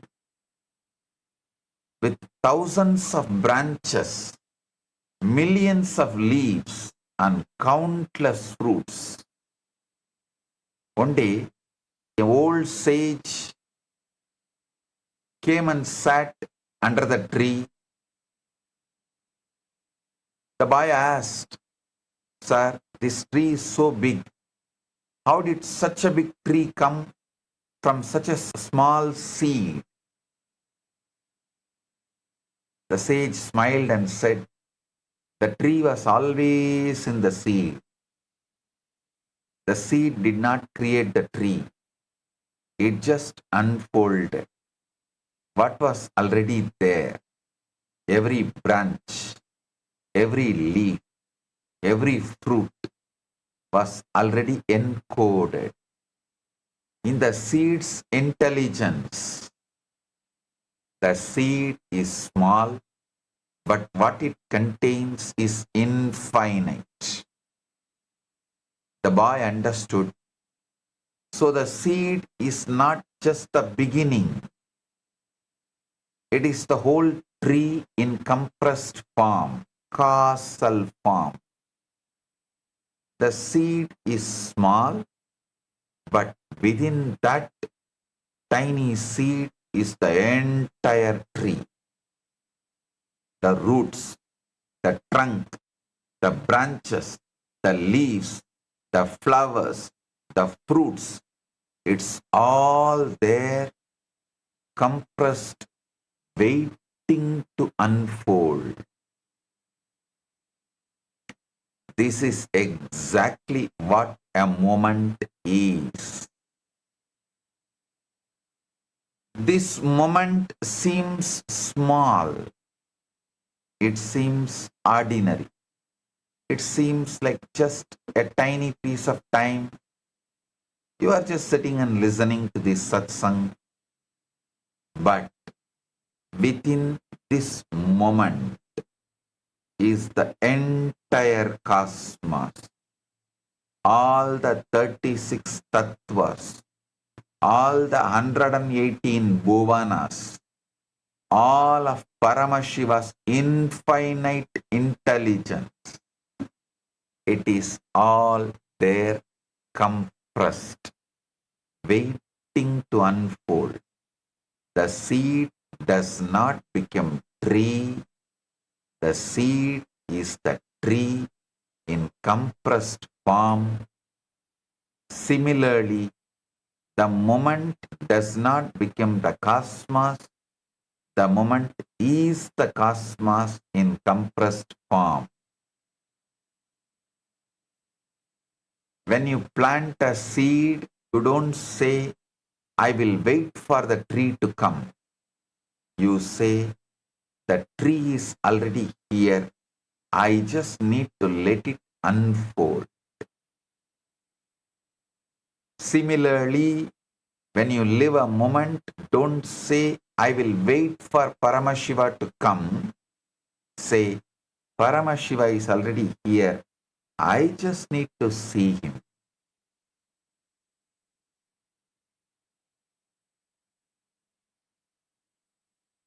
I am expanding the same core truth from Advik angle,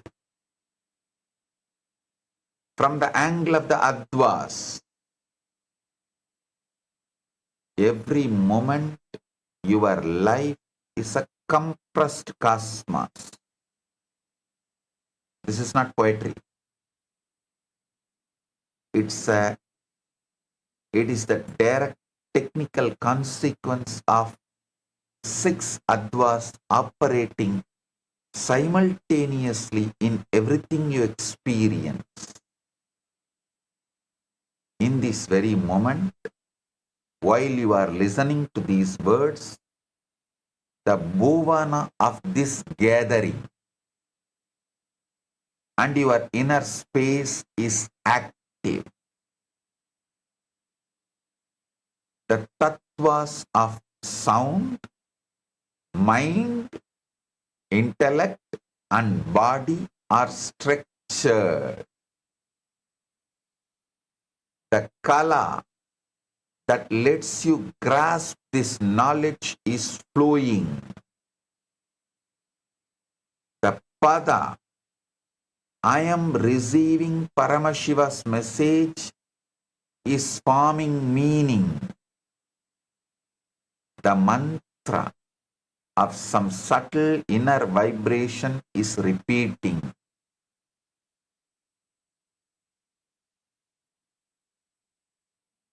The varna of pure consciousness is the base.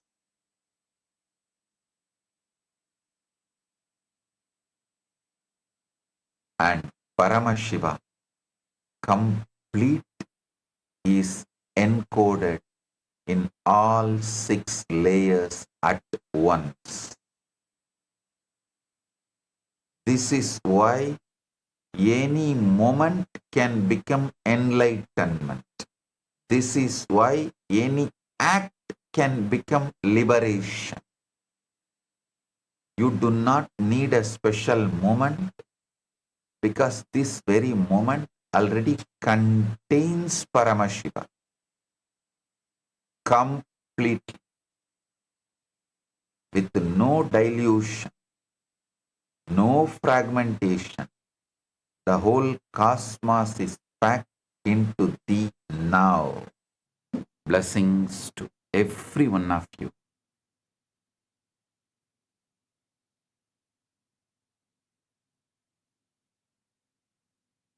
Blessings.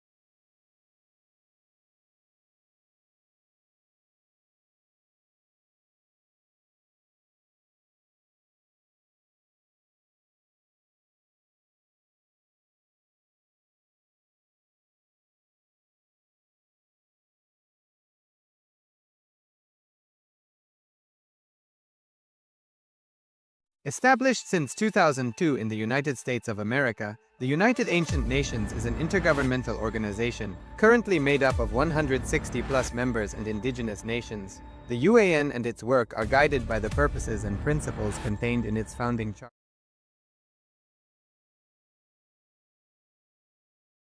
ब्रह्मानन्दं परमसुगदं केवलं ज्ञानमूर्तिं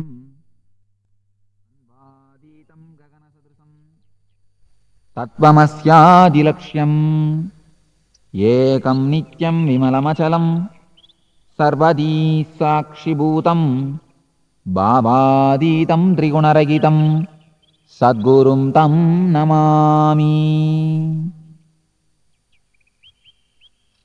Meditation is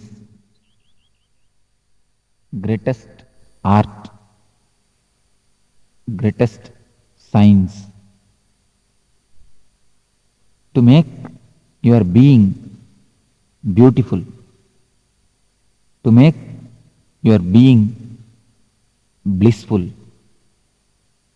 It's not a regular religious belief or a faith system.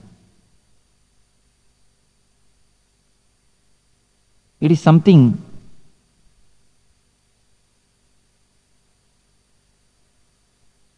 which can directly touch your life, transform your being,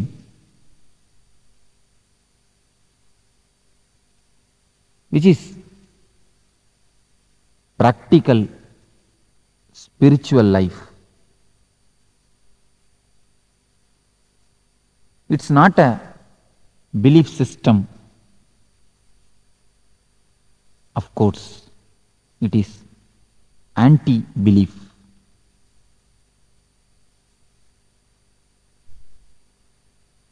It will make you not to believe anything or anybody. You will be completely independent and individual. As it has become a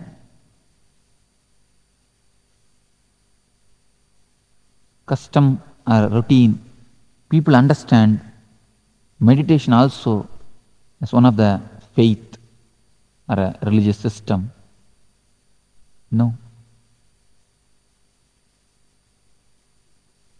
It will make you religious, that is true, but meditation is not religion. It is practical, spiritual system. It's a science to transform your life.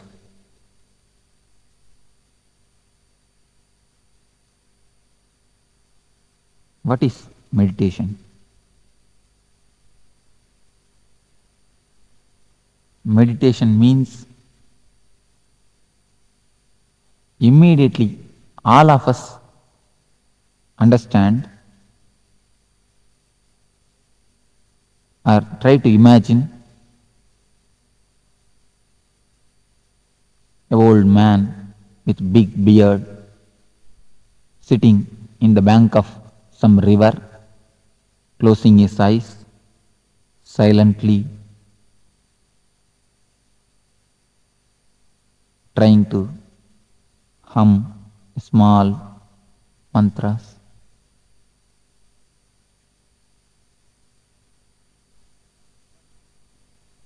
But that was ancient methods, techniques. Today, if I ask you to sit silently and control your mind, what will be the result? All of you can try a method. Just try to sit and make your mind quite calm, peaceful, blissful. What will be the result? Most of you who tried some ancient traditional meditation techniques or other systems to control your mind, will know how futile it is, how disturbing it is. Many people come and report me that Swamiji, if we sit for meditation, we get so many number of thoughts, so much unnecessary thinkings that we don't know from where these things are coming out, from where they are erupting out, from where they are gushing out. We don't know how to control. We don't know what to do. Almost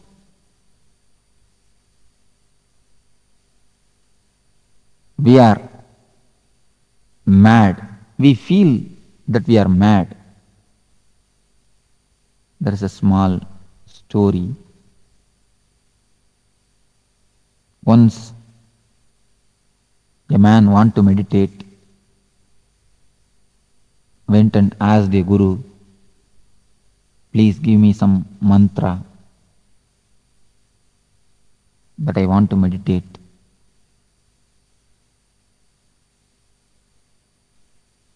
That Guru gave him one mantra and told him, you will achieve your desires by meditating with this mantra, but only one condition, you are not supposed to remember monkey when you start meditating. This man told, okay, oh yes, verily, this is not a big condition, because none of us remember monkey, and he also never remembers monkey, unless he is the devotee of Anjaneya. He is not a devotee and he never remembers also. He came, took his bath and sat for meditation. As soon as he started the mantra, you all can really imagine what would be the first thing which entered in his mind, thought which occurred in his mind. Surely nothing but monkey.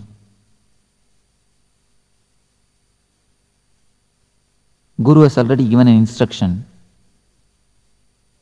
If you remember monkey, immediately you should take bath once and then you should sit for meditation.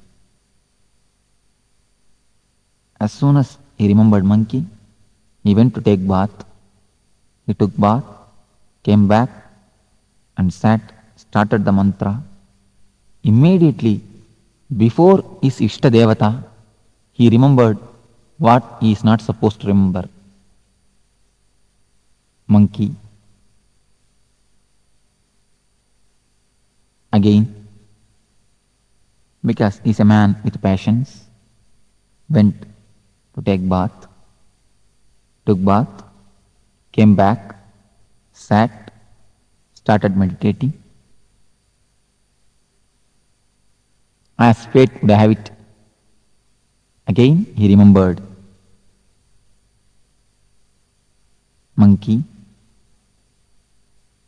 This happened some 10 times. 10th time he is going to take bath. Even at that time, in the bathroom itself, he remembers only monkey, nothing else, nothing but monkey. He feels all over his body, all over the mind, he is completely surrounded by monkey. He started shouting at himself, at others, ran to the master and begged the master, please Guruji, take back your mantra and the monkey both. Leave me alone. This is the condition of a man who tries to meditate, who tries to calm down his mind by the so-called traditional techniques, meditations, and methods. At the age of Patanjali, in ancient times, there used to be meditation techniques with which people can directly sit and start meditating. They will become calm, cool, collective, blissful. At that time, man was very simple. Man was nothing but his body. Mind was not so much developed. There is no such thing existed, cerebral layer. Today, the greatest problem, the biggest problem of man is cerebral layer, cerebrality.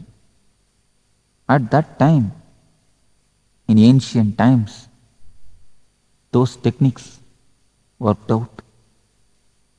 Those techniques really helped. But today, direct silent sitting methods won't do. They can't be anyway helpful because man has become too complicated. Man has become neurotic. In modern day, neurosis has become a normal state of whole humanity. Along with the growth of science and consumeristic society, almost all of us are in the condition of neurosis, neurotic. So, the ancient techniques, the old techniques which are designed at the age of bullock cart is not going to help us, as the bullock cart is outdated. The bullock cart age techniques are also outdated. Today,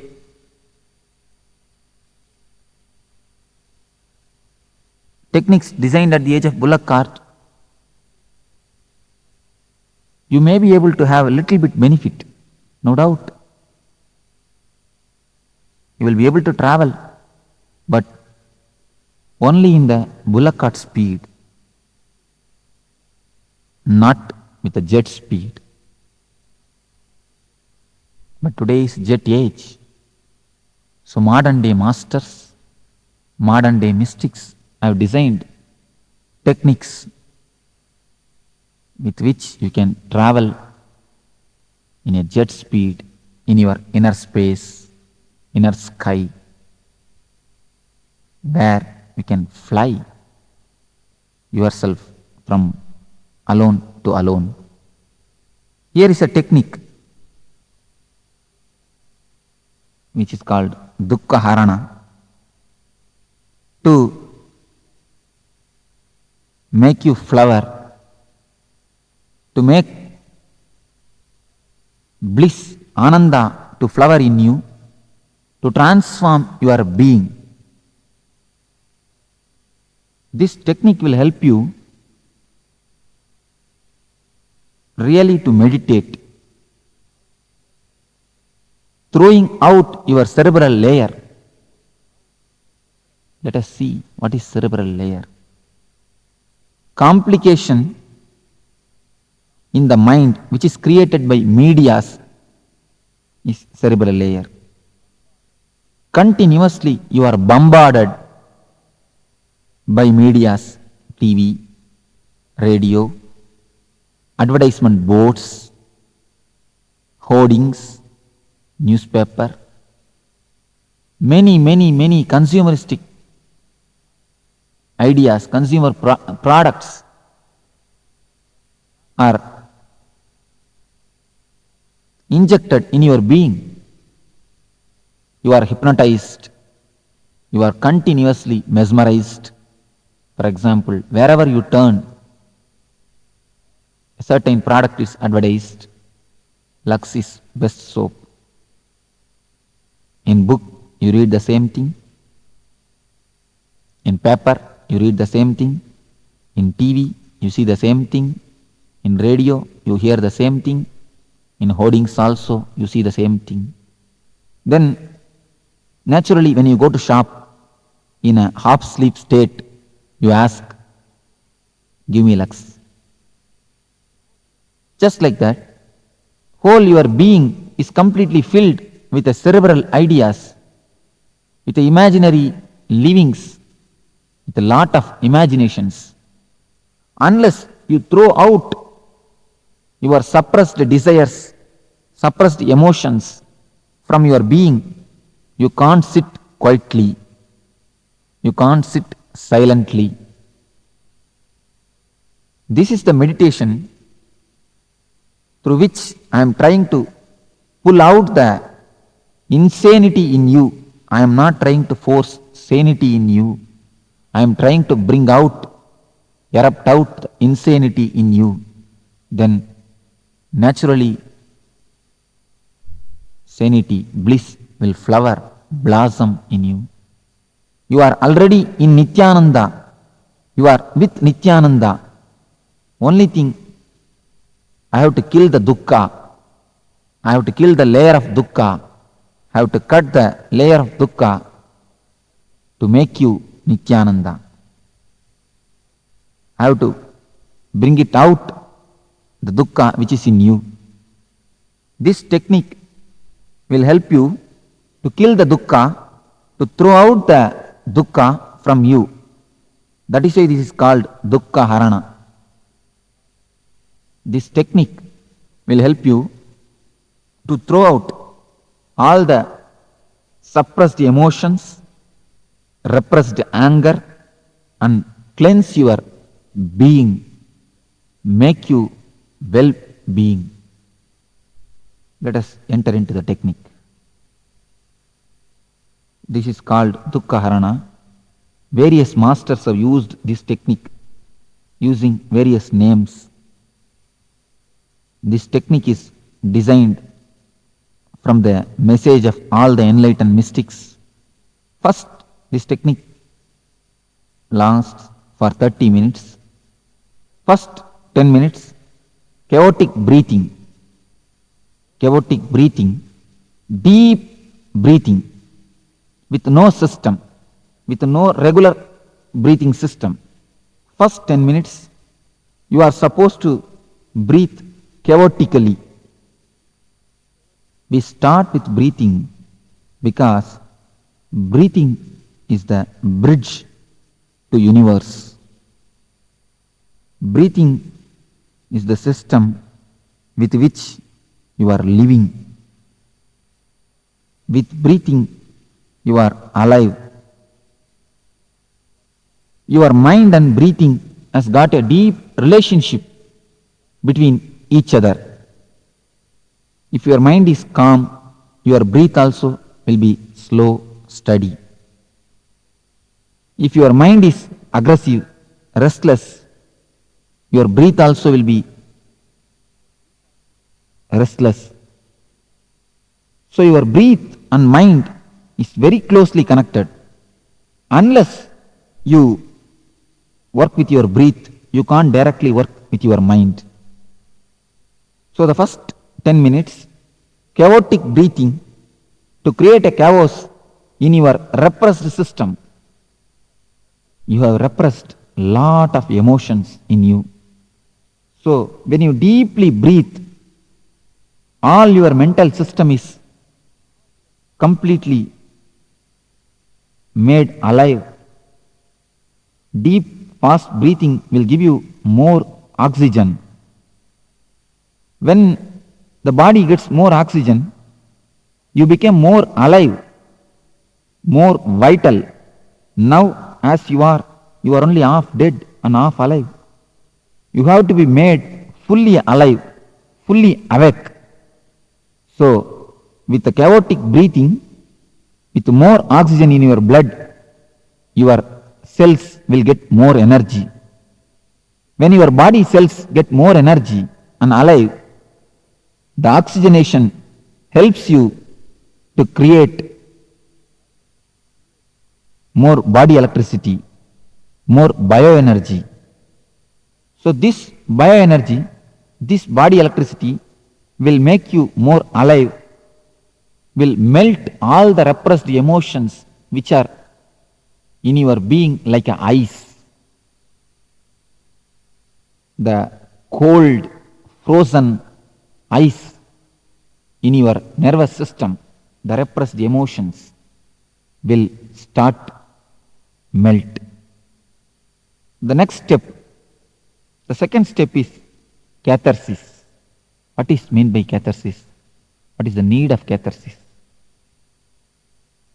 Catharsis means throwing out all the poisons in you.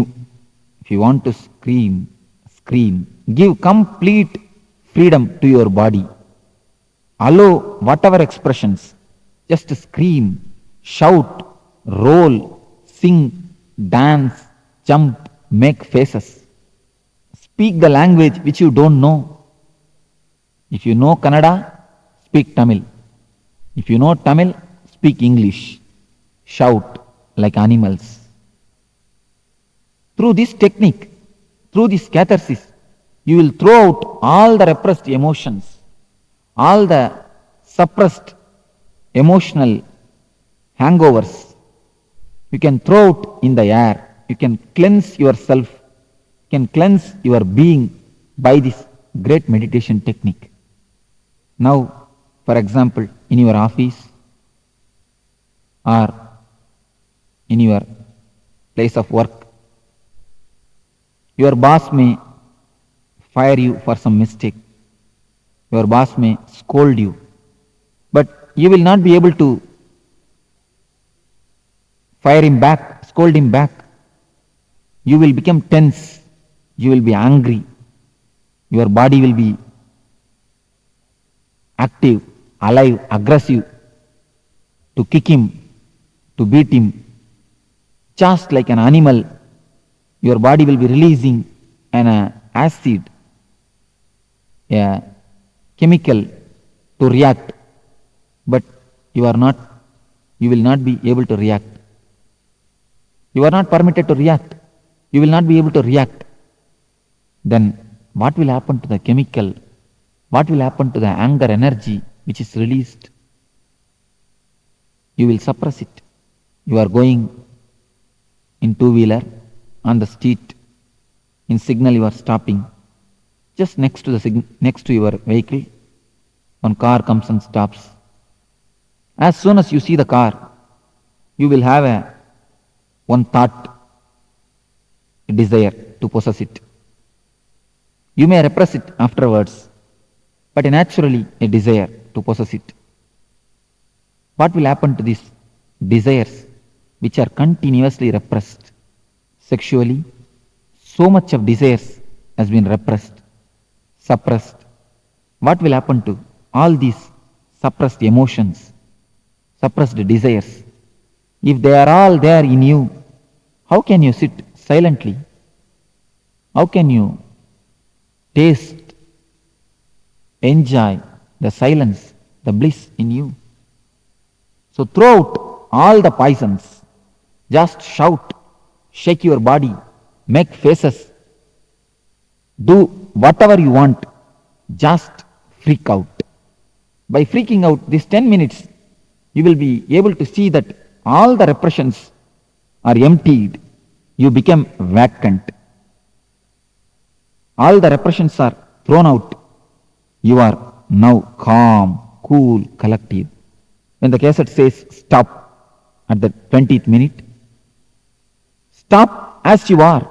If your one leg is raised, if one hand is raised, if your mouth is open, wherever it may be, whatever it may be, the condition, the situation, stop as it is. Become completely frozen statue of ice. When you are completely dynamic, active in the catharsis, from the full activity, if you enter into the complete stop, like a frozen statue. In between the gap, one moment, you will be able to experience the no mind. You will be able to enter the state of meditation. So, stop, in the case it says stop as it is. Next 10 minutes, just sit silently or lie down, relax and be a witness to whatever happens inside and outside your being. First two stages only preparation for meditation. Only the third stage, 10 minutes, is real meditation. When you have cleansed yourself, when you are empty of all the repressions and suppressions, you will see that without your effort, a beautiful silence is flowering in you. A beautiful bliss is happening in you. You don't have to control your mind. You will see that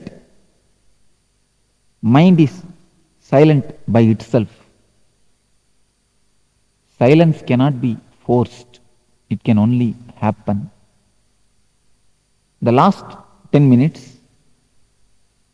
just relax yourself with a smiling face and blissful mood. This is the key.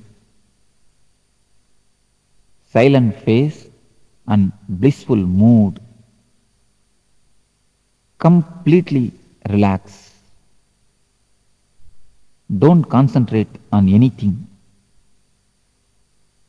Just be aware of whatever happening inside and outside your being. There may be many experiences. You don't have to worry, bother about experiences.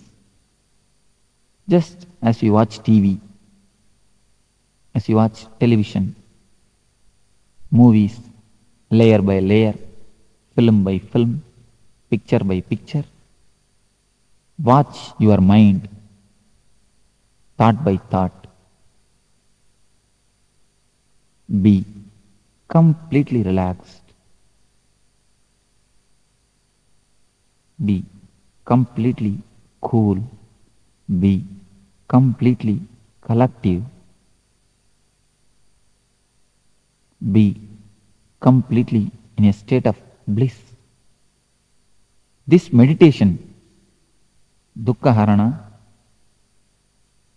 should be done in the morning. There should be no food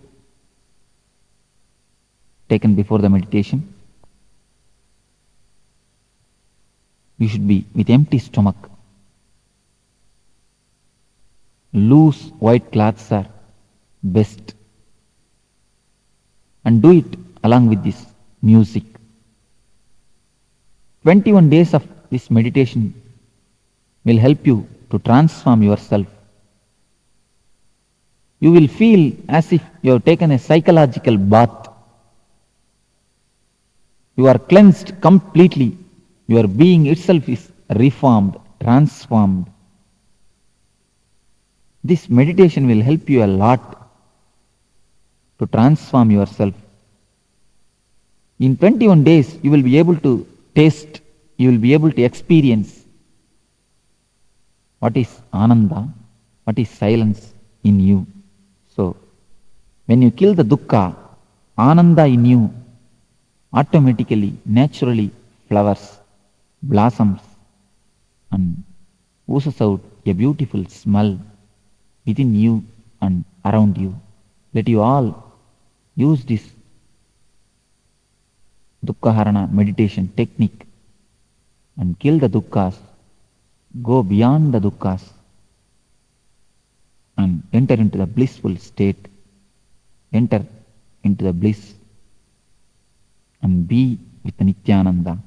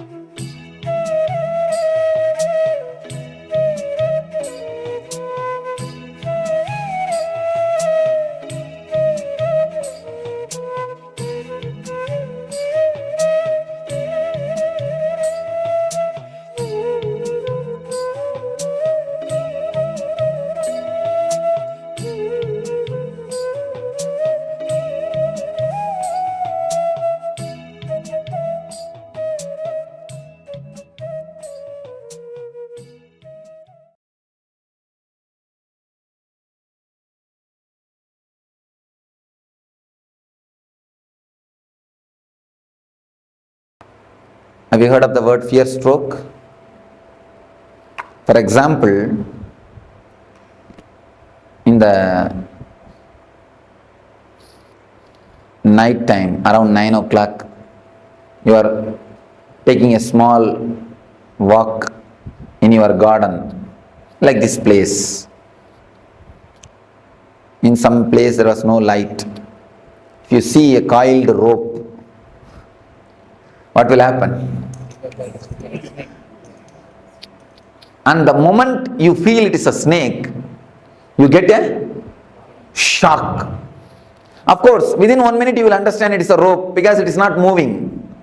You will understand it's a rope. Then you will reconcile, you will settle, that is different. But the moment you think it's a snake, you get some shock. If you analyze, you can see very clearly it starts from that point only. From Swadhisthana only the shock will start. That is why any fear stroke will create a feeling of diarrhea in you. It will just churn your stomach. There are so many instances we can say when a flight is caught in turbulence, you get the fear stroke. When the lift stops in between, you get the fear stroke. Many more instances you can tell. Come up with some more instances from your life. When cell phone rings midnight, 12 o'clock. Brake failure. See, mind, because of long time thinking, it gets its own intelligence to survive. It plans anything which is harmful for mind. If it is proposed for you, immediately you get some reason, some logic to avoid it. So it tries its best to escape. That is why many people, I have seen many people, especially in the West, in the East people are not afraid, many people in the West, the moment they see me, they tell me, Swamiji, when I saw you, I felt so joyful, so pleasant, but from inside my being, from some corner, a terrible fear attacked me. They feel such a joy and pleasure and feeling of ecstasy, along with it, a deep fear arises. The deep fear is because of the mind. Mind just wants to escape. See, anything which creates pain, mind is ready to receive. Because with pain, mind can survive. But anything, any method to go beyond the pain or to go beyond the mind will never let you do that. Mind will never let you do that. Mind will try its best to put some obstacles. Even at the time of meditation, it will create some doubt. I think this portion I will do tomorrow. Now I think I am tired. Next meditation I am not going to do. Many of us decide before even entering into the session. This is because the mind will never let you do all those things. And moreover, mind has got its own regular setup of thinking, regular way of working. This whole camp, the whole camp is designed in such a way, your regular mental thinking setup itself will be broken. You will not be let regularly, you see, every day, at least 8 hours you sit alone and think. Even if you are working, except the moments which you are talking, you are sitting and talking with yourself. The thinking is going on. The mind is alive. First time in your life, you may be stopping thinking for so many hours. When you listen to me, you cannot think. Your thinking will not be so solid. Not only listening to me, continuously the meditation is going on. Different techniques. So the mind will get frightened. Unconscious can predict the danger. Unconscious has got a intelligence or intuition to predict the danger. So if you totally get involved, you will reach a space, the joy or the bliss, where mind cannot pull you down, where you cannot be same old personality. So naturally mind will create enough of problems. I have seen many people coming and telling me, Swamiji, I don't have time at all for meditation. What? What I don't know what word to use. Simply cheating themselves. You see, if you say, I can't give so much of preference to meditation, that is okay. But how can you say, I don't have time? Because everybody has got only 24 hours. It is your priorities. For what you want to give priority. For money, if you want to give priority for money, you spend all your time in working. If you want to give priority to the family relationships, you are just continuously around them. You take them out, you spend time with them, you sit and chat with them, like this. For what you want to give priority? Only for that, you work. So if you really want to give priority for your life, for your joys, for your bliss, for the real energy, naturally you will find time for meditation. So if you say, I don't find time for meditation, it means two things. Either you have not understood the importance of meditation, or you don't feel like giving priority to the meditation. Any moment of fear stroke in your life?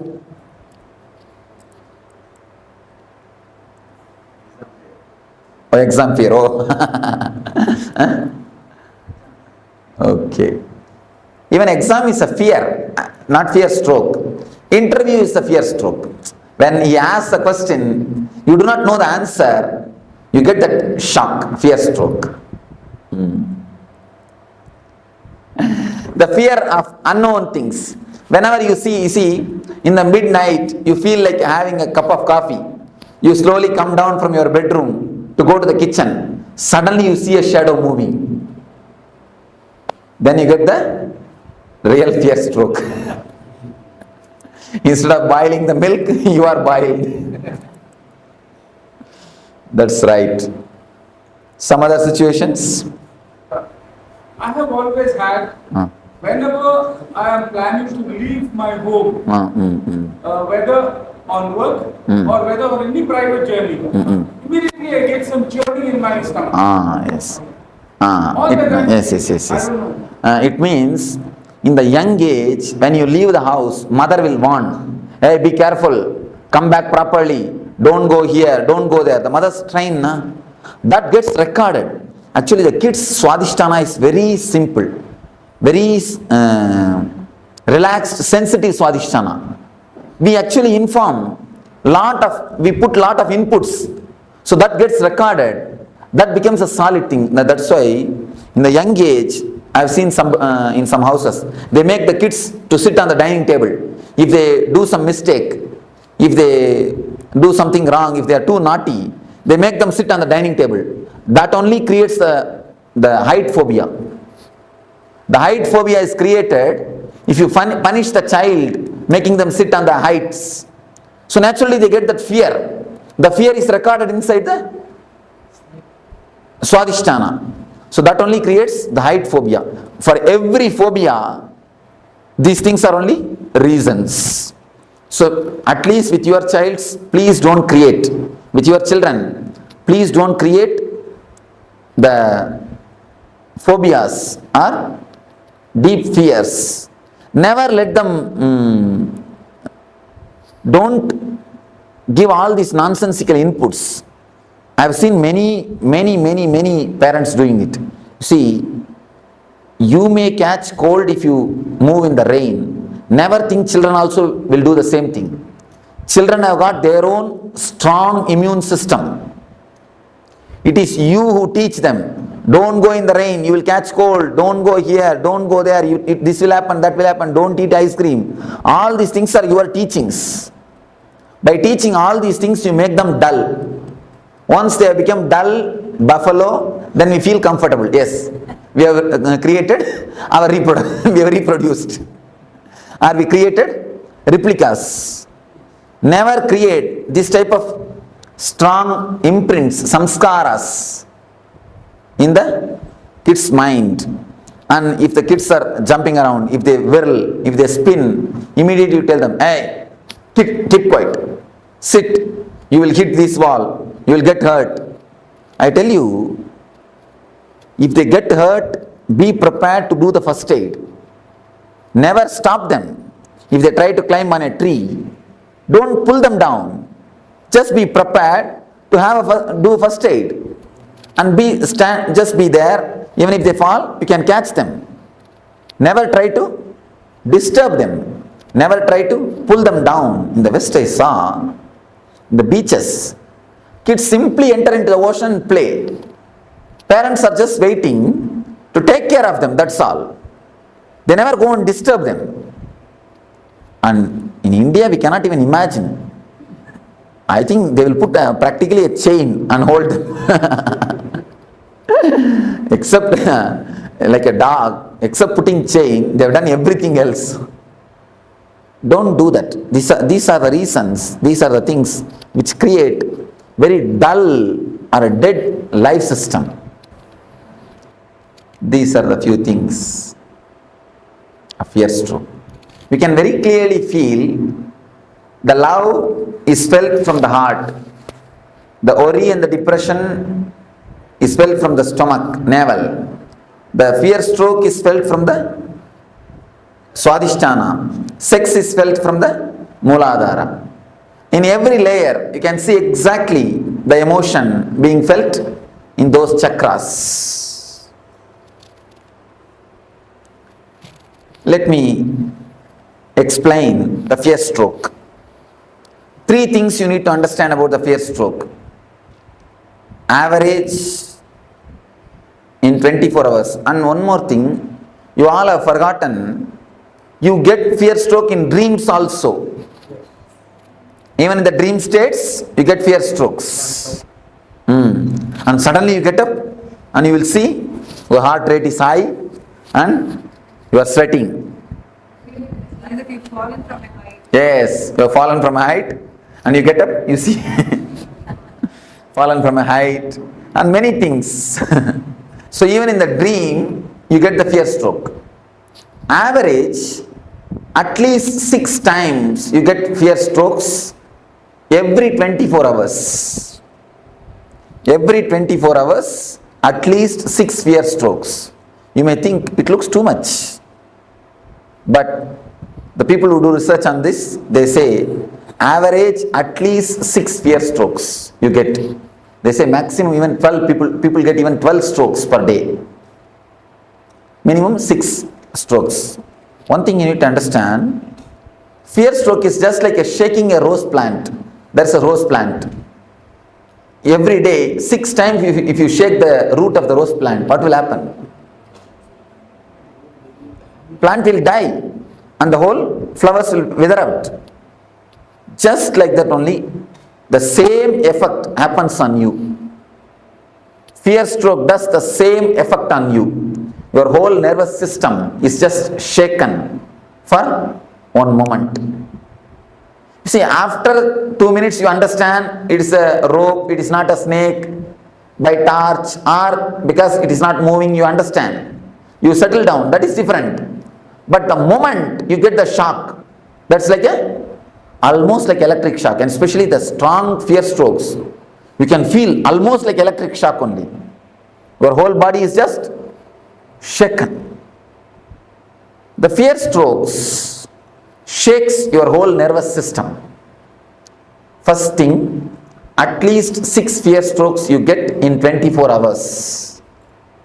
Second thing, it damages tremendously your immune system. Your immune system is just shaken. Third thing, your lifespan is reduced due to fear stroke. Never think you are afraid of death. You die because you are afraid. We always think we are afraid of death. But understand now, scientists are proving you die because of fear.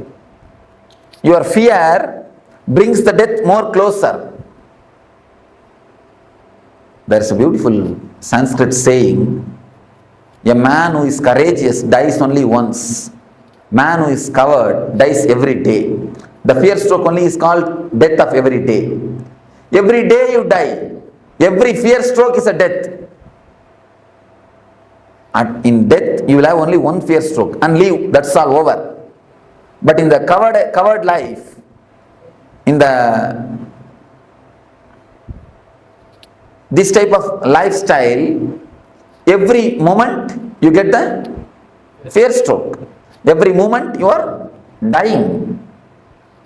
So, the fear stroke is simply an enemy for your life. Simple enemy. A direct enemy for your life. We all know that now the fear stroke is enemy. How to deal with it? What has to be done?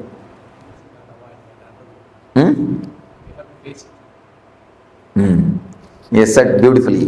We have to face it. There is a Upanishad called Katha Upanishad in Vedanta which deals on the death fear. There is a beautiful idea. You need to face the fear. You need to face the fear. What is exactly fear? Let us analyze. What is your subjective feeling of fear? Let us reduce everything to words. Don't say, I cannot explain, I cannot express. It is an emotion which paralyzes all thinking. Yes, Scott, beautifully. Then? It's only an imagination. You create something. Even the word imagination is not right, ma. You see, he gave a beautiful subjective experience, subjective expression. A special kind of chemicals or hormones are released in your system, which when the feeling is created, you just don't want to live inside your body. You want to jump out. You just don't want to be in that space. In a nutshell form, I will present it to you. Something happens in your system is not ready to put up with it. You just want to escape from that space. You just want to jump out of your skin. Some uneasy feeling is the tremendous uneasy feeling is created inside your system. That is what we call, see, raising the heartbeat or raising the pulse, raising the BP, all side effect. Basically, an uneasy feeling is created which is not letting you to stay in your body comfortably, which is not letting you to stay in your space comfortably. That is what is fear. What is the exact way to face it? Upanishad says, create the same space consciously and face it. When you create the same space, same hormonal changes, same BP, same heartbeat rate and same pulse rate, same uneasiness, create them consciously and face them. Once you create them consciously and face them, your consciousness gets a deep strength. Even if it happens unconsciously, you will be ready, you will not lose your balance. It's like if you had a deep foundation, even a flood cannot take away your building. If your foundation is not deep, if you have that type of foundation, even a small fear stroke can imbalance you, can put you off. If you have a deep foundation, if you have worked on your fears, if you have a deepest consciousness, even the unconscious strokes can never touch you. Even the unconscious strokes can never touch you. Swadhisthana is the master of paralysis. If this chakra is strong, you will never have the paralysis attack. If this chakra is weak, there is every chance of getting paralysis attack. Paralysis stroke is nothing but the side effect or byproduct of fear stroke. So, the way in which you can overcome the fear stroke is create the same fears consciously. When you create consciously, the same hormonal changes are happening in you, same pulse rate, same BP, same uneasiness, but you are steady facing them. It's like you are the center of a cyclone. A big cyclone is happening around you, but the center is always calm and relaxed. Even in the tornadoes, any of you have seen the tornado clippings? Even in the center of the tornado, there will be a space where a total silence exists. Total silence is existing. So, if you create a conscious tornado in you, your awareness will be a center. Once you face the fears, once you go to the deepest layers of your fears, then even if the adrenaline release happens, even if the same sufferings are pressurizing you, even if the same heartbeat increasing or the same BP level, same pulse rate, even if the same thing happens, you will not lose your balance. You will not be imbalanced. Please understand. Any of you, if you don't understand this concept, this idea, you are welcome to question me. Because based on this idea only the whole meditation is going to happen.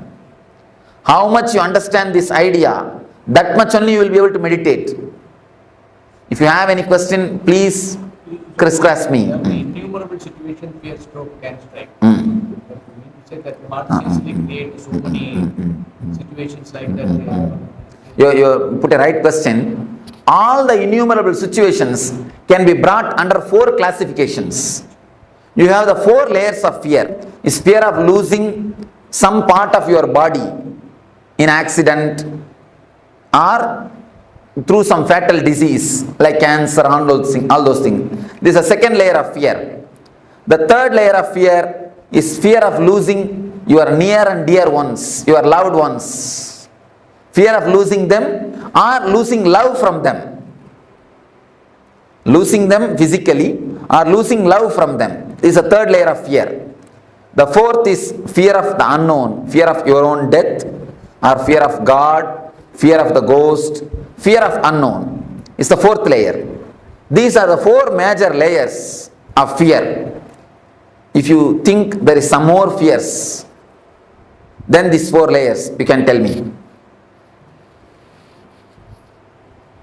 If we work just on these 4 layers, that is more than enough to reduce the quality and quantity of fear strokes. Any other layers, any other fears? Somebody asked me, in America, just like this I was telling, somebody asked me, Swamiji, I am afraid of marrying. Under what layer the fear of marriage comes? What is the layer under which the marriage comes? I told them, marriage comes under all the 4 layers. First thing is the fear of losing the status. A small story. Once in the forest, marriage between lion and lioness was happening. Because the marriage was lion's marriage, the whole forest gathered for celebration. Monkey is playing some instrument and fox is playing some instrument. Everybody is playing some instrument and celebrating. Big celebration is going on. Suddenly, a rat jumped in the stage. The center of the stage, it started dancing. The rat started dancing. One lion came and caught the rat and told, hey, it's a lion's marriage. What courage you will have to come and dance here? Fool, who are you to come and dance here? Go outside. Get out. Immediately the rat said, no. Before marriage, I was also lion only. So, first thing, losing the social status. The next thing, of course, don't mind if you are already married. The next thing, the fear of losing the body, some part of some body, or the fatal disease. I was just making fun. In all the 4 layers you can bring the marriage. Fear of unknown and fear of losing the love. All the 4 layers can happen due to marriage. Anyhow. Any other? Fear of expression. Fear of expression. Social status. You are afraid that you may fool, you are a fool. You may prove you are a fool. Afraid of being called as a fool. My brother-in-law passed away by accident. Eldest son. While I was sleeping, I know that somebody is coming because the bed is facing the door. So while I'm sleeping, I know somebody is coming. I moved myself. Then while I'm what is my brother-in-law? And he's already died. Why he can speak to me now? That makes me very fierce and started to shivering. I just run away from the room. Actually, till the 16th day, the hangover will be there. That is why we are expected to keep that place separate and expected to do that regular shraddha and all those rituals to give a send-off, peaceful send-off. Emotionally, when you relax, when you let go them, only then they can carry on their life. Emotionally, when you let go, only then they can let go. They will be able to let go the whole thing. I normally conduct yoga in the morning. Now takes that seems a lot of time. Not able to come out of it. Is it the right thing? No, it's a wrong thing. Anything done with a fear cannot be spirituality. That is why I always tell people, never take up Nitya Puja. You see, one day you must have felt so joyful, ecstatic when you did puja. Some one day you will feel so joyful just sitting in front of God and chanting some sloka. Because of that joy, you become greedy of it. Then you start possessing. You wanted to do the same thing every day, but the same feeling will not be there every day. The fear will start coming. Oh, if I drop one day, what will happen? Will God mistake me? Exactly. Be very clear, God is not waiting for your milk or fruit. He has got enough of work. First thing, and next thing, because you have the fear, first you must come out of it. Simply drop the puja. Don't bother about it. Simply drop it. Face the fear. And I assure you, nothing wrong will happen. Nothing wrong will happen. That's the first thing. Second thing, face the fear. Nothing wrong. Never do anything out of fear. I never prescribe Nitya Puja for anybody. I always tell the people. And one more thing, people who do Nitya Puja, after doing the Nitya Puja, they will never get into that room. You can see them. See, even ordinarily, you get into the puja room, you go there. But people who do Nitya Puja, after that morning puja, you can never see them again in that room. And even when they do puja, they will be just waiting when I can leave the room and go. When I can finish the room, finish the things and go. They will be just waiting to finish and go. I have always seen people who work in the garden, once they finish the work, they will never go and sit in the garden. They just want to get out of it. But people who are working somewhere else, the moment they finish the work, they want to come and sit in the garden. So it is just like that. Same way. If you take up Nitya Puja, it becomes a work, duty. Duty is a 4-letter word. When I say 4-letter word, I mean ugly word. Never, never, never take up any puja as a regular routine. Whenever you feel like, do it. See, puja has to be done out of love and gratitude. Many people ask me, even in the West, many people ask me, Swamiji, please give us a set of puja, Guru Puja. We want to do every day, do puja to you. Do the Guru Puja. I told them, no, never do that. If you want to hate me, start doing puja to me. Then naturally you will get hatred towards me. Then naturally you will never look at my photo after the puja time. I always tell them, look at my photo with love, never with respect. When you start creating respect, you stop connecting with the God. I always tell the people, when you start respecting, you stop connecting. Never do that. Never create any ritual around you. Never do any things which creates fear in you.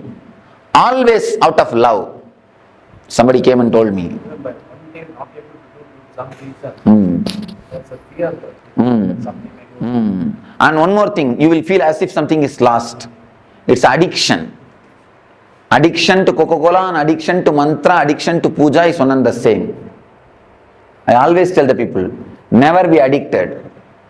You see, out of too much of love and gratitude, if you do the puja, it is totally different thing, but never out of ritual. And I tell you, when so much of gratitude and love flows, even your very walking will be a pradakshina. Your eating will be offering nevedya. Your thinking will be just a japa.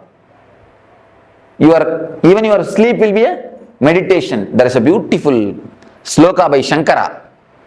Even my nidra is samadhi, meditation on you. Even my walking is a pradakshina for you. Even my words are archana for you. Even my eating is a nevedya for you. When you live with a love and gratitude, you live like a flower on the planet Earth. That is the status, that is the state in which real puja happens. Don't do it, that's all.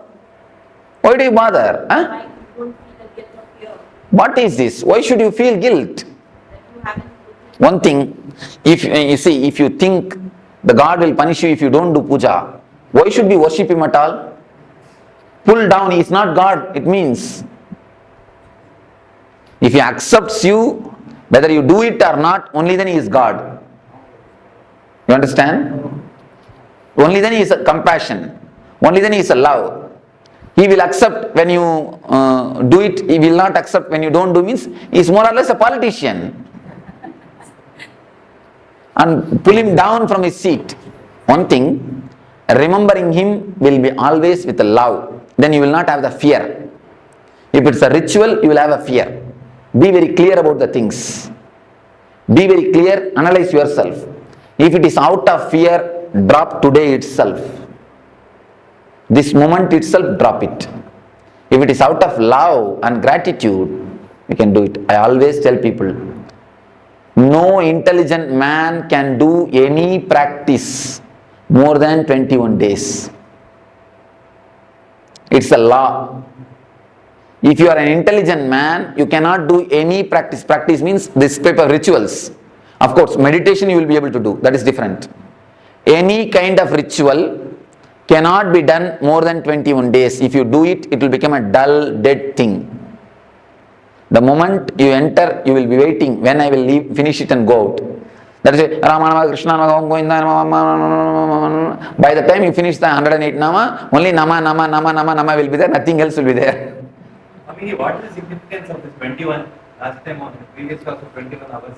21, every 21 minutes, your energy does one full circle. In every 21 hours, your energy moves through all these 7 emotions. The emotion of love, worry, fear, sex, and jealousy, ego, discontentment. These are the 7 emotions related to the 7 chakras. Your mind at least goes once and comes out throughout the 7 emotions in every 21 hours. That's one thing.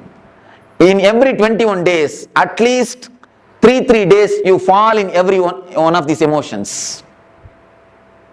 That is why the 21 is a very significant number. In every 21 minutes, at least one thought related to these emotions come in your mind. If you can test it.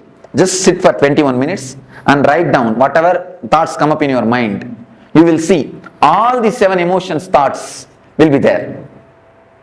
Every 21 minutes, all thoughts, the thoughts which is related to all the 7 emotions will appear at least once in your mind. Same way, you will have the fall into that emotion at least once in 21 hours. And in 21 days, you will have a deep feeling of that emotion. The peak of that emotion will be realized in your body at least once in these 21 days. Thought, feeling and the peak, intellectual, emotional and being level. In all the three level, you will enjoy or you will experience these 7 emotions at least once. In intellectual level, 21 minutes. In emotional level, 21 hours. In being level, 21 days. That's why the 21.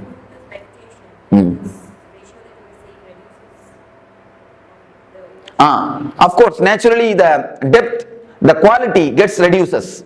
Then quantity also gets reduced. That is why all meditation techniques are designed for 21 minutes.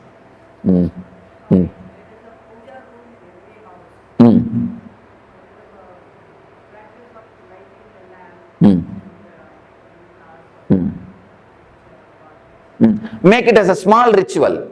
When you feel emotional, that day you sit and do it casually, relaxed, wait 2-3 hours. When you don't feel, do it as a 2-3 minutes ritual and finish it and go. Over. Or take turns. Tell somebody else, if you are feeling, today let them go and do, that's all. Even that is to satisfy the mind. Even that is also to satisfy the mind only. If you ask me honestly, I will tell you drop even that. Don't bother about it even. Don't even bother about that. Is it only for partners or even for the future? Generally our life. You see, when you imagine about the future, you alter your life. When you imagine about partner, you alter her life. If it alters your life, it is welcome. It's a vision. Only in that way you grow. If it alters somebody else's life, it's an imagination. Don't do that. Alter your life, okay, but never try to alter others' life. This is the difference. Bhavana, Kalpana. Bhavana means vision, visualizing. Kalpana means imagination. So do visualization, never imagination. So visualization, what I have seen with experiences, they have contradictory visualization. Okay. You see, whenever the vision is not same, work on the visualization, work on any one visualization.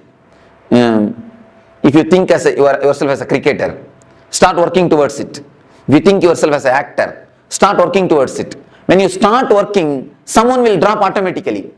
Then you will understand for which you need to give importance.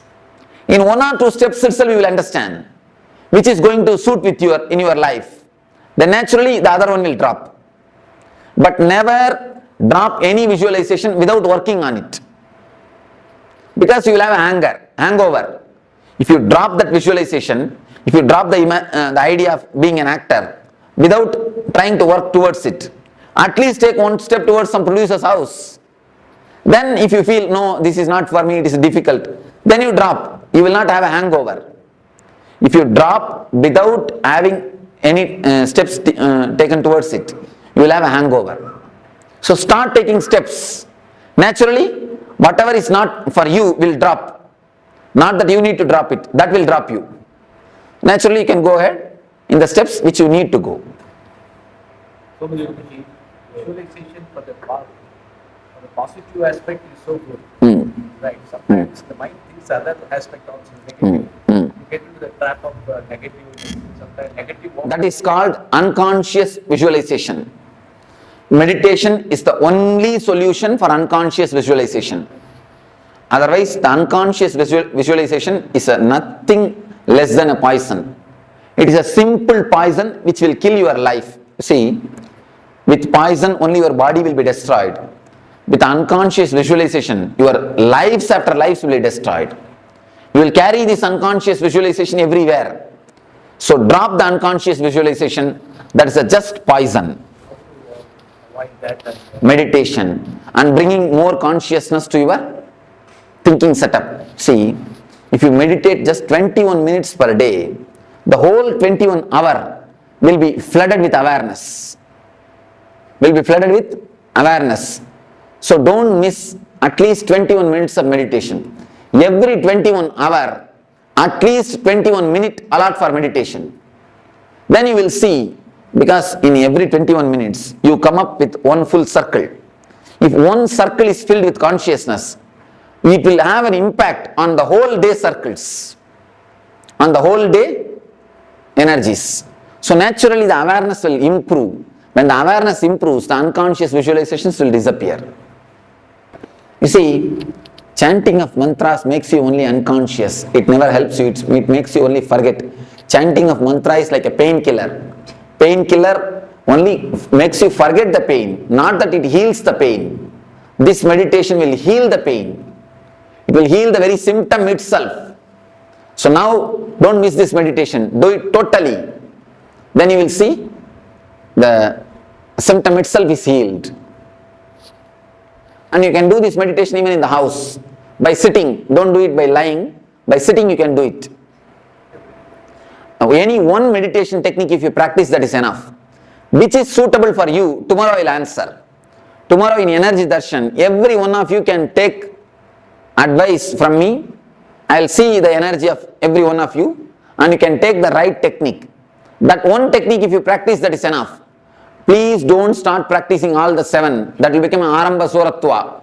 I have seen many people, in starting they start doing everything. Except cooking, they do everything.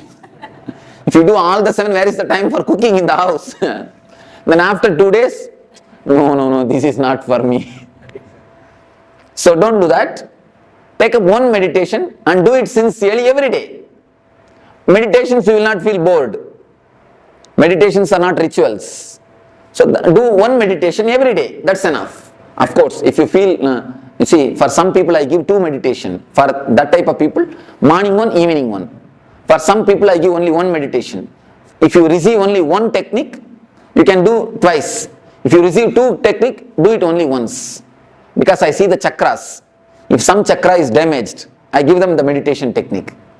If some chakra needs more help, I give them that technique. How do you know that chakras are open? The very feeling of lightness and the bliss, that itself is the symptom. Cleansing the chakra, only I ask us to meditate, but you are not just Just concentrate on the region. Don't meditate, don't imagine any flower or any chakra or anything. If you start imagining, you will start seeing visions. You will not have the experience. So I don't want you to see visions. I want you to experience the maturity, the emotions.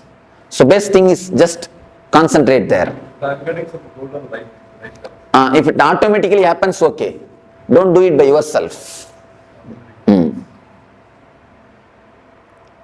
So we shall start the meditation. Please sit straight. Let me explain.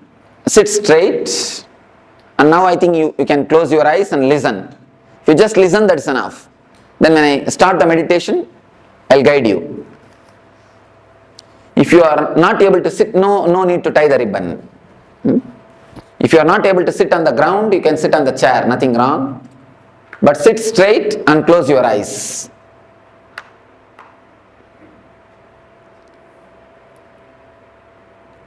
Close your eyes. As you are all aware, there are 4 layers of fears.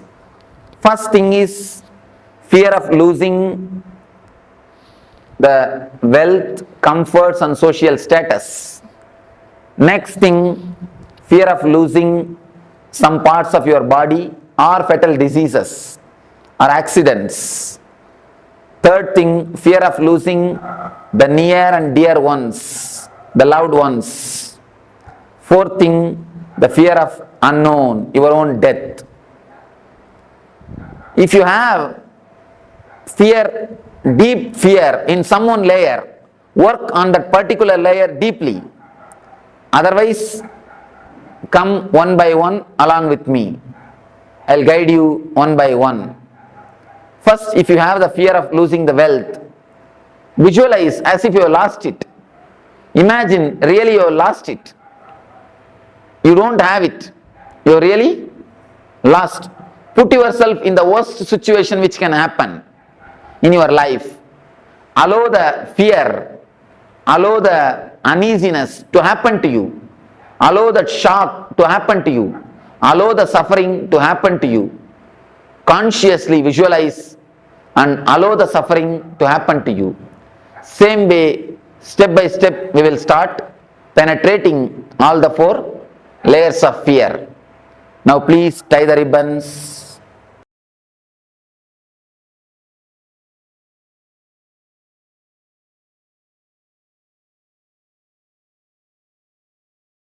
Understand, your system undergoes a hormonal change or chemical change which you are not able to bear. Once you know how to be centered, even when that happens, you can open the Swadhisthana. You can manage the situation. You will be centered even when the fear stroke happens to you. The quality and the quantity of the fear stroke will disappear. Many people, after doing this meditation, they come and tell me, Swamiji, the total fear stroke itself has disappeared in my life. Even if the same situation rises, I don't get the fear stroke. This will totally heal your Swadhisthana. When the fear stroke happens, you can see the Swadhisthana only will be shaken. That is why immediately you go for 1 or 2. Immediately your Swadhisthana is shaken. Love you can feel from Anagata. Depression you will worry, you will feel from navel, Manipuraga. Fear stroke you will feel from Swadhisthana. Sex you will feel in the Muladhara. Exactly you can feel the emotions in that space. Now we understood one thing. We should face the fears, layers of fears to face the fear stroke or to reduce the quantity and quality of the fear strokes. What are all the fears? Okay. Now let us classify all these fears under major 4 layers. If you find some more fear, then you can tell me. We will find where it can be placed. First thing, first layer, fear of losing your wealth, comforts, name and fame, social status. First layer of fear. Fear of losing the outer world things. No, outer world things. That is the first fear. Next, fear of losing your health or accident or losing some parts of your body. Fear of your own health. Third thing, fear of losing the near and dear ones or the love of the near and dear ones. Not only losing them and losing their love. This is the third layer. Fourth layer, fear of unknown. Fear of death, fear of darkness, fear of ghost, fear of black magic, fear of hell or the heaven. All these things are under fear of unknown. These are the 4 major fears. Is there any other fear which has to be which you have? We can classify it. Because you need to understand these 4 layers of fear. We are going to work on it. Any other fear? Physical? We heard, but I didn't have an experience. But when the rape and something happened, and that is the first thing. You see, if you bother about the name and fame, it comes under first category. If you bother about the personal pain, second category. what about fear of being afraid? Fear of being? Afraid. Yes. Fear of fear. That cannot be classified under anything because we have to work on it. Fear of fear is, you can say, fear of unknown. Fear of God. Fear of not having confidence. First layer. Fear of God. Fear of God is the fear of unknown. Unknown. Fear of heights. What does that come under? Fear of heights, fear of accidents. So let us work on the fear stroke. Any other fears except this 4 layer? Okay. Let me give you the basic 4 instruction about this meditation. First thing, this meditation is not like other three meditations you practiced. It's not like I'll give instruction, you will do. It's like a guiding. When I guide, you need to do. In other things, I know what you are supposed to do. I tell you, you do that same thing. But here, I can only guide you. I can only show you the path. You need to imagine, you need to visualize and do. It's like if you have the fear of losing the name and fame, visualize you have lost it. When you visualize, really feel that you have lost it, your whole body will feel the fear or the pain, suffering. You will feel as if you want to jump out of your skin or you want to run away from this hall. You don't want to visualize anymore. Your mind will tell, no. When it comes, let us face, let us not do now itself all these things. Your mind will try its best to do all these problems. Don't listen to your mind. When I guide you, you need to visualize or imagine deeply. You need to practice this meditation technique deeply. I can only guide you. You need to practice. This is the first thing. Second thing, don't think what imagination can help me. I know everything. Why should I imagine? Don't think. If you imagine, only then you will understand what all the things are locking you. Where all you are caught. You may think, I know what are all my fears. What is there in imagining? What is there in visualizing? What it is going to do? I know how to come out. I will do. If you think in that way, it's only an intellectual knowledge. Intellectual knowledge, the value of intellectual knowledge, it's like a 0, 0, 0, 0, 0, 10, 0. Spiritual experience is 1. If you don't add that 1, what's the value? 10, 0 is equal to 1, 0 only. So if you add the 1, only then the zeros get value. So have the experience, only then your intellectual knowledge will get value. So don't think what imagination can do for you. Imagine deeply, visualize totally. Then you will understand how much it can help you. Because by visualizing, the Manipura totally gets cleared, actually it gets unwinded. Now it is like a twisted towel. For example, a bed towel, if you twist how it is, your Swadhisthana is just like that. That is why you are holding it, you are tight in that region. If you visualize and do this meditation, it will slowly get relaxed. It is just totally relaxed. It will totally heal the Swadhisthana. So, visualize totally. Second thing. Third thing, don't have the fear, will I die once for all? Don't have the fear, you will come back. Fourth thing, there are 4 layers I will be explaining, I will be guiding you. All will not have fear of all 4 layers. You will have other 2-3 layers only little bit. Some 1 layer you will have a deep fear.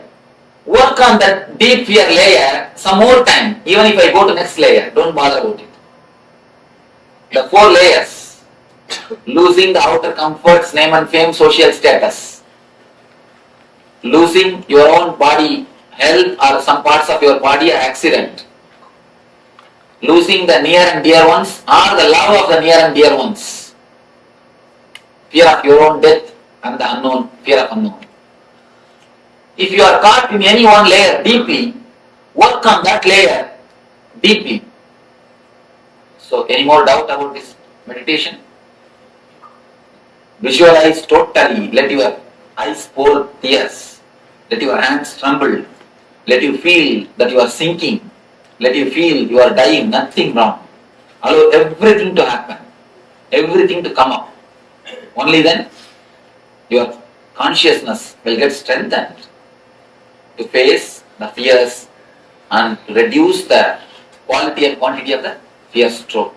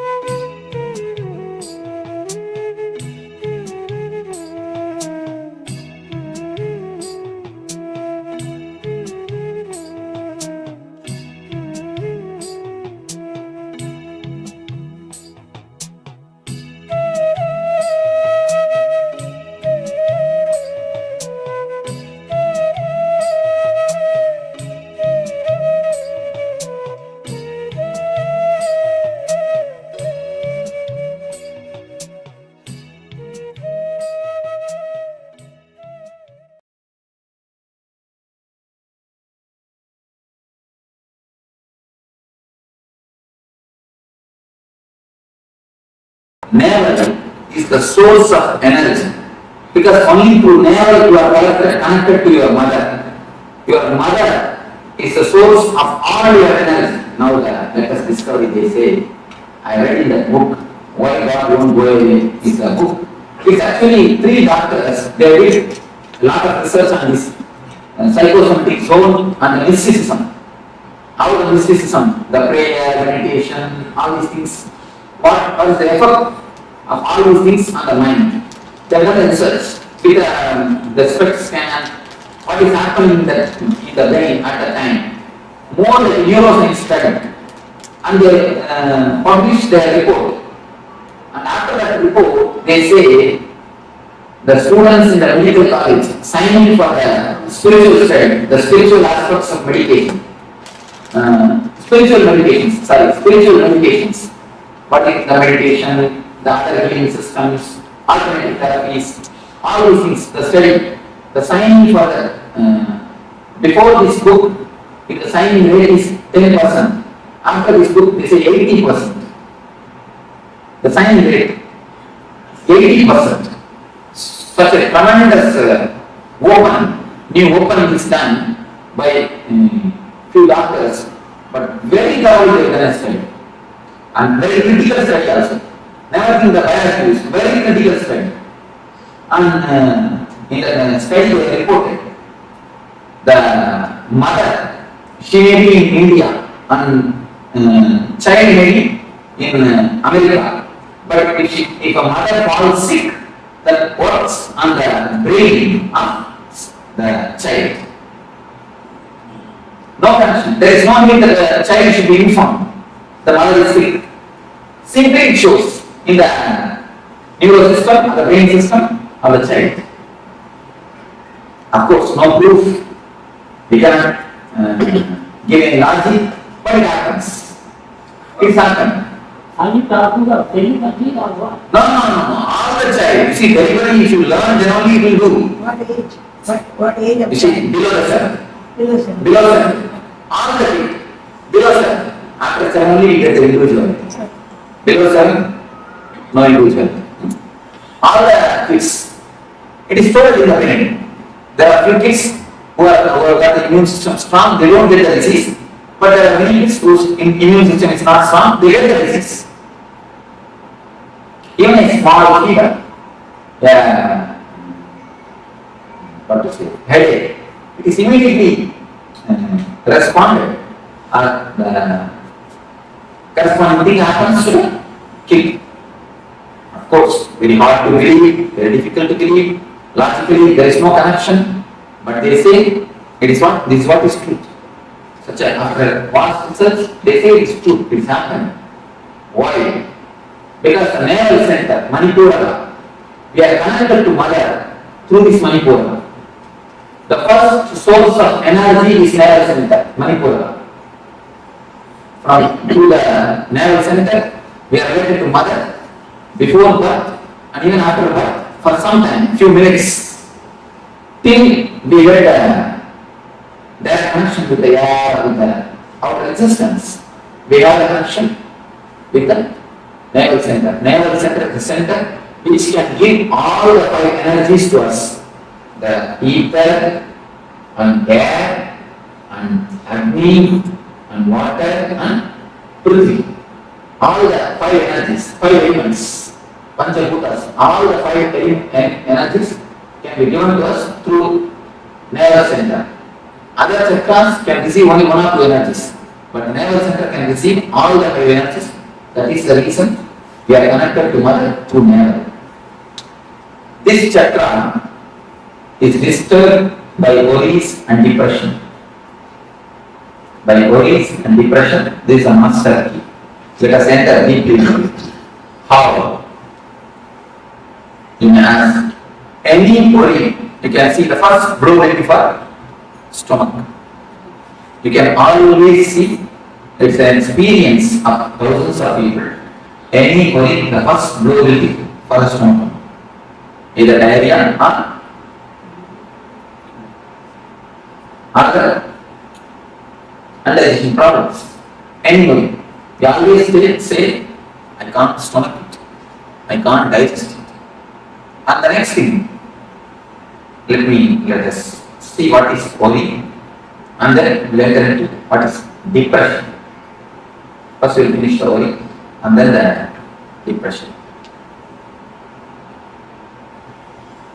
About worry, I think about worry, I always saw more than people give beautiful explanations about worry, because it's an experiential expression.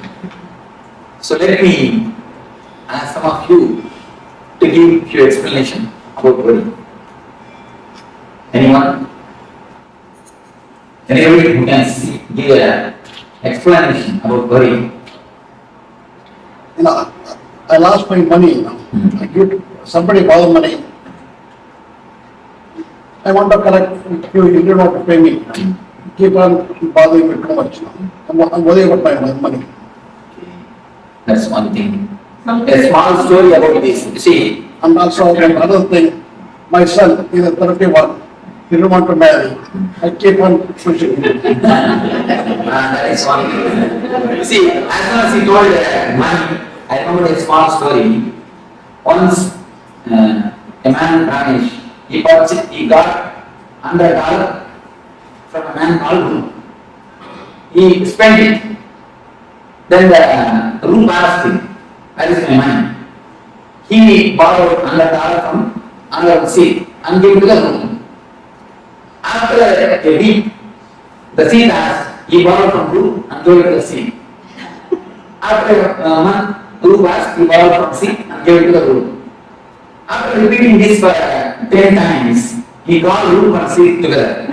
Why don't you give me the money after every month by yourself? Keep me out of the scene. So this is one reason. Something that you keep on thinking about. That's something. And then? The thing don't go away the way you expected. And then, anyone? Some more? Some more worries? Fear. Fear inside you to prepare for the future. Insecurity. Worry about your patient's health. Each one is telling out their worries. You see, whatever he said is only the reason for worries. Now, what he said is the reason for worry. What you said is the cause for worry. Only is the reason and causes. What is worry itself, exactly giving the definition. Just give me a clear definition. Any philosopher? State of disturbed mind. Okay. Fear of the future which is not there. Okay. Or you process it differently what's happening outside. You are the philosopher. Processing little different way what is happening outside. A nice thing, nice way of putting things. Then, because 99% of the worries never become true. Whatever 1% happens, true is always good. It's always good. So, The way how you react to things and the attitude that you have towards anything that you we can react. Anxiety about something that hasn't happened. Married? Then you may know you do it. If you are not married, then difficult. Don't try. No, I am telling you, don't try to answer worry. I am not telling you. Don't worry. Anyhow, any other philosophical explanation? Apprehension of unknown. Yes. So that's one portion. Apprehension of unknown. And here is a good answer. The processing in a wrong way. What is happening outside? It's a disturbance of your mind. Whether it is real or unreal, it's a disturbance of your mind. When thinking. Yes, but if you are trying, ma'am, don't worry, ma'am. If you don't try it, no, she has tried something. You are going to give some answer? No, you are. No. Don't worry. So all the answers. Wasted thought energy towards something you have no control. Your faster mind. You see, in our system, our mind is simple mechanism. Be very clear. Our mind is simple mechanism. Never think mind has got its own intelligence. No. Mind is a simple mechanism. Intelligence is totally different. Mind as such is simple mechanism. If you are habituated to take a coffee, to have a cup of coffee in the early morning, 7 o'clock, every day 7 o'clock, you don't have to look at the watch, you will have a feeling that you want coffee. When you have a feeling, then you can see it's 7 o'clock already. Just like that, the mind is habituated, just as the body is habituated for coffee or some routine. Mind gets habituated to have a low energy or to have a shrinking feeling in some times and some situations. Whenever the time comes again, whenever the situation comes again, the situation may not be as deep as it has happened in the first time. It may not be exactly the same as it has happened previously. It may be just reminder of the last situation, but you will see the same low energy, the same irritation will happen to you.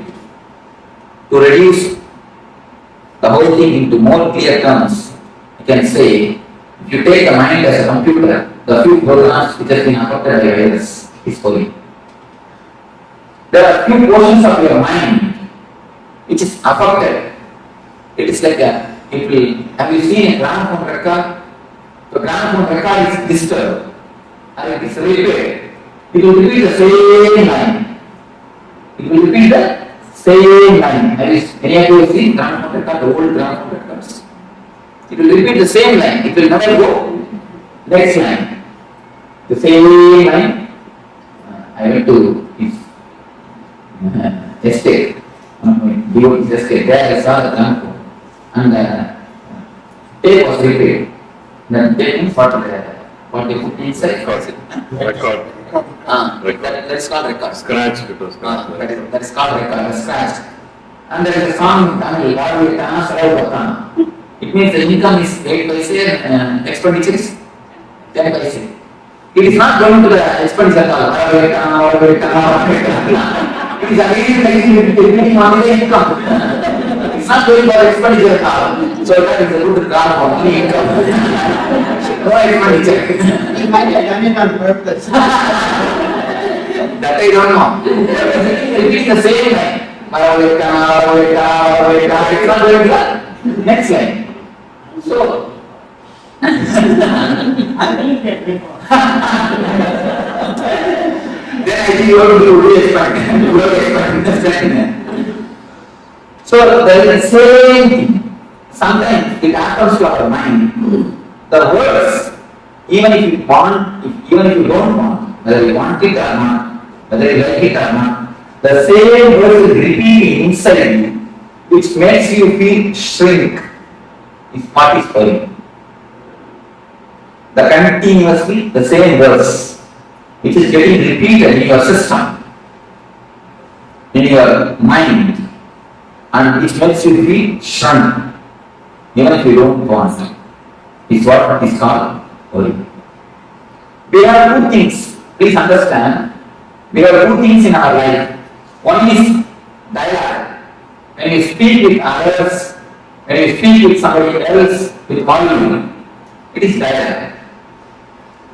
Next thing, when you speak to yourself, it is called monologue. The first thing, all of you are aware. The next thing, only you need to observe, you will understand. You will be sitting on the bank of a river, or on the seashore, or under a tree, or in the swing in your garden. You may be sitting, but your mind will be, tomorrow morning I will go to office and tomorrow evening I will come back and tell the man to wash my car and I will take my Inner dialogue. the inner dialogue. What is that's called the inner dialogue? It's called monologue. Monologue. You see, the speaking to yourself. which you can call as thinking or mind. Any terms you can give, but mind, the word thinking and word mind makes it so big. I don't want to use that word. I am using the word monologue, inner chanting. If it happens with volume, it is speaking. If it happens without volume, it is thinking. That's all, nothing else. Don't make thinking as a complicated thing. We always think mind cannot be controlled. We come to a conclusion. Without trying, mind as such cannot be controlled. We have a very wrong, major understanding in our life. Mind cannot be controlled. Why you know? You try to fight with the mind when the mind is a whole. You take the mind as all the thoughts. If you think of the mind is something like all the thoughts together. But actually mind is not all the thoughts together. Mind is individual thoughts. But you make all the thoughts together and then you name that bunch of thoughts as a mind. Then you can never leave. See, if you put all the sticks together, you can never break. If you have a individual sticks, you can always break. What you do, you put all your thoughts together and label that as a mind, and then you feel you will decide that mind cannot be controlled. And then you never try. Once you come to conclusion, how will you try? Once you start believing, how will you try? Never. But mind is not everything put together. It is an individual small sticks. It is individual thoughts. As long as you deal with thoughts, you can simply transform. When you start dealing it as a mind, you can never change it. The problem is how you are looking. See, first understanding you need to understand this. Mind can be transformed. Mind can be controlled. How? You can ask. When you can control your words with volume, you see, with volume, whatever you speak, you control it. Am I right? Am I right? You are controlling it. When you can control with volume, can't you control without volume? You can vary. Only think a little bit of awareness, nothing else. Just see the logic. With volume, when you can control. Without volume, can't you control? You can vary. First thing, we have not tried. Next thing, you have tried from the wrong corner, from the wrong side.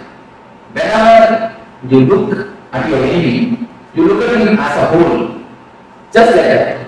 Whenever you look at your mind, you look at it as a whole. He is not whole.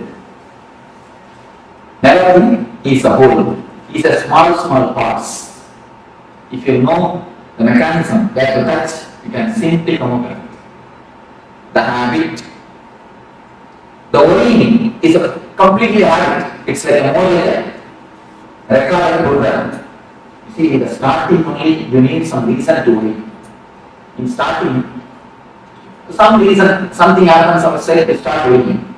After some time, you become such great masters of the art of worrying. You master the art of worrying. After some time, you don't need any reason after reason for worrying. You find some reason.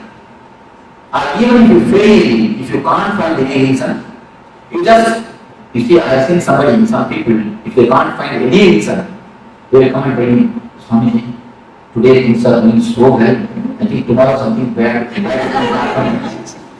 Tomorrow something very big is going to happen. We go next step. Tomorrow something big is going to happen. If you can't find even that reason also, even without any reason, you know how to worry. Because the way becomes habit.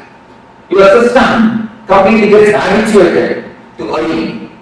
See, the word habit is a beautiful word. You should understand that word. You should understand that word, worry, the habit. If you drop H, your bit will be there.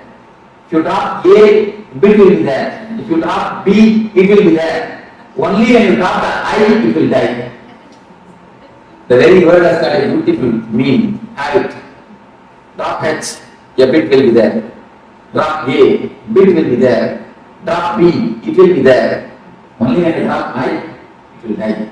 The meaning can be understood by the word itself. A beautiful word. Worry becomes just an habit in your system. Worry has become part or a portion in your system. The feeling which makes you shrink and which gets continuously repeated by itself, whether you want it or not, whether you accept it or not, is what is called worry. Next, let us see what is depression. The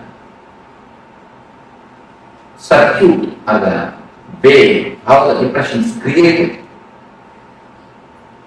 See, any, according to the people of the biology, the body of the animal and body of the man is one and the same, almost one and the same.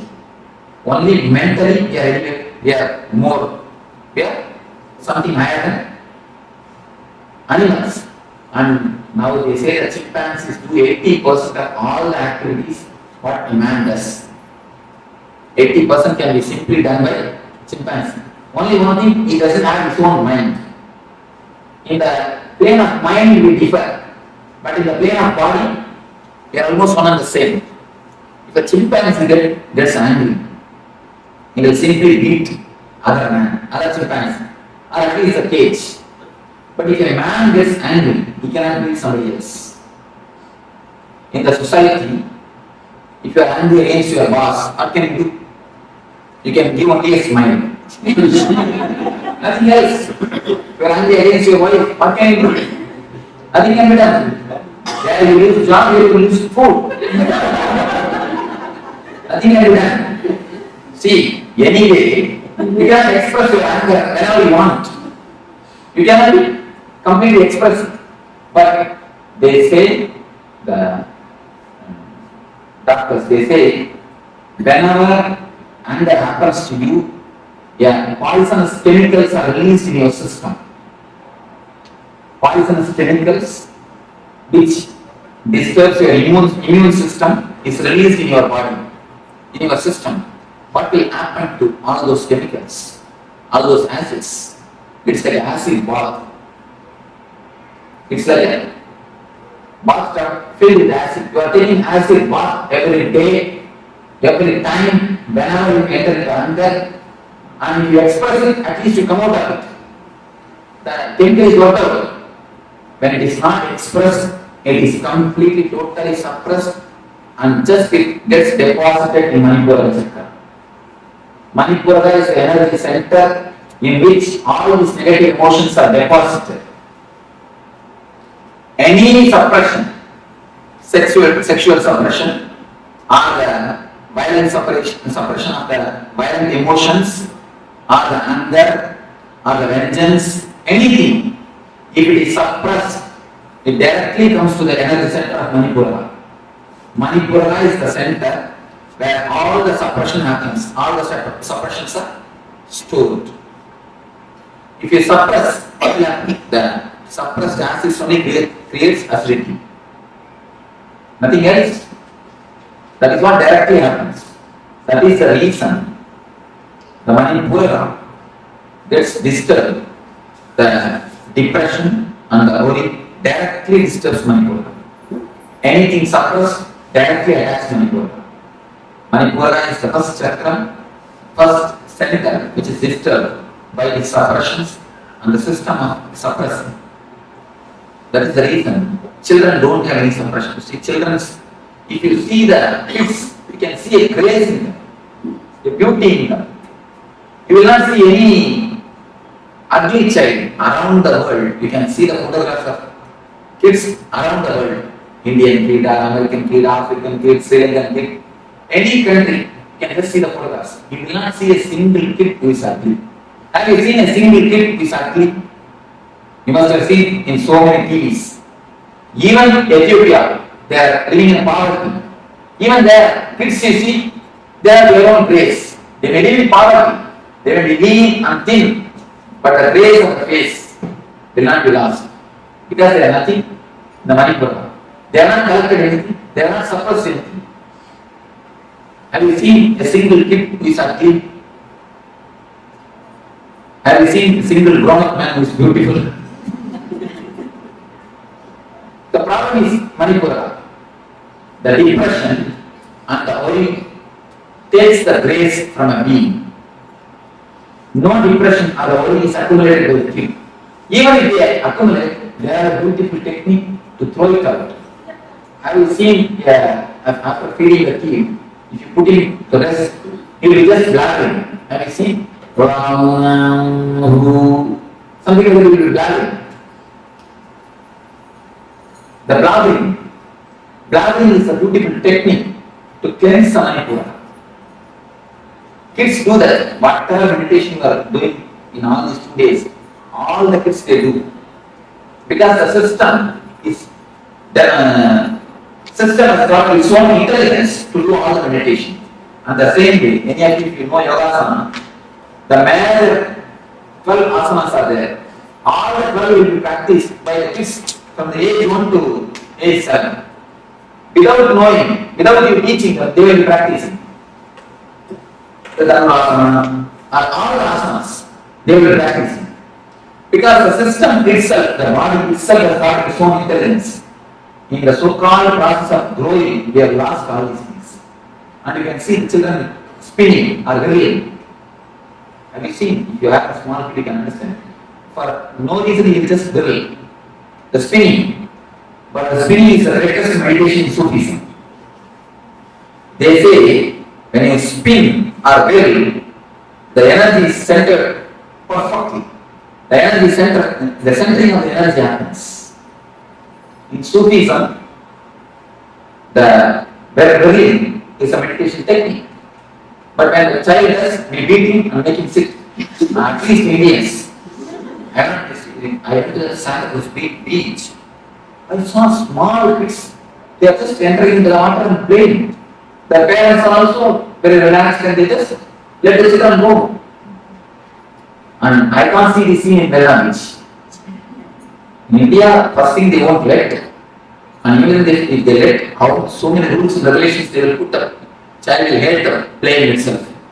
Will drop the idea of play. Of course, anyhow. Whatever the kid does, we don't encourage, we don't allow it. The so-called process, the process of growing, we lose everything. Blocking is a beautiful technique. You may ask how? How can it be a technique? See, whatever you say as a mind is nothing but the languages which you know. You can tell me what are the languages you know? English and Tamil, that's all. Not even 2-3 words in other languages. Bhagavan, Kuchundi. No. 2-3 words in Telugu. Huh? No, Malayalam. I can understand. I can understand. I see, if you know even a few words, add in the list. Okay.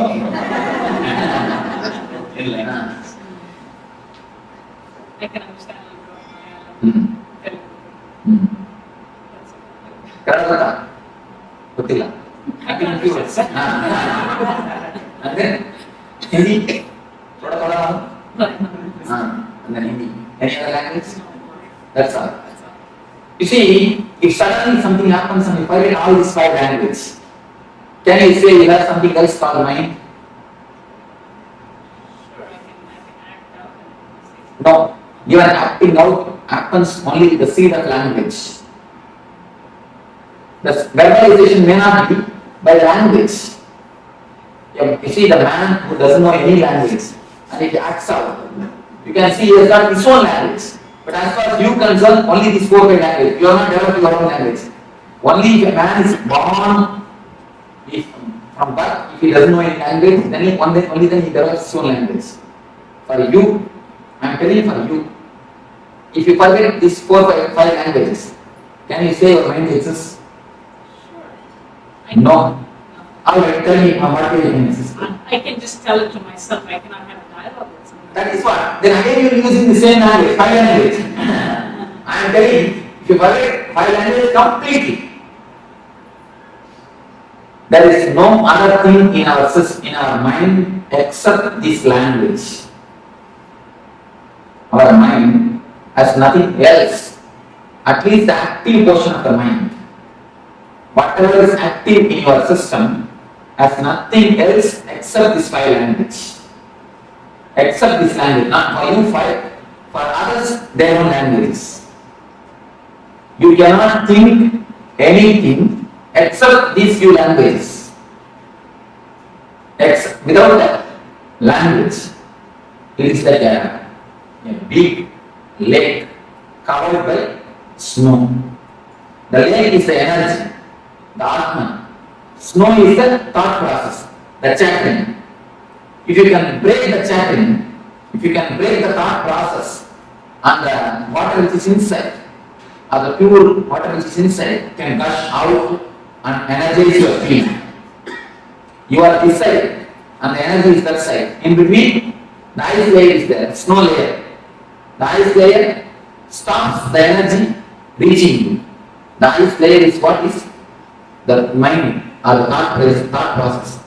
If you can break the thought process, if you can break the mind process, you can see the energy gushing towards you. The Manipura also, Manipura is the energy. The suppressions or the depressions, the suppressed emotions form a layer in your system, in the Manipura chakra. By some process, if you can break the thinking system, if you can break the thought process, the energy just gushes out and washes away all the depressions and suppressions from your system. If you feel that anything else can exist without words, you can tell me. Anybody else? Do you understand what I mean? Difficult, little difficult, because the whole mind is reduced to just languages. It's something new. Because it's new, we are, almost a basic loss. Because mind means we are thinking as a big thing. Mind is something very big thing for us. But simply the base is removed. Now I will say mind is nothing but a few languages which you know. So we are really at the loss.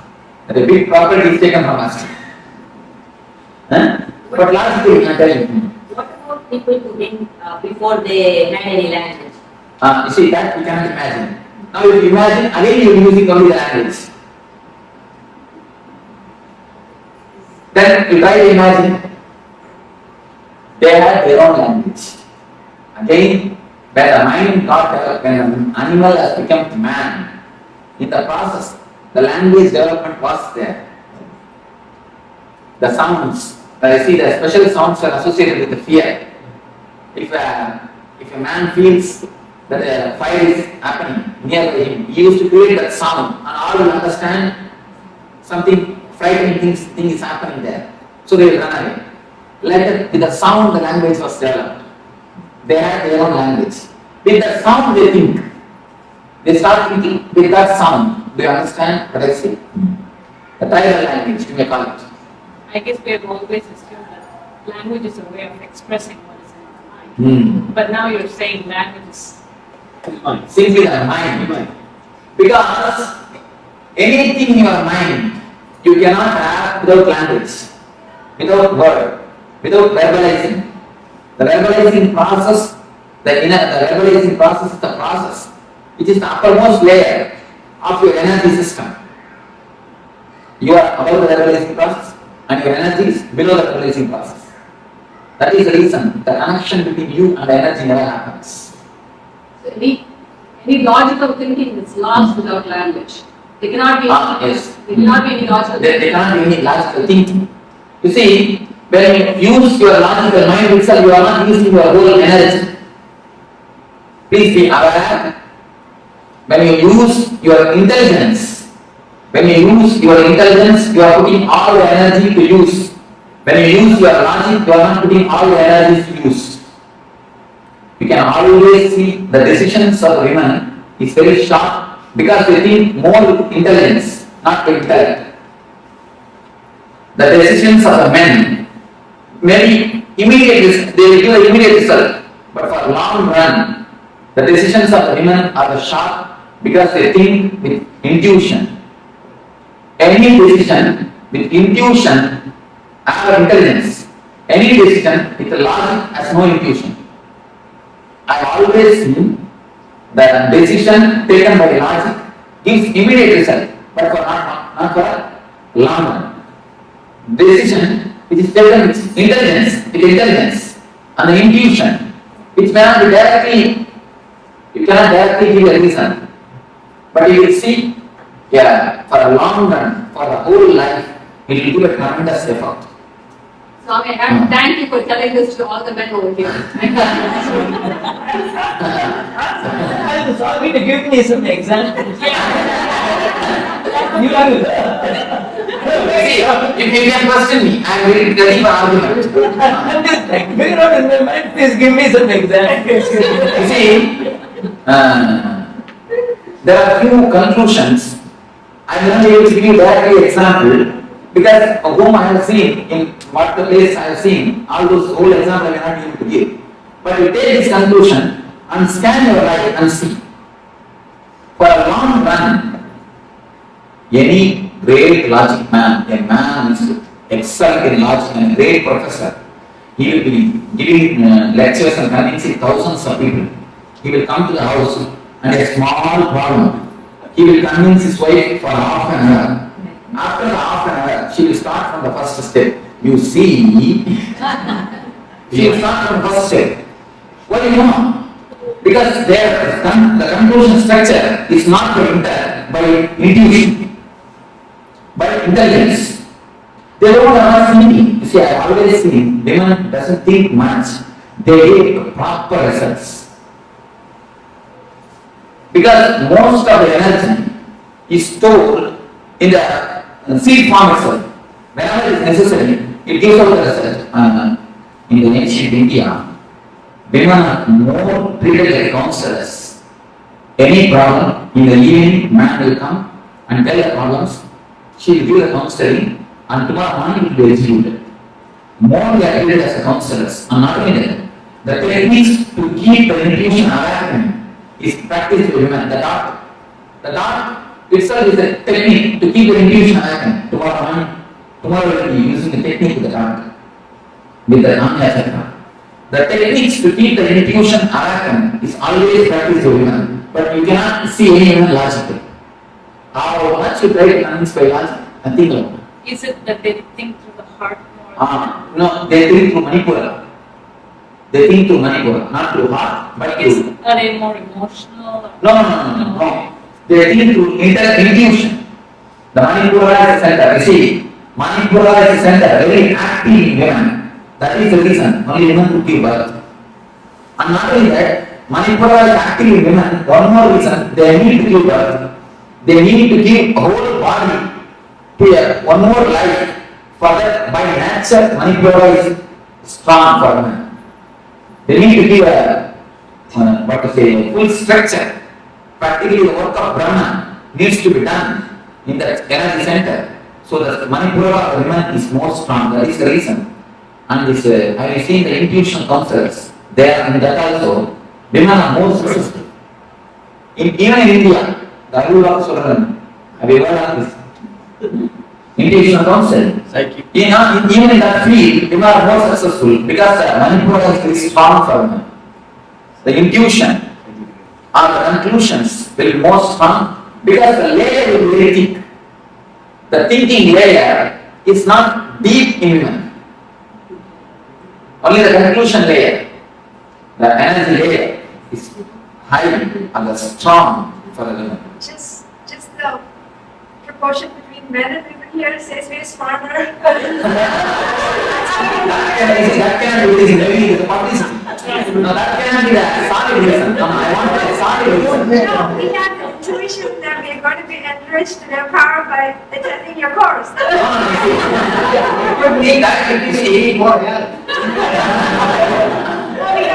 See, in that case, we see logic can play both things. That is not right. I wanted to give you some solid proof, some solid example. See, I will give you the discourse. By the time I remember, I'll give you the solid examples. It's happened in my. And even if you give one example, that will not be enough. This is the concept. If you scan your life, you will understand. This is the idea. If you just go through your thing, you will understand. Whenever everyone decides it's for long run, it's always good for a long run. Because she doesn't have much of energy wasted in aggressive immediate. No, not only that. The aggressive joys. You see, any joy which comes to you by aggressiveness, but outgoing things. She doesn't have our system itself, the joy of passiveness. The very system is more passive. Energy is wasted only in aggressiveness. Okay, The very system is a passive. women being nurturing, because they nurture, they have to use a lot more common sense and intuition rather than logic. That's something. Why it happens, how it happens,